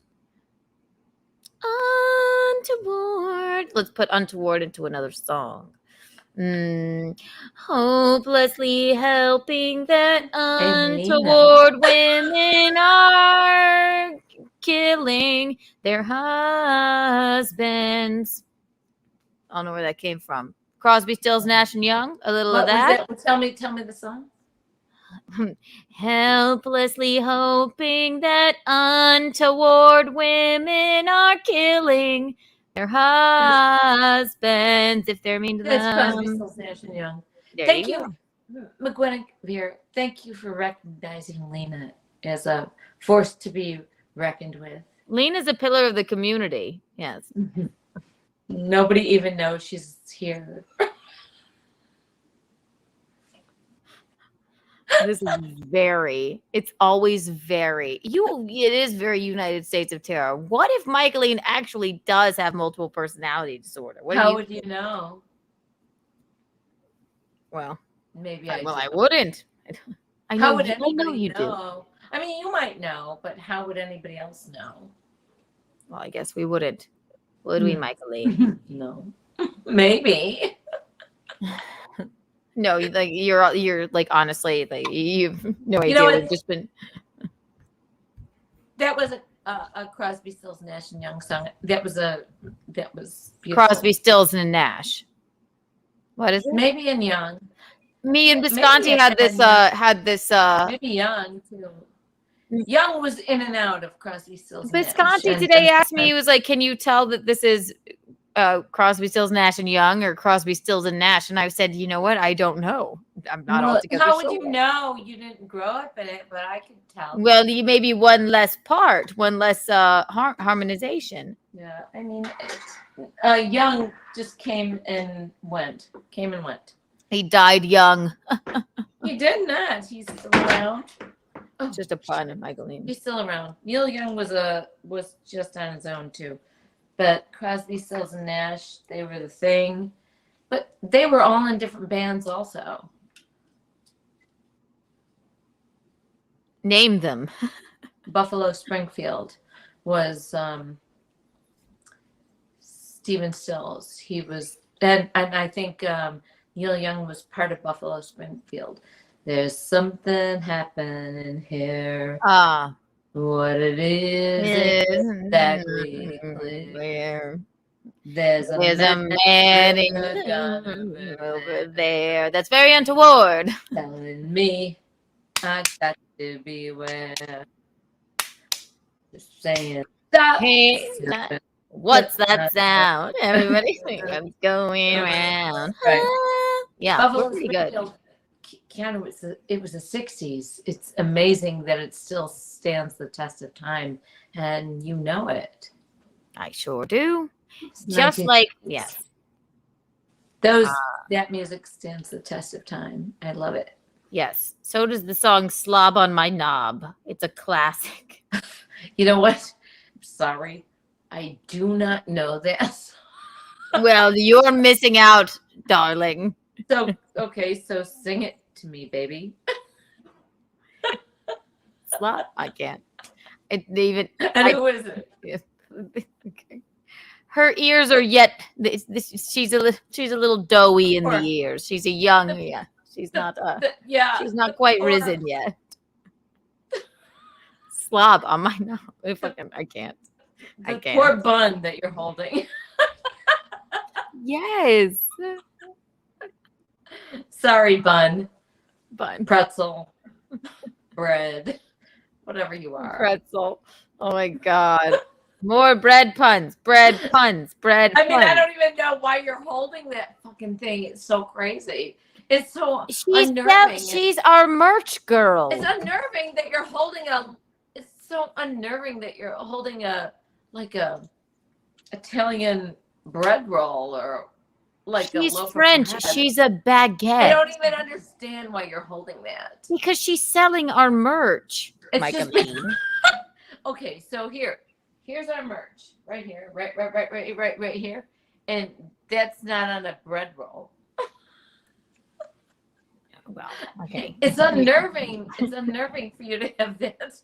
You're offending her, okay? I don't care. You know what? It looks. Look her in the eyes and tell her you're sorry. I don't know what that looks like, okay? I don't even know what that looks like. Michaeline, apologize. I'm not going to apologize to that bread roll. Well, she'll wait for your apology. And until you can rise to the occasion. You're going to take me off the cast. Don't be so sourdough, Michaeline. She looks a little doughy. Put her back in the oven. Oh, how dare you? How do you? That's not right of you to say. Really? Okay, now we really have to send it into madness. Get rid of that fucking thing. It makes me, it almost gives me anxiety to see that. What the fuck is that, Keanu?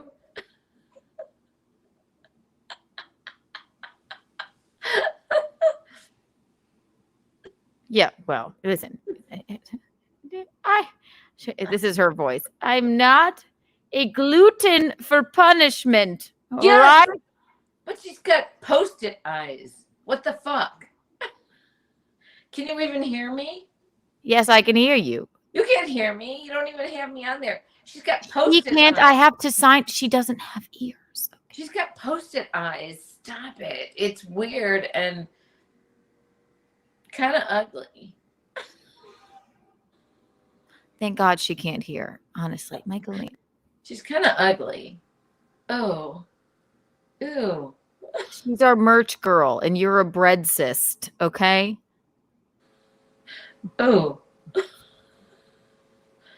Oh. It's all right. Sophie Lofi. Oh, fuck. Wait.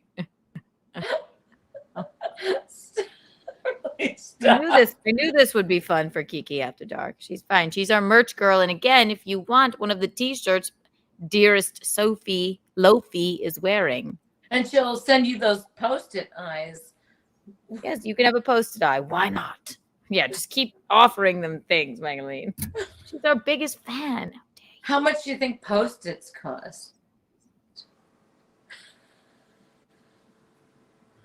Those are her eyes.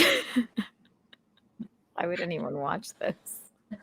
Love the bread puns. I know. They'll literally watch anything. You know, I love the bread puns as well, McGuinevere. They're really my bread and butter. I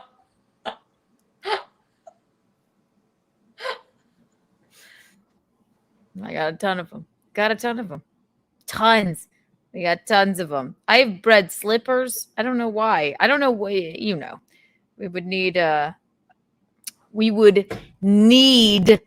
go back in my notes if we wanted to figure out how many more bread puns I wrote. Oh, fuck. I meant to add you back, not Michaeline, you're here. I we know, can hear you. I'm Yeah. laughing here and it's fun. Yes. Sorry, I didn't.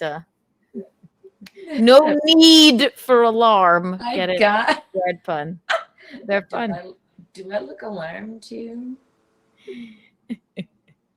Okay. Home run, Kiki. Great. Lofi. Well, she loves that. Yes. Sophie. Who said that? McGuinevere. It's not wrong. You know, Mickey, did you teach Keanu to peel her eggplants while cooking them as your friend? No, she doesn't. Michaeline does not normally cook. Okay. Eggplant's a very difficult thing to do. I really don't try to do it because it's too difficult. I do it early and often. I make a fabulous tomato sauce out of eggplant. I learned it. She probably does that much better than me. I don't peel them with a peeler. I just slice off the excess. No. I'm just saying eggplants are very difficult to do, and it's not my forte. But I made a fabulous fusilli tomato artichoke pasta tonight. Ooh. I can't even tell you how lovely it was. Did you take a photo? No, I don't have a photo. I could take a photo of it right now. Just bring out the whole dish. Start eating it. Aren't you hungry? A little. No. Do you want me to do that? Yeah. No, I'm not going to do that. Every single person in here, all 15 of them, they need you to do it. I will bring it out and show it to you. Sure. But want me to? Unequivocally, yes. Okay. What? Oh, God. What? All right. I'll be right back. All right, fine. It's beautiful, really. Keep talking. All right, yes. And maybe I did learn my love of puns from Chip. It doesn't make them any less, fun. Doesn't make me a bad comedian. I don't know. I have so many more. God, I used to just do this all day. As soon as I got this bread pillow, me and my friend Nick would just go back and forth all day.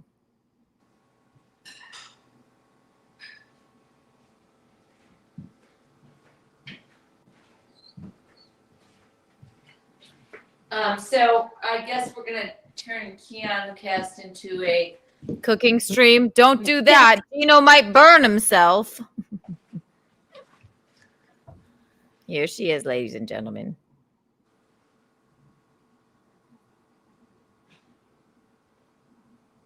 That looks positively lovely. It's fucking delicious and it smells positively lovely. Eat it. Put your face in it. Do it. I'm not gonna put my face in it. Not one bite. I'm gonna eat a couple of little noodles of it. Artichoke. Yes. Tomato, little feta cheese, a little garlic. I don't have a war on garlic right now. No war on garlic? I'm glad to hear it. No, this is a big, huge spoon, so do it slowly. Let it slide down your gullet.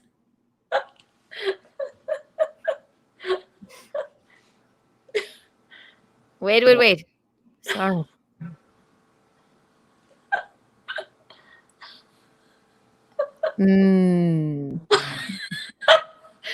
I'm not going to go to where you want me to go right now. Okay? Do it. I'm do just gonna it. eat a little do bit it. of pasta. Quickly.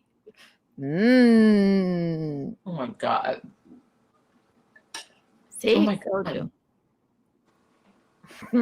Look, see? Yummy.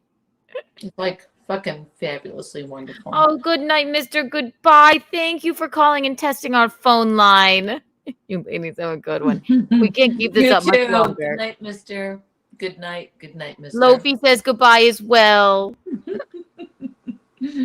So, I wish you all could come to my home and enjoy this pasta with me. And when she says pasta, she means pasta. You never know what she means. Isn't that right, Lofi? Oh my God, Keanu. Oh my God, what? This is so delicious. See, I told you. I'm going to have one more scoop and then I'm going to put it away. Scoop it up. Yeah. I don't know. I feel like we might have to end the stream early. Want to know why? Why? Feeling kind of crummy.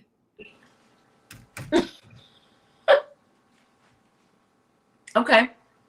No, I was teasing. I This know. goes on forever. Because you're never going to be able to end the stream early. We actually are. It's not early. I don't even know how we still could possibly do this. Feeling kind of crummy. Let me think. Okay. I'm going to put this away. Okay, I'll be here. Okay. Lest you let it, spoil. I can hear her walking away. I know you can hear me, but I don't have my floppy shoes on. She is like Mr. Yes, I don't know if that's a good or bad. At least it's not. But she always wants everybody in her neighborhood. She always will invite anyone over. The party always ends at Mickey's house. I will say that. Helplessly hoping.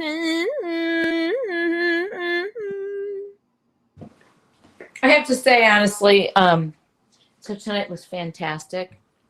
And if you want to end early, we're not ending early. We're just seeing how. We've done 4 hours. Your guests were stellar and wonderful. Both I guests. know. So I love them both. My God, could have had them on. I guess I could have had them on together, but it really worked out really, really well. And it was perfect. God, I love them both so much. Producer Roberto, thank you, Kiki After Dark is on a roll. Hello, yes. See, I mean, you know what? We really are just a couple of heroes. Get it? It's a bread I got pun. that one. Yeah, that was good. Right. Those are all great bread puns. All of them. It's a fun game. Now I'm in tune to it. But it took me a minute because I wasn't sure. I mean, do you sleep on that bread roll? I mean, no. But I will say this about you. I'm just like you. I'm like a ciabatta off the old block.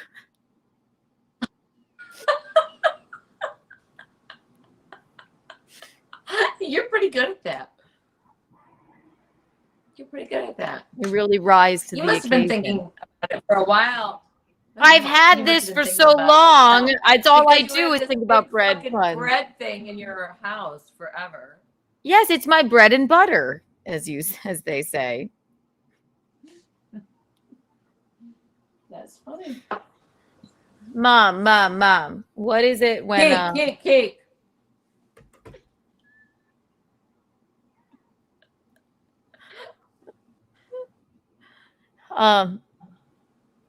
It's a fun porn category. What do you think my favorite porn category is? Gangbang. Okay, it was supposed to be a bread pun, so no. That is, yes, my favorite in real life, but I was just trying to have you set me up for a Well, joke. how can I come up with a bread pun with that? No. I'm going to say the bread pun. I'm sorry that I know. I apologize. Category.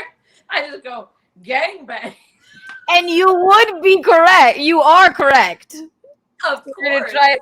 So we're going to try this again. Yes. I've been known to watch a gangbang from time to time. All right. I don't want it to necessarily happen. I'm not gonna know a bread. I love that you don't know that I'm trying to set myself up for a joke, but you know my actual favorite porn category. Yeah, and I'm very straightforward. Oh, she went gangbang.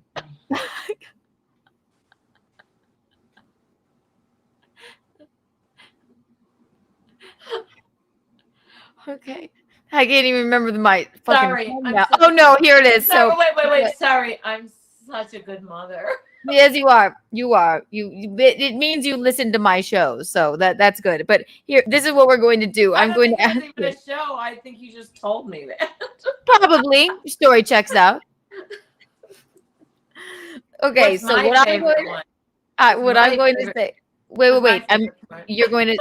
I know your fate. I know you love James Dean. I know you love him. So do I. We had that in common. That's just a category. You don't know my. I don't know your favorite porn category. Okay, wait. So listen, you're going to set me up for this. So I'm going to say, Michaeline, what you know what one of my favorite porn categories is, and you're going to say, no, what? Well, I don't know. Yes. See. All right. 1, 2, and 3. Michaeline, do you know what one of my favorite porn category is? No, what, Keanu? Be alley legal. I'm not sure what that means.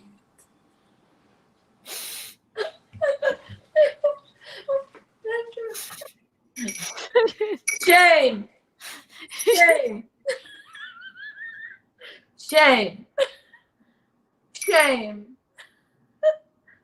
Shame. Shame. Do you not know what a be alley is? I know what a bialy is, but legal? I don't know what that means. Like barely legal. Bialy legal? Nothing? Sorry. Yeah, I got it. Barely legal. Okay, I got it. I would have never watched that, all right? It really did not. It didn't do anything for you. All right, just do No. the shame bell again. All right, 1, 2, I've and got a 3. bigger shame bell. This is just a little Just one. just do shame. Shame. Shame. Shame. I deserve it. Shame. Bialy legal. I was really excited about that one. Shame.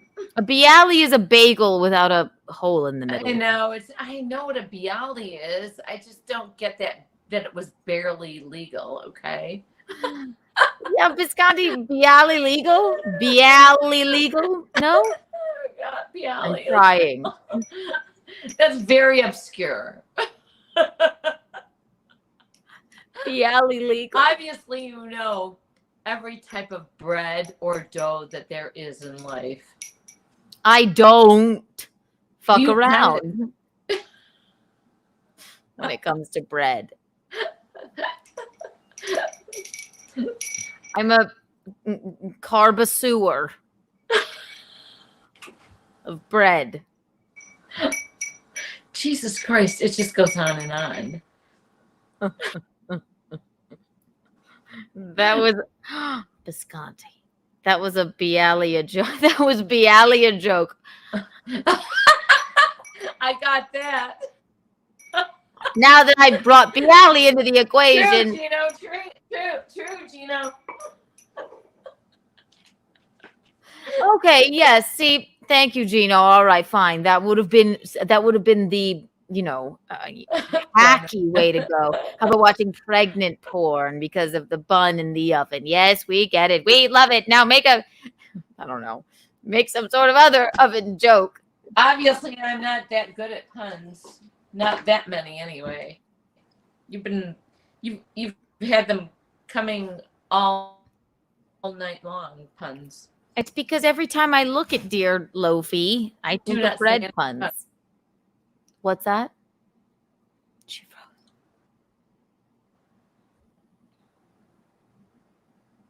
froze. Is she frozen for anyone else or just me? I'm not frozen. Oh, okay, good. I just couldn't hear you. So say it again. I'm not frozen. I was frozen a little couple times with the 4 people. My man loves the puns.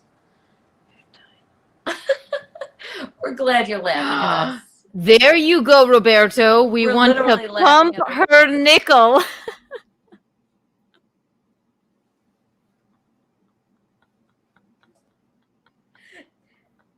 Producer Robert, that's a good one. That's good. I like it. It's good. It's good. That's a good one. It is. Very good. It's really good. I have to remove you. Maybe it's me. Am I frozen? No, you're not frozen. One second, Michaeline. I don't know what's happening.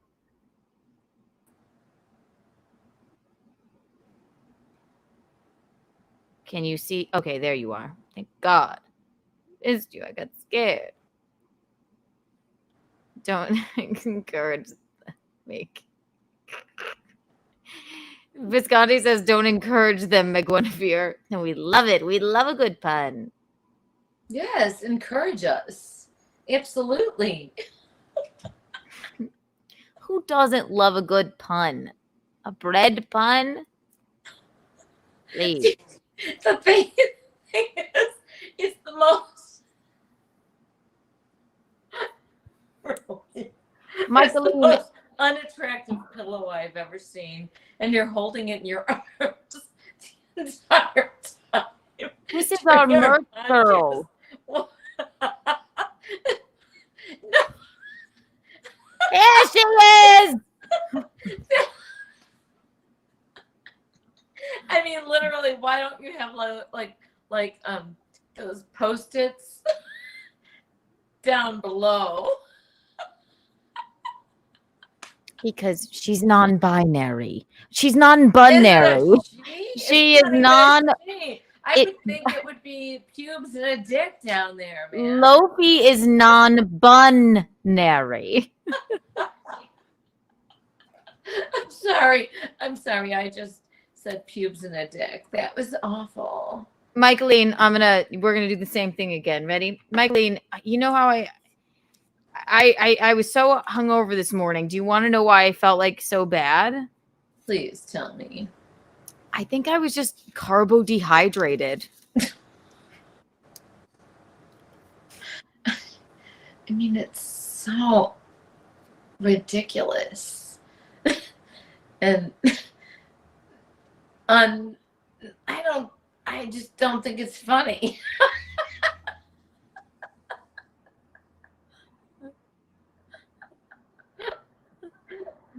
I'm sorry, I said pubic.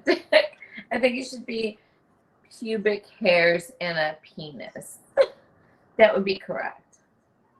Don't assume her gender, okay? I am assuming her gender. I mean, really. I don't have money for a merch model. This is all I have. Seriously, those eyes on those Post-it notes look like girl's eyes. These are women's eyes. Right. You're right. So it should be like, I can't even go there. The bottom half of her, I can't even go there. You want me to draw a pussy? Is that what you want me to do? I have the post-it note ready. I can't. No. I don't care about that fucking bread thing. I almost have anxiety about it. I think if I came to your apartment and saw that bread pillow, I would be disgusted by it. I don't understand it. Why do you have a bread pillow? Because it's funny. Because I said to Nick Heitman, we were drunk one night, and I said, "I'm gonna." Who? Nicholas Heitman, my BFF. And you ordered that stupid doughy pillow. We were in the East Village, and I said, "I'm going to. You know, it's going to be fun. I'm going to buy the first thing on my recommended list on Amazon." And here she is. Oh, take her clothes off. Let me see her in real. Let me see her. Well, if you want a T-shirt, take her post-it notes off and take the Keanu Cast T-shirt off. I mean, I knew it was there in your apartment, but okay. So take the post-it notes off of her. I can't rip out her eyes. Rip out her eyes. Okay, just let me see the whole goddamn thing. Okay, so hold her up like this. That is the most unappealing thing I've ever seen in my life. It's horrible. Whenever you're with Mickey, I can't believe you have that in your apartment. Listen, I don't love it either, but that was the deal. I'm really not. Visually, McGuinevere, visually, that is the most disgusting thing I've ever seen in my life. It's like just loaded, like puffed up with clouds and shit. Thank God she doesn't have ears. Oh my God. Talk about our own merch model. I would never fucking lay on that thing. I don't lay on her. I bet you do. I bet you do. I bet you lay on her like you're fucking bread or something. Like a lean. Actually, you're like laying on her like that. See, somebody said nice dildo. You have that.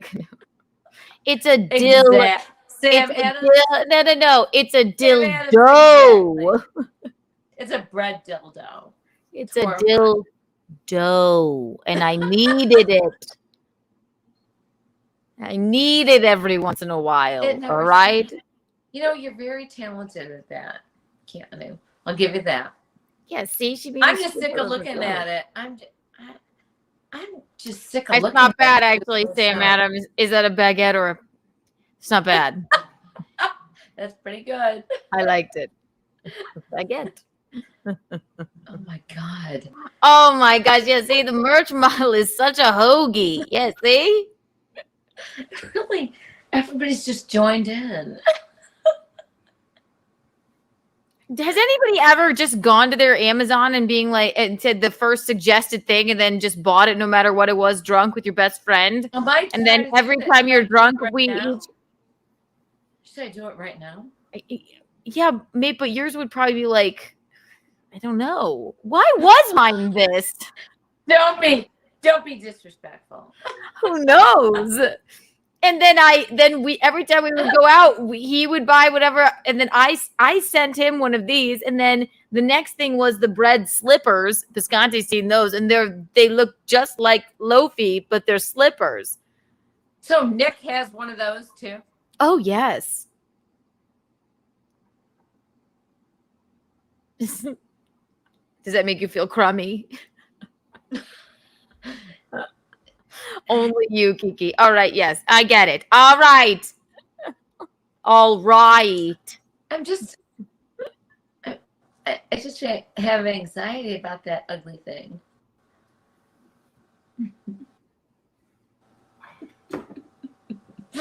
I'll be sending you one to your home. Me? I'm going to send you one. Yes, you need one. You're gonna send me a loaf of bread to my home, like that stuffed loaf of bread. Yes. Everyone needs one. I want one. I want a Keanu Cast loaf of bread. Order it right now. I want to see you order it right now. She wasn't that expensive, but I don't want to disparage her. No, because you'll just shove her in your closet and won't take care of her. Probably. I probably won't. I'll probably put it right on my white couch over there. Actually, McGuinevere, I did show it on the Simcast once with Melanie, who has Melanie Mack, everybody, and also Simcast with Chrissy Mayer. One time it was a pajama party, and Melanie Mack has a giant pillow that's a stick of butter, and I happen to have a giant loaf of bread. So really, I mean, it was a meeting of the minds. Go back and watch Chrissy Mayer's Simcast. You could find that somewhere. That wasn't that long ago. God.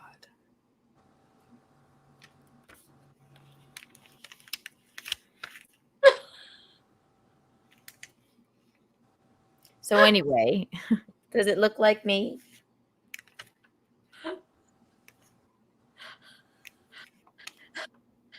We can't see your nose and your mouth, only your eyes. Well, they say you get a man through the eyes.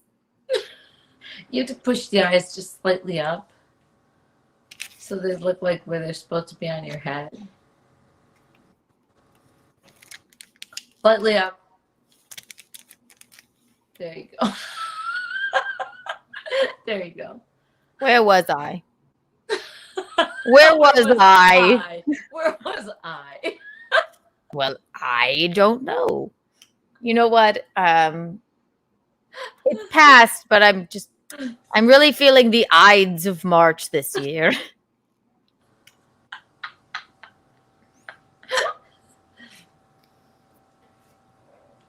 Oh, you know what? Damn it. This is a tangerine, but I was really looking for the apple of my eye. It's starting to look like really your eyes. I don't know what you mean.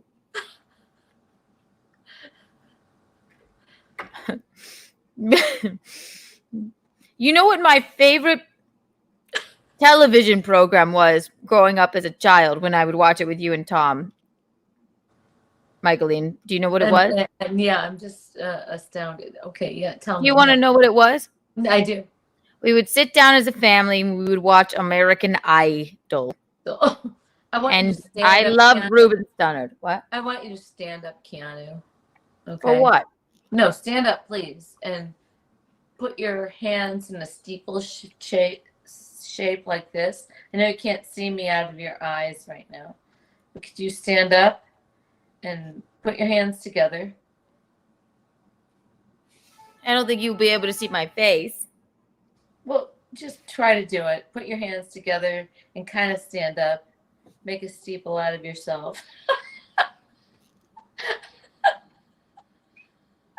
And you're the Eiffel Tower. Now that would have been a good porn pun. Okay, I'll do it again. Wait. I mean, you could push back or come closer and put your arms up, like in a steeple. Okay.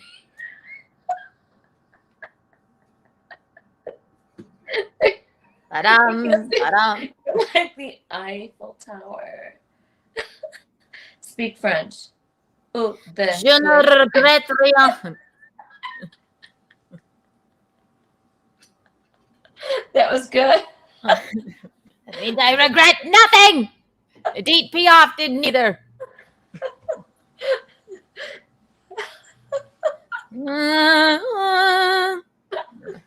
I can't remember it. Let me think of it.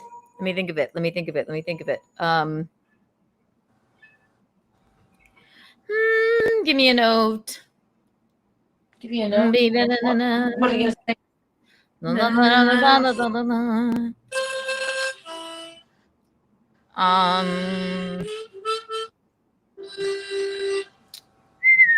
I'll tell you.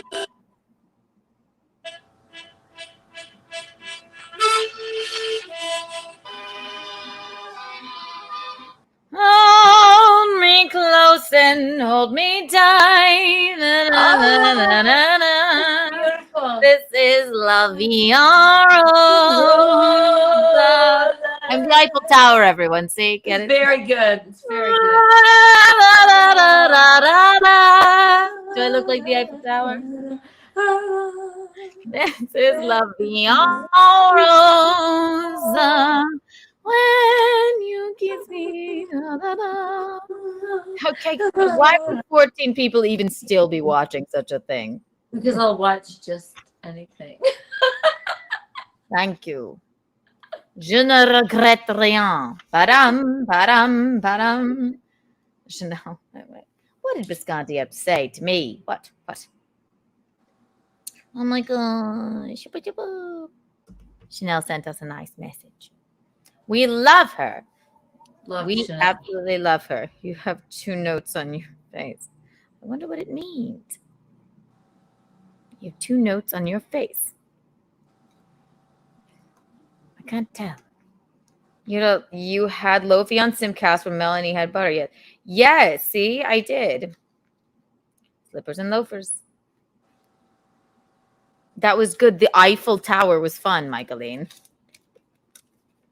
That was pretty good.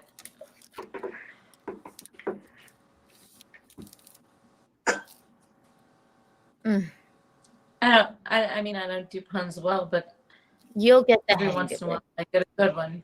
No, we love a good pun. We love a good bun. Excuse me, pun. Oh, wait, how far into your little glasses of vodkas are you? They're done. I now have. But I'm.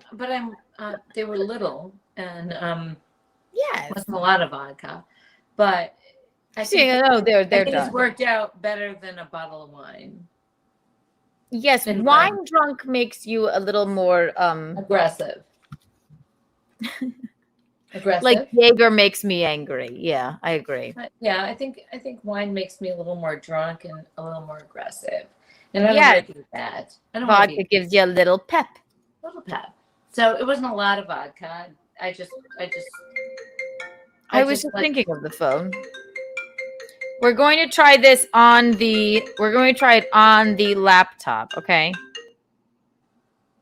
Call from. To accept, press 1. To send a voicemail, press 2. You can't hear that, can you, Michaeline? Yeah, I heard that. Yeah. Press 1, press 2.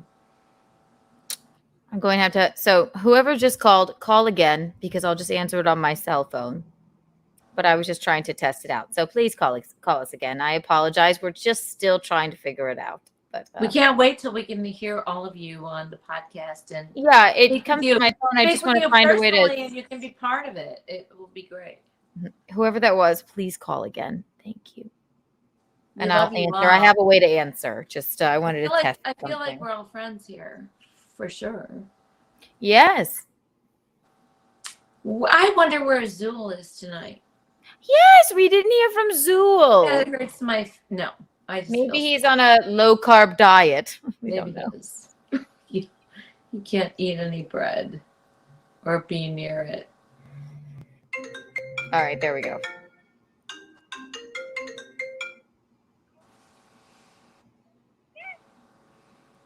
To accept, press 1. To send a voicemail, press 2. Thank you for calling Keanu Cast. Who am I speaking with? Can you hear us? Can you see us? Can you feel us? Hello? This is Bob's Joy. It's whom?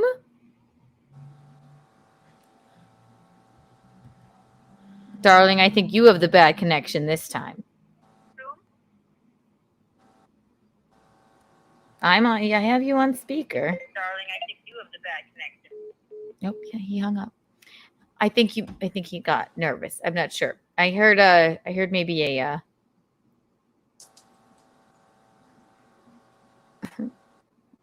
if you want to call in again, you are more than welcome. But again, we're just still figuring out the call-in number. I want to be able to press the button on the laptop and be able to hear it, and not have it come to my cell phone. But you know, this is a learning experience, Keanu Cast. Yeah, see, that's another thing. You have to turn your own radio down. So if you want to call, turn I'll us the radio down. down. Yeah. Oh, you're so classy, Kiki. Am I? Well, thank you. You are. Yes, it is the first rule of calling in. I agree. Yeah, so we don't have to McGuinevere, put where the did you reverb. get your McGuinevere, where did you get your name from? I gave her that Nicholas name. You did? Visconti, yes. I think that guy said his name was Bob Shuley. He was just he was doing. That's your first prank call, I think. I thought I heard Bob Shuley as well, which we love a good prank. Yeah. That's how dumb. Like that's why people are so dumb. And he's sitting there right now going, "Oh, I got." People are retarded. I know if he had said Bob Shuley, I would have been like, "Oh, got him," but we couldn't really hear it. But I heard Bob Shuley. Yes. Well, yeah, but you're also like, we're the same. It's like you'd be like, "Hey, this is a prank call." You'd be like, "All right, talk to me." But they literally live alone, and I want to believe it's a basement. And they're like, right now, the guy's like, "I just lit her up. They can't stop talking." You know what I mean? It's hilarious to me. yes. Well, I like both of those humans, so mold them into one. And I love the BS show. Watch it. You see me watch in the mornings when we're laughing about the fucking guy Bob Levy left. All right, I'll let you go, baby. All right, darling, we're almost done. Truly signing off. I need you in my life. No, I like Prego porn because there's a bun in the oven. There's a bun in the oven. Really? Bialy Legal got nothing? He didn't read my other one because it's not Pumper. That's not a type of porn. What is it? What was it? Pumpernickel? Pumpernickel. I said a better one would be I like BBC porn because I like to watch blondes when they pump her. Well, you know, something like that. Yes. Well, if anyone call in with your bread puns, that's what we would love. I'll call you when we're done, Visconti. There's probably hundreds of bread puns. It can be like the top 10 Letterman list. We could do like the top 10 puns of the week. Right? We could do stupid bread tricks. Or stupid anything kind of tricks. All right, here we go.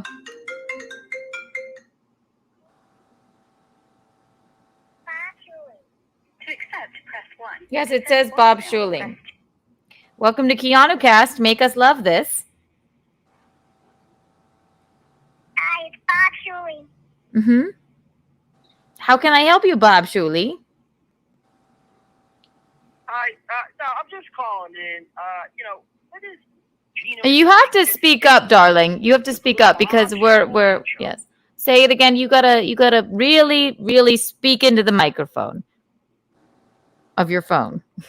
What is Gino's big disdain over a Bob Shuley joke? Is that good? He wasn't having a disdain over it. He was just simply stating, But he did. I mean, he gets his panties worked up in a bunch. Oh, I know that voice anywhere. I know this voice anywhere. This is not one John DiCaprio. Win by 2 radio, is it? Wow, now you're going by my government name. Yo, they told it to me. It is. Welcome to the show. Michaeline and I are huge fans of yours. Seriously, win by 2? Well, we appreciate that. I wish I could say the same about you specifically, Keanu. I'm a huge fan of Mickey, though. Yeah, I mean, I've been on record saying, well, here, Keanu, you lead the interview, and I'll work my way into that. Well, I'm glad you're watching, and I know you'll clip all of this, but really, we are. I know you're a huge fan of Mickey, as is everyone. That's why they're here. But really, even though, and I've said this before, and I'm really glad you called, you get things wrong. You definitely get things wrong. You sort of like warp things to like fit your narrative. I love it. I'm all here for it. So, and I really like watching your take on the other shows. And I think you're doing a great job, homie. And Michaeline has suggested to me before, I know you love that mask that sits in her house. And he did say, should I send it to him? And I said, you know what? Until he starts being a little bit nicer, then, and only then. But that needs to be overnight delivered. You know, I need that like ASAP, and all this will stop. All the, you know, I don't know. We love the harassment. Keep it coming, homie, please. Keanu, you're so astute to know who that was. I knew I could tell his voice from a mile away. Michaelin, can you hear him right now, by the way? Yes, literally, I like to watch you. You're very. That's great. You can tell my voice from a mile away. That's nuts. You're kind of a doll. Yes, John DiCaprio, I am obsessed with you. I am just obsessed with you. Just like that mentally ill man is obsessed with me and won't stop jerking off to me and posting revenge porn of me. But he's a good person to have on your show. Wait, tell John DiCaprio I think he's a doll. Well, Michaeline says she thinks you're a doll. So. Oh, okay. I thought she said something completely different. I thought she said he had a big dong. Ah, yes. My head is in the gutter, Keanu. No. I said I think you're a doll. Mickey's the greatest. Mickey rules. Gino and Keanu, you guys drool for the rest of the time. I need the mask shipped, overnight, 24 hours for that. And this all will stop. If not, then, Oh, keep it going. Keep it going. We love it. We love it. We love it. Kiki's mom has got it going on. She's all I want, and I'm waiting for so long. Thank you, John DiCaprio. Goodbye, Win by Two. Everybody listen to Win by Two Radio. They really. Here we have another caller. Bye. I wonder if they can really hear us. Hello. I can't believe you knew that was him. I could tell. Yeah. Sorry, we missed a call. Oh my gosh. I can't believe you knew that was him. Yes, we know he's a wannabe kind of red bar. Yes. He's kind of interesting. I just find it funny. Wait, am I really interesting? He's kind of fun and kind of interesting. No, I think he's good at what he does. He gets everything wrong. I mean, I'm not going to say he gets things right. He makes shit up, and well, it doesn't matter because. And then that one cute time he was talking about sod. Oh, so cute. Sod. Yeah, great. Now they're going to call us over and over. Here we go. Who's that? Call from Jake Hudson. Oh boy. Oh, it's all right. Answer. So fucking fun that these people are calling. Hello, us. Jake. Thank you for calling in. Welcome to Keanu Cast. What's up? How you doing? By the way, that wasn't John Casper. That was me doing Keanu's mom and dad voicemail. Oh, what's up? Do you think that wasn't the real? You did an audio version of Win by Two Radio? God, I'll be so sad. So, hey, what's up, Michaeline? How you doing? Hi, how are ya? We really love your rendition. We love your rendition of Keanu's mom as well. By the way, Mickey is hotter than April. April is a beautiful, beautiful, beautiful woman. They are different. Literally, shit, thanks. April is one of my very best friends, just like my mom, and they are just as beautiful as each other. How dare you? Yeah, they're so beautiful. But I do appreciate that you like me. I get to be on Keanu Cast? I have it in the works, darling. Don't worry. I want you to really shine. So. Yeah. Okay. And I get your links every day, and I've been planning to pop onto your show as well, and I'll get Gino on there too. Keanu. Yes. I just want to know why. How the fuck did Gino block you that time? That was a funny story. Yes. I don't know. I'm not altogether sure, but we've literally never been in a fight where a blocking situation happened. I think he's of a certain age and he didn't realize he had blocked me. So. That's like blocking your mother. Exactly. How dare he? I'm gonna let you go, Jakey. Save these burning questions for when I come on your show. And I did not mean to bump you, but I just want to have you on at a time where you're really going to shine. But thank you for calling in. Thank you so much, Jake Hudson. And please, everyone, follow Jake Hudson. Have a nice day, you as well. Goodbye. Bye now. Take care. I don't think I am nice. What do you want? I was nice. How nicer could I be? I know. Win by 2 radio. I don't think this is him. We do. Keanu knew it right away. It's never going to end now. Oh my God, this is so fun. Great. No, it's so fun.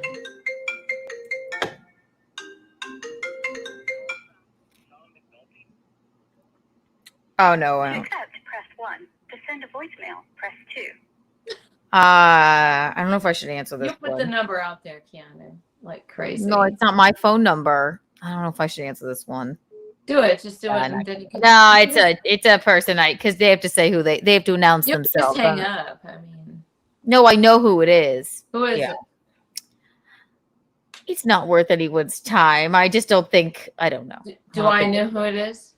No. Okay. It was listen, I don't think you're a bad person or whatever, but I think you just you frightened us a little bit, I think. But I know you're always on our side now. Thank you. I don't know, but I would have to consult Gino on that one. I don't know.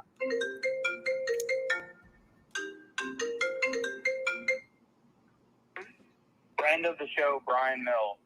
Okay. Oh, perfect. Press 1. To send a voicemail.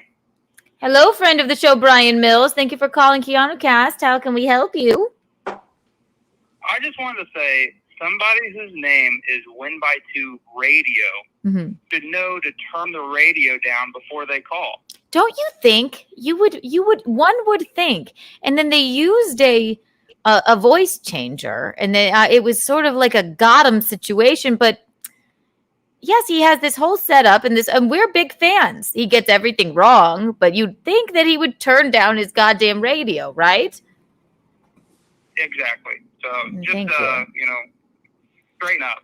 Thank you. Yes, thank you. Thank you. That was a very good comment, and thank you for your call. And thank you everyone for standing by us while we have figured out our phone line situation. But thank you for Kiki After Dark, and you get 20 Kiki bucks.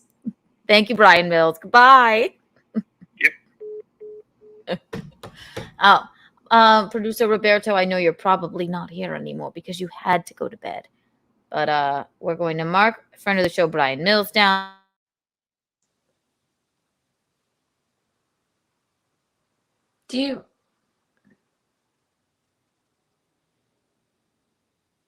You're frozen, Keanu. Sorry.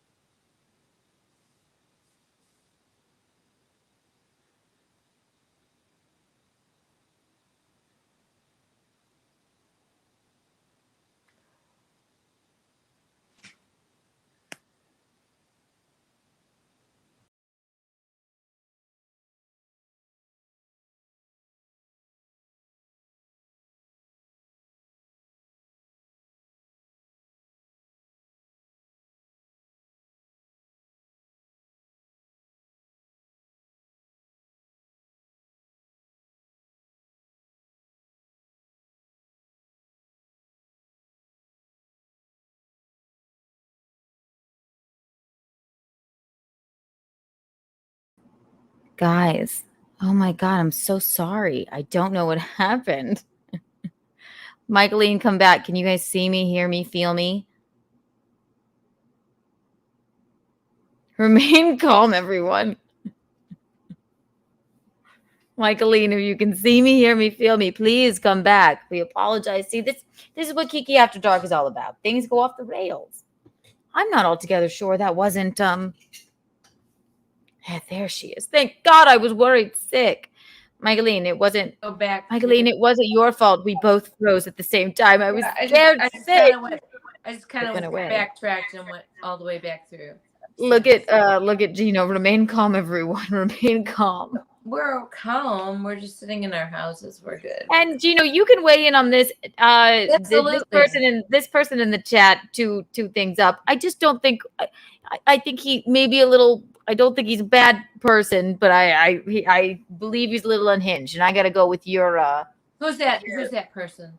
It doesn't matter. I'm not gonna. Yeah, but Doesn't I it don't know how matter to talk on the but phone. You need Yeah. to give me a praise of this, okay? Just because I'm part of I this. will. So we'll talk off the air about it. You No, know, we think will. he's but probably okay, just a so little. I'm just saying maybe we need to be more amenable to the people who are calling in. I answered every goddamn phone call. I know, and not cut them off like so quickly. I don't even know if the people want this to go on that much longer. I can't even believe they're still watching. How No, loud am I, by the I'm way? just saying, I just think they're calling in and they really like us. So maybe maybe 30 seconds more. I don't think Win by 2 likes us that much. I do. Well, he likes you. No, I think he doesn't like me. I think he likes us generally. And you don't know if it's Win by 2, and that's fine. No, the one I could definitely tell his voice when he was on the phone. Wait, listen, we're doing a sound check. You literally did know his voice. I did. We listened to the show. We like the show. I like to get clips from his show and put them on my show. He wrote a song about you. We don't have to be like antagonistic toward him, right? Michaeline, stop it. I couldn't have been nicer. I could not have possibly been nicer. And I'm just saying, polite.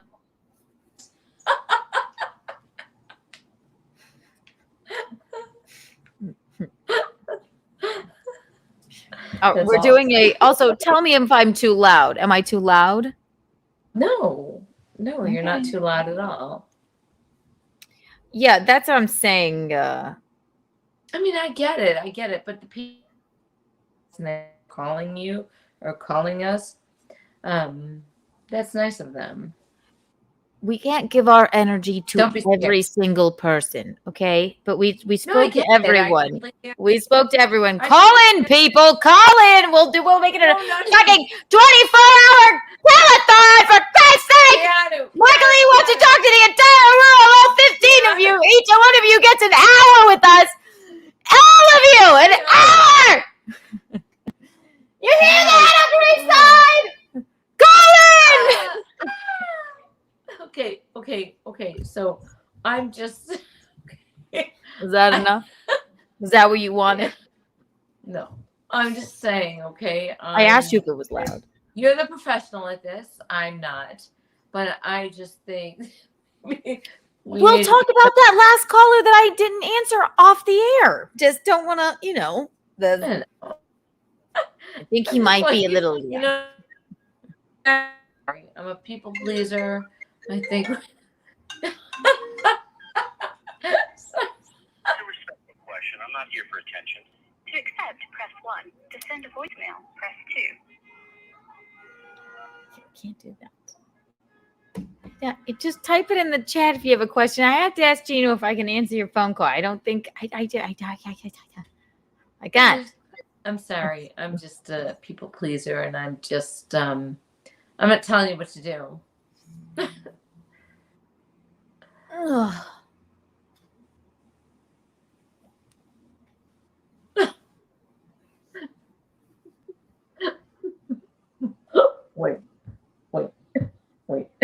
Wait. What? It's just a pill of dough. Just stay right there.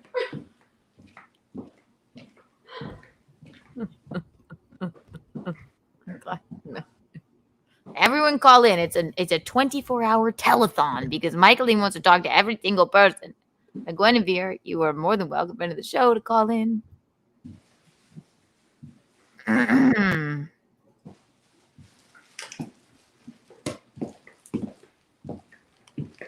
I shudder to think. What is it?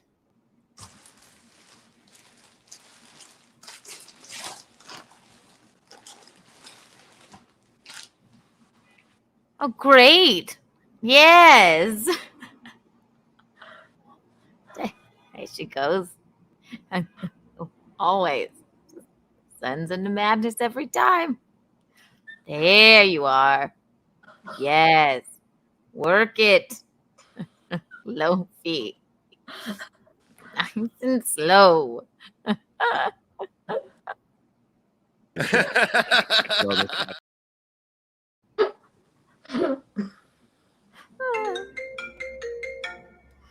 Hang on, this is actually Visconti. Hang on.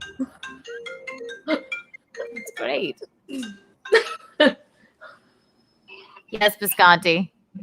Is it Tommy McNulty? Yes, sorry. Well, you were on the thing. Don't talk to him, don't deal with him, don't answer him. I'm not. That's why I said it. He's a fat fucking liar. Hold off 3 more weeks and he'll die. He'll either kill himself because he knows he's a psycho with no friends that he forced out of his life, or he'll just fucking die of a heart attack because he's a fat, sad fuck who doesn't leave the house and wants attention, and when he does, he makes up lies about everyone. Mickey, I could tell you stories about stuff that was fucking sent to Keanu. Okay? Yeah. I don't even know why we're having this discussion on air. That's what I said. What are you yelling at me for? I didn't even know anything about it. I'm just asking questions. You know what I mean? Asking questions.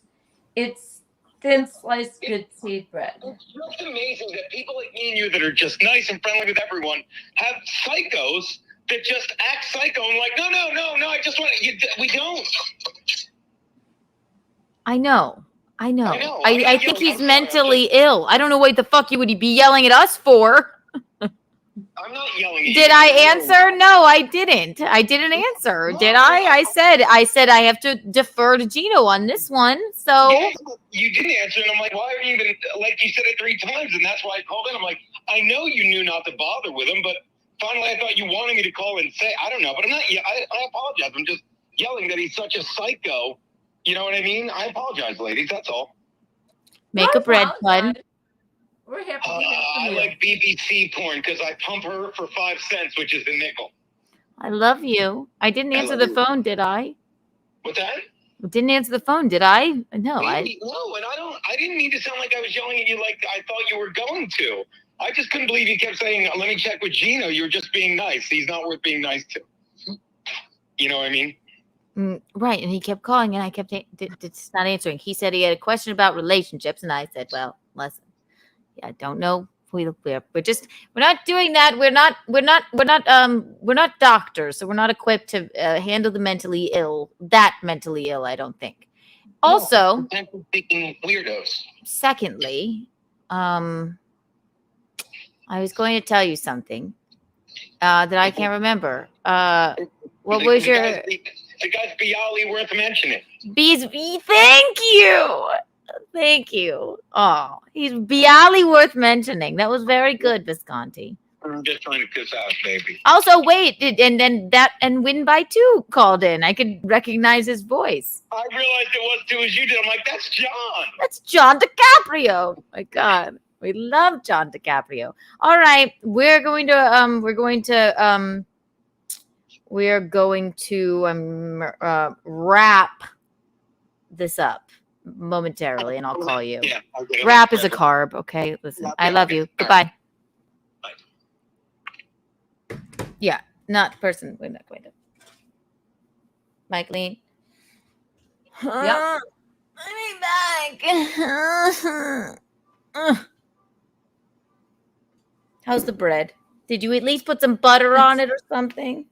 No, it's completely delicious. Just like that's my favorite bread. Is that Dave's? Yeah, it's Dave's. It's thin sliced good seed. I love Dave's bread. You can eat it just like that, or you can put stuff on it.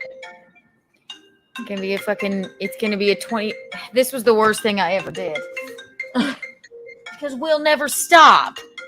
Assholes. Me, not any caller. Please call in. I'm completely good. Welcome to Keanu Cast. This is Keanu. How may I direct your call? Hey, Keanu and Mickey. This is LL Cooley, and I was just calling in to straighten out something that I think is unfair. So I'm sorry, I can't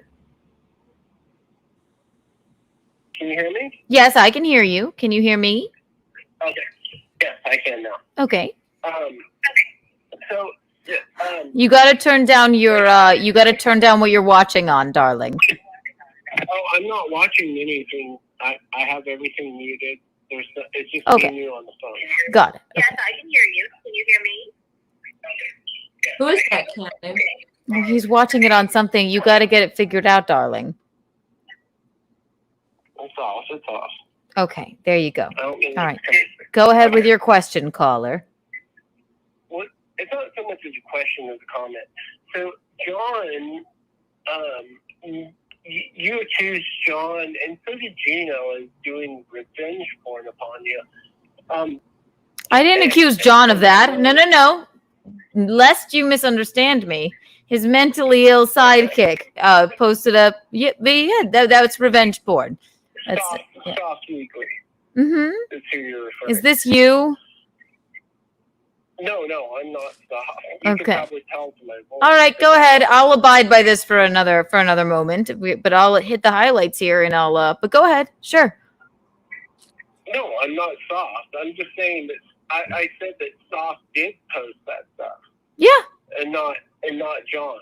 I love John. I told him I'm a big fan of his show. I said, listen to Win by 2. I didn't think he did that. Yeah. Okay, well, I just wanted to make that known. I mean, Oh, okay. So we're on the same page, darling. Yes. So what was your?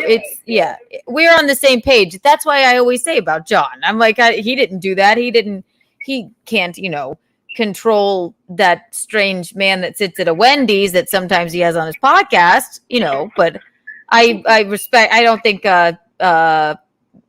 Win by 2 DiCaprio would do that. No. So yeah, we're on the same page. That was the mentally ill man. That's fine. Did I like make a fuss about it? No, but I'm allowed to say if somebody revenge porns me, they revenge porned me. Did I sue? Did I like cry? No. But yeah, I never said John DiCaprio did that. No. Mm-mm. Well, in the terminology could get murky as well, but I mean, either way, I just wanted to sort that out. Well, thank you. Sorted, and hello to Mickey, and we love Mickey over at Win by 2. Hi. Wonderful. Okay, so he is affiliated. All right, wonderful. Thank you for calling in. Have a splendid night. Take care, darling. Yes, listen, kids. When I say revenge porn, that's the term for it. I don't even know. Did I ever cry over it? You took something off of a site, or you took something off of a paid site, or you took it off of the internet where somebody took it off of a paid site. Listen, this is what happens on OnlyFans. Have I ever cried about it? No. Did I fucking ever cry about it when Kevin Brennan posted naked photos of me that are stolen technically on his Twitter? But I think you should. Absolutely, but I won't. It's beneath me. They're crumbs to me. But I will call it what it is. It's revenge porn. You might have jerked off for free and then you decided to post it. Right. Oh, here she is. Thank God. Look, no, my mom just said that made Mickey too uncomfortable. No. So if that was that mentally uncomfortable. I'm not. No. And I go like, listen, fuck. I know what it did. I understand these things end up on the internet. I understand that. How I feel about people who call you mean names, and that's I all. don't care. So. Doesn't matter to me. I know Fine, it it's doesn't, beneath but it me. matters to me, and that's all. I'm just saying. No, revenge porn is a harsh. It's not a harsh. It's revenge porn. I didn't like what she did. I didn't like what she said about me. So I'm going to go find these photos that I know are on the internet or that are sent to me from a paid website and post them for everyone to see, which is basically stealing. But Kevin Brennan did that. And then he acted like when I don't even, it's beneath me to even talk about him. This man that just talked to you? He was just saying, he was making sure that I knew that John DiCaprio didn't do that. Me. Yes. Just his sidekick that has since been fired from Win by 2. He did. He made a whole slideshow of me, which I found it quite. John DiCaprio. No. His ex sidekick, or I don't know, but the man is mentally ill, so I found it quite. odd somebody would just sit there and just for your quality of life and your time of day to sit there and like make this slideshow. Like, I know it's out there and I know that you like stole these photos or you subscribed or did whatever, and it is unequivocally revenge porn. Because for some reason you hate me. And if I wanted to, then yeah, I could probably tell someone about that. But it's beneath me too for some such a crumb such as that mentally ill man. Also, same thing, Kevin Brennan. Did I do anything? No, don't care. But I just hope one day that somebody talks to his daughter the way that he's spoken to me, and and she's a good sport like me, because I shudder to think how anybody else would handle someone talking to them like that. But I am unequivocally always a good sport. Right, Michaeline? You are too good a sport. You fuck me over enough, I will fucking come back at you with the wrath of 1,000 fucking suns. I think you really should with Kevin. I don't talk about fucking stupid Kevin Brennan. I mean, listen. Neil Brennan wants to come on here and we can talk about the trauma he's put us through. You have an open invitation, Neil. I find you far funnier and I know you're richer. So listen, Neil is his brother. But anyway, that's all. Thank you for the phone call. Whomever that was. Did that make any sense to you, Michaeline? Me, I just don't understand your nicety about. I don't even want to talk about them because it's beneath me and they're crumbs. They're crumbs. Okay, good. Then don't. I don't. I won't. My parents think I'm cool. I'm cool. You know with how I it. feel about it. I know. Wait, let me read some comments. All the holes can just. Ignoring the comments, right? See, McGuinevere knows me best. All the holes can all just suck, blow away. Suck, blow, blow. They are not worth it. We are all above them. This is the point of the podcast where I have to dig Mickey out of a depression hole, which I will. I'm not depressed. Michaeline, go back to other Michaeline. I was not depressed the whole time. I didn't act like a freak the whole time. I didn't go like this. I just looked at the time. I literally didn't go. No, the whole time. Can you do that again? What didn't you do? I didn't go. I know what I'm doing right now. I didn't do that the whole time. That was great. A couple of times I went blank, but not this time. Remember our yes. I've been with it the whole time. Me too. Okay, remember. I do remember that. That's Elliot. I think moving that was probably when I had jelly beans like flowing down my face. What? What?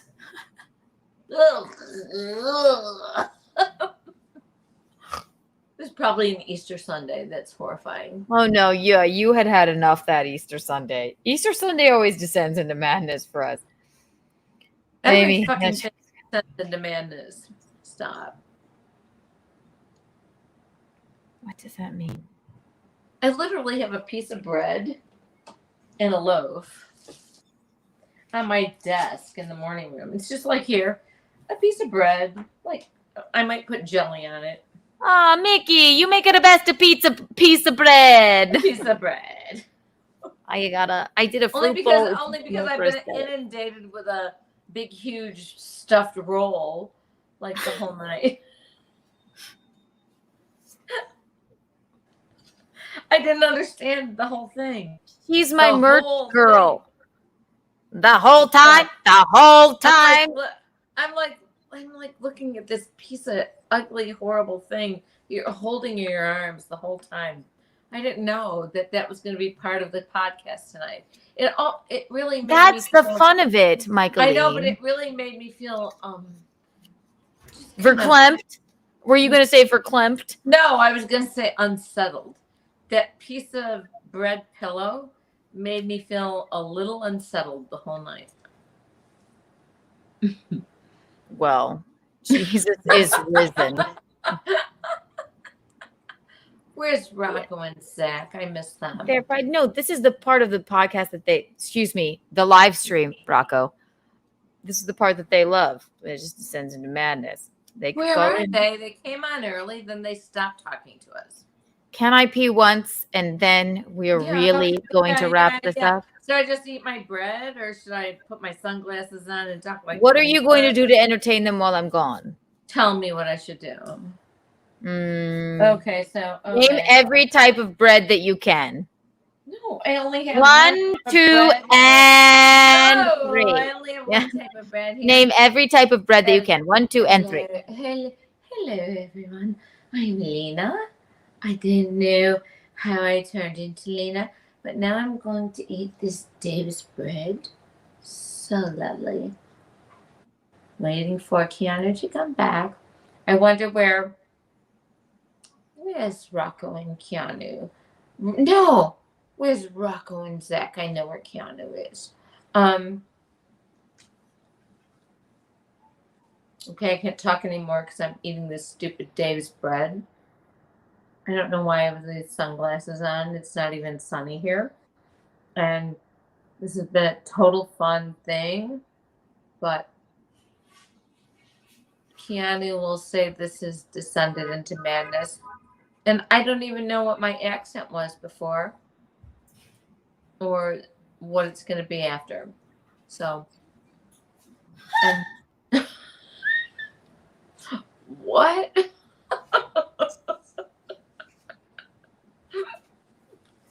I just had a thought, Lena. No, Lena's gone. Oh, excuse me. Sorry. I don't even. Sorry, I thought we were doing Kiki After Dark. I don't even know the accent anymore. I lost it along with the Grand Marnier. Oh, Grand Marnier. I can't even fake it. What did we learn tonight? What? What did we learn tonight? And this should be something, how we start. You know what? Write this down. We're going to write this down. So Kiki After Dark. Okay, so make a list. Okay. Okay, put on the list, plan Christmas party. Plan Xmas party. Wait. Okay. Here it is. We also need, and then when we start Kiki After Dark, we have to start Kiki After Dark like this, and we both have to have our sunglasses on. Kiki. And we'll whisper to each other.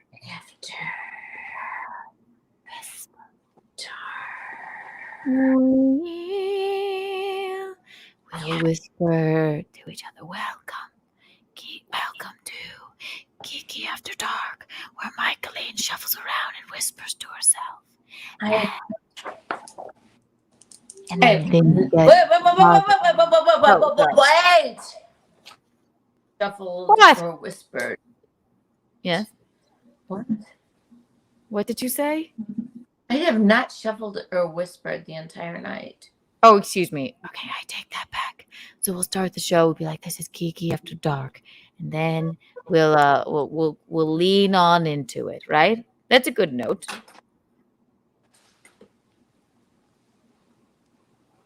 Wonderful. Kiki After Dark sunglasses plan. After Dark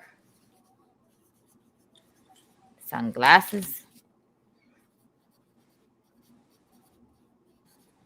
plan. I think it's a good way to start.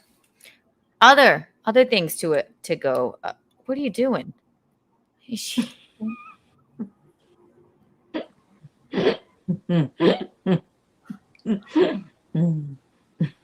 What are you drawing there?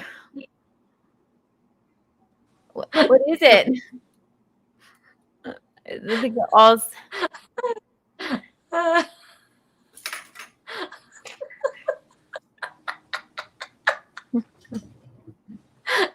It's trying to go for a heart. Like I love Okay. you. All right. Well, yes, exactly. So it's an art stream. There you go. Keep trying. You're doing great. That looks exactly like a heart. You're getting the shape and the shading positively correct. Yes. This is why. This is why. Okay. Wait. There you go. There you go. I think that looks great. That looks just like a heart. Wouldn't you all say? I love everybody. There you go. Let's go. Let's do it. Just give it. Yes. I love when this happens. And we are.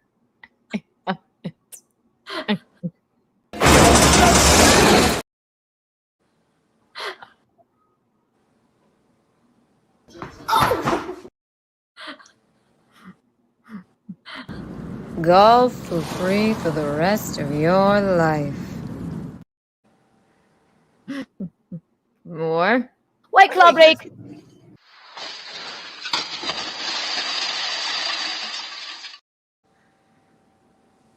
You look great. I, for one, am a fan. This for the record, this is the best time I've ever had in my life.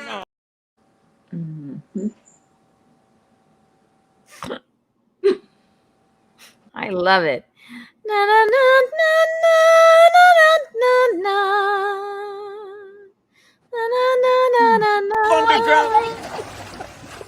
Right here. No, right here. I really love it. I think it's gorgeous. The other hearts didn't turn out too good.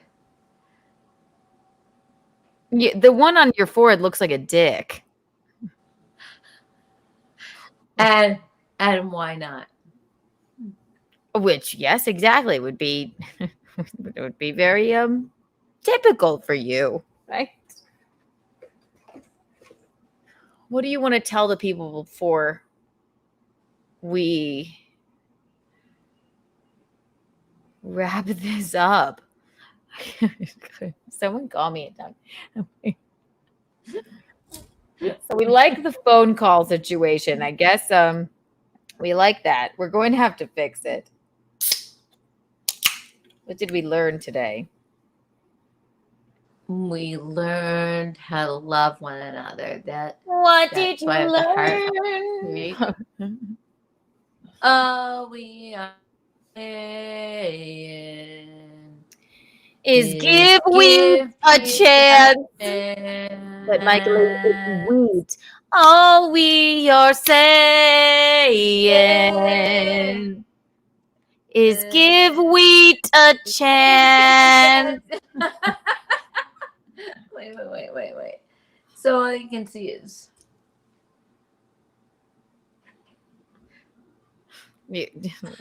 Oh, wonderful. That looks great. You look like you just got like a microdermabrasion treatment.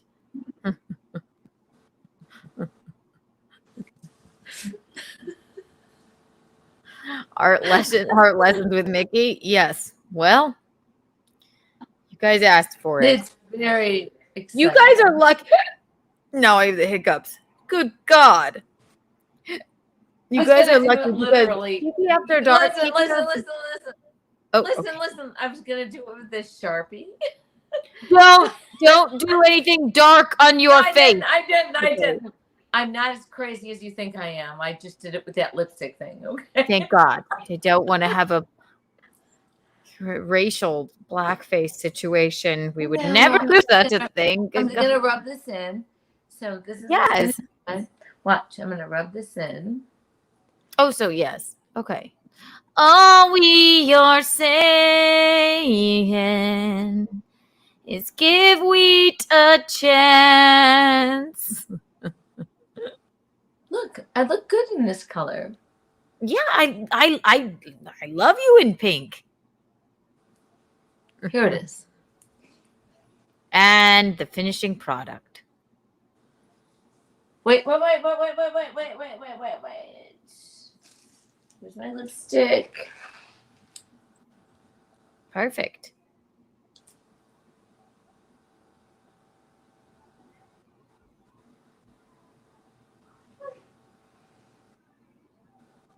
I love it. You look like you passed out in the sun again. Remember to butter those biscuits. Somebody said, "Take face, cancel her."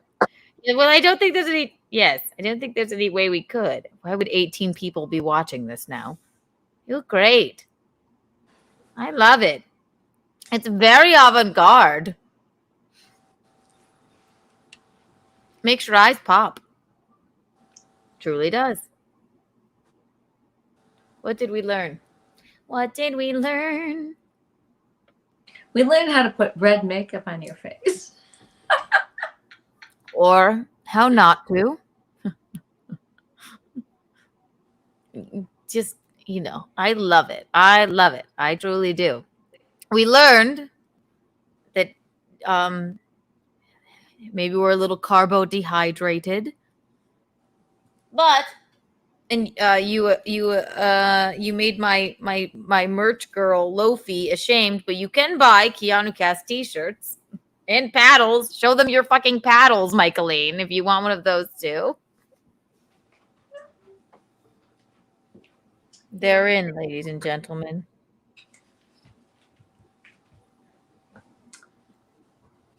Michaeline will she'll sign them for you and draw doodles on them. And then she'll rub them against her vagine before she sends them out. Do you want me to do that right now? Nope. Not on the air. Nope. Yep. There you go. So you have those shirts, everyone. Oh, I'm going to be in LA. I'm gonna miss you in LA. I'm gonna miss you. We're still doing the show, and Zia will be on next week. Yay! Yeah. Yay! Yes, it'll be a special LA stream from LA. Chrysanthemum, I assume if she's not busy, will pop by. Me, Chrysanthemum, and me, Chrissy Mayer, and Lila Hart are going on tour again. It's the Adorable Tour. We're opening for Chrissy at the Pineapple Saloon. Look up our dates on Keanu C. Thompson. My Instagram has the dates. Chrissy Mayer, her Instagram has the dates. Her Twitter has the dates. My Twitter, Keanu C. Thompson. Friday, Gino Bisconti and I will be together in Brooklyn at a place I can't remember, but we will be with Rich Carucci. We're excited about that. We had the best time in Pennsylvania this last weekend. Subscribe to In Hot Water. Subscribe to Compound Media. You guys are missing out if you are not subscribed to Compound Media. There's a lot going on over there. And they're off for the week. But yeah, you get Chrissy there. You get Gino Bisconti. You get Anthony Cumia, who we all know and love. Is there anything else? Subscribe to my OnlyFans if you want to. And please do your best not to revenge porn me. But please subscribe. It's only $7 a month. I keep it very, very cheap and affordable for the people. Keanu C. Thompson. And please press the like button. And please, if you're watching and you're not subscribed, please subscribe. It helps us all. Yes. Have fun in the West. Kiki, thank you so much. And believe me, for those of you that follow me and Chrissy and Lila on social media, we will be doing an inordinate amount of posting, I assure you. And if you want a shirt, go to my Instagram, send me a message.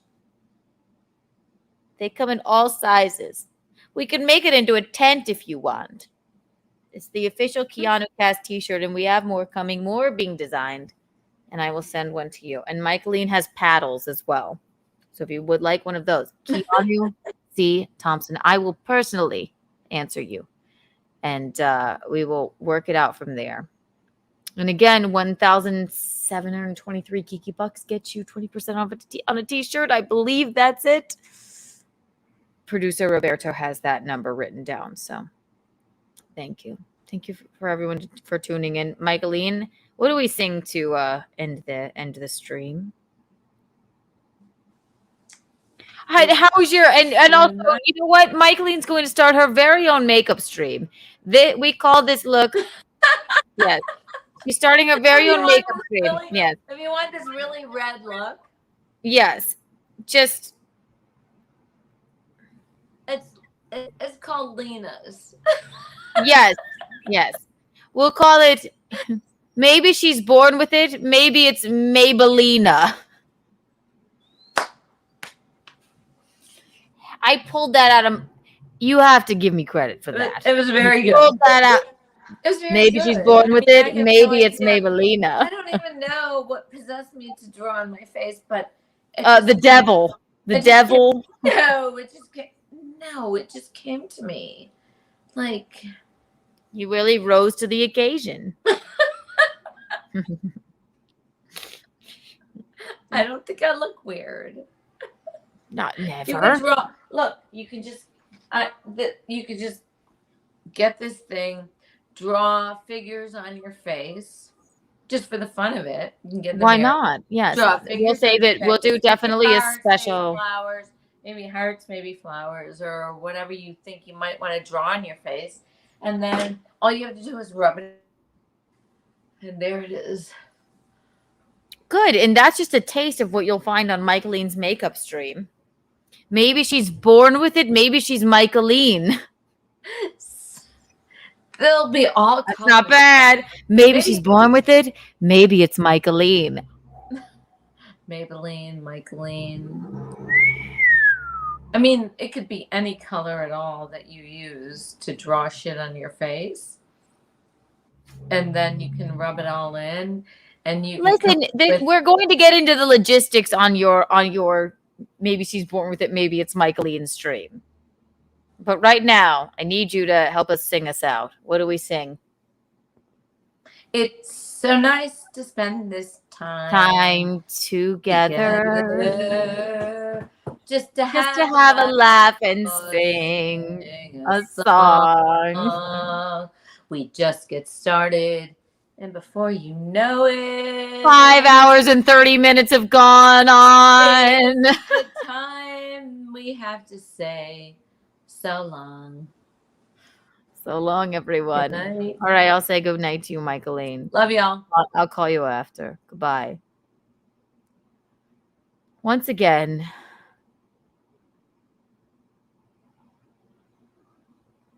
I don't know.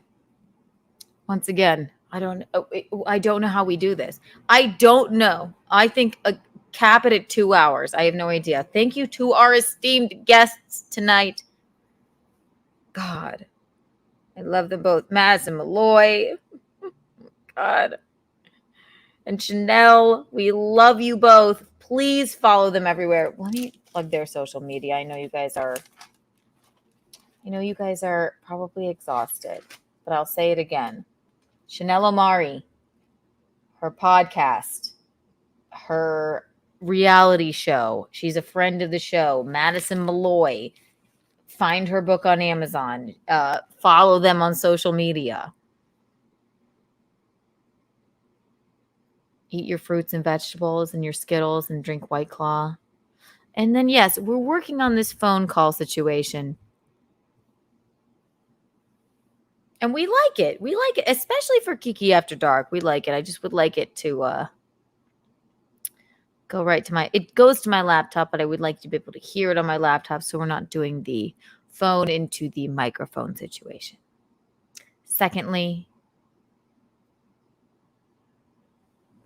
yeah, I'm going to be in LA next week with Chrissy Mayer and Lila Hart. We're doing the And Now We Drink podcast. Zia's going to be on the show next week. Same time. Not same place, but it'll be the same time. And we love you all. And thank you for hanging out with us. We love you. I'm glad you saw me. I'm glad you felt me. I'm glad you heard me. Take care, everyone, and good night.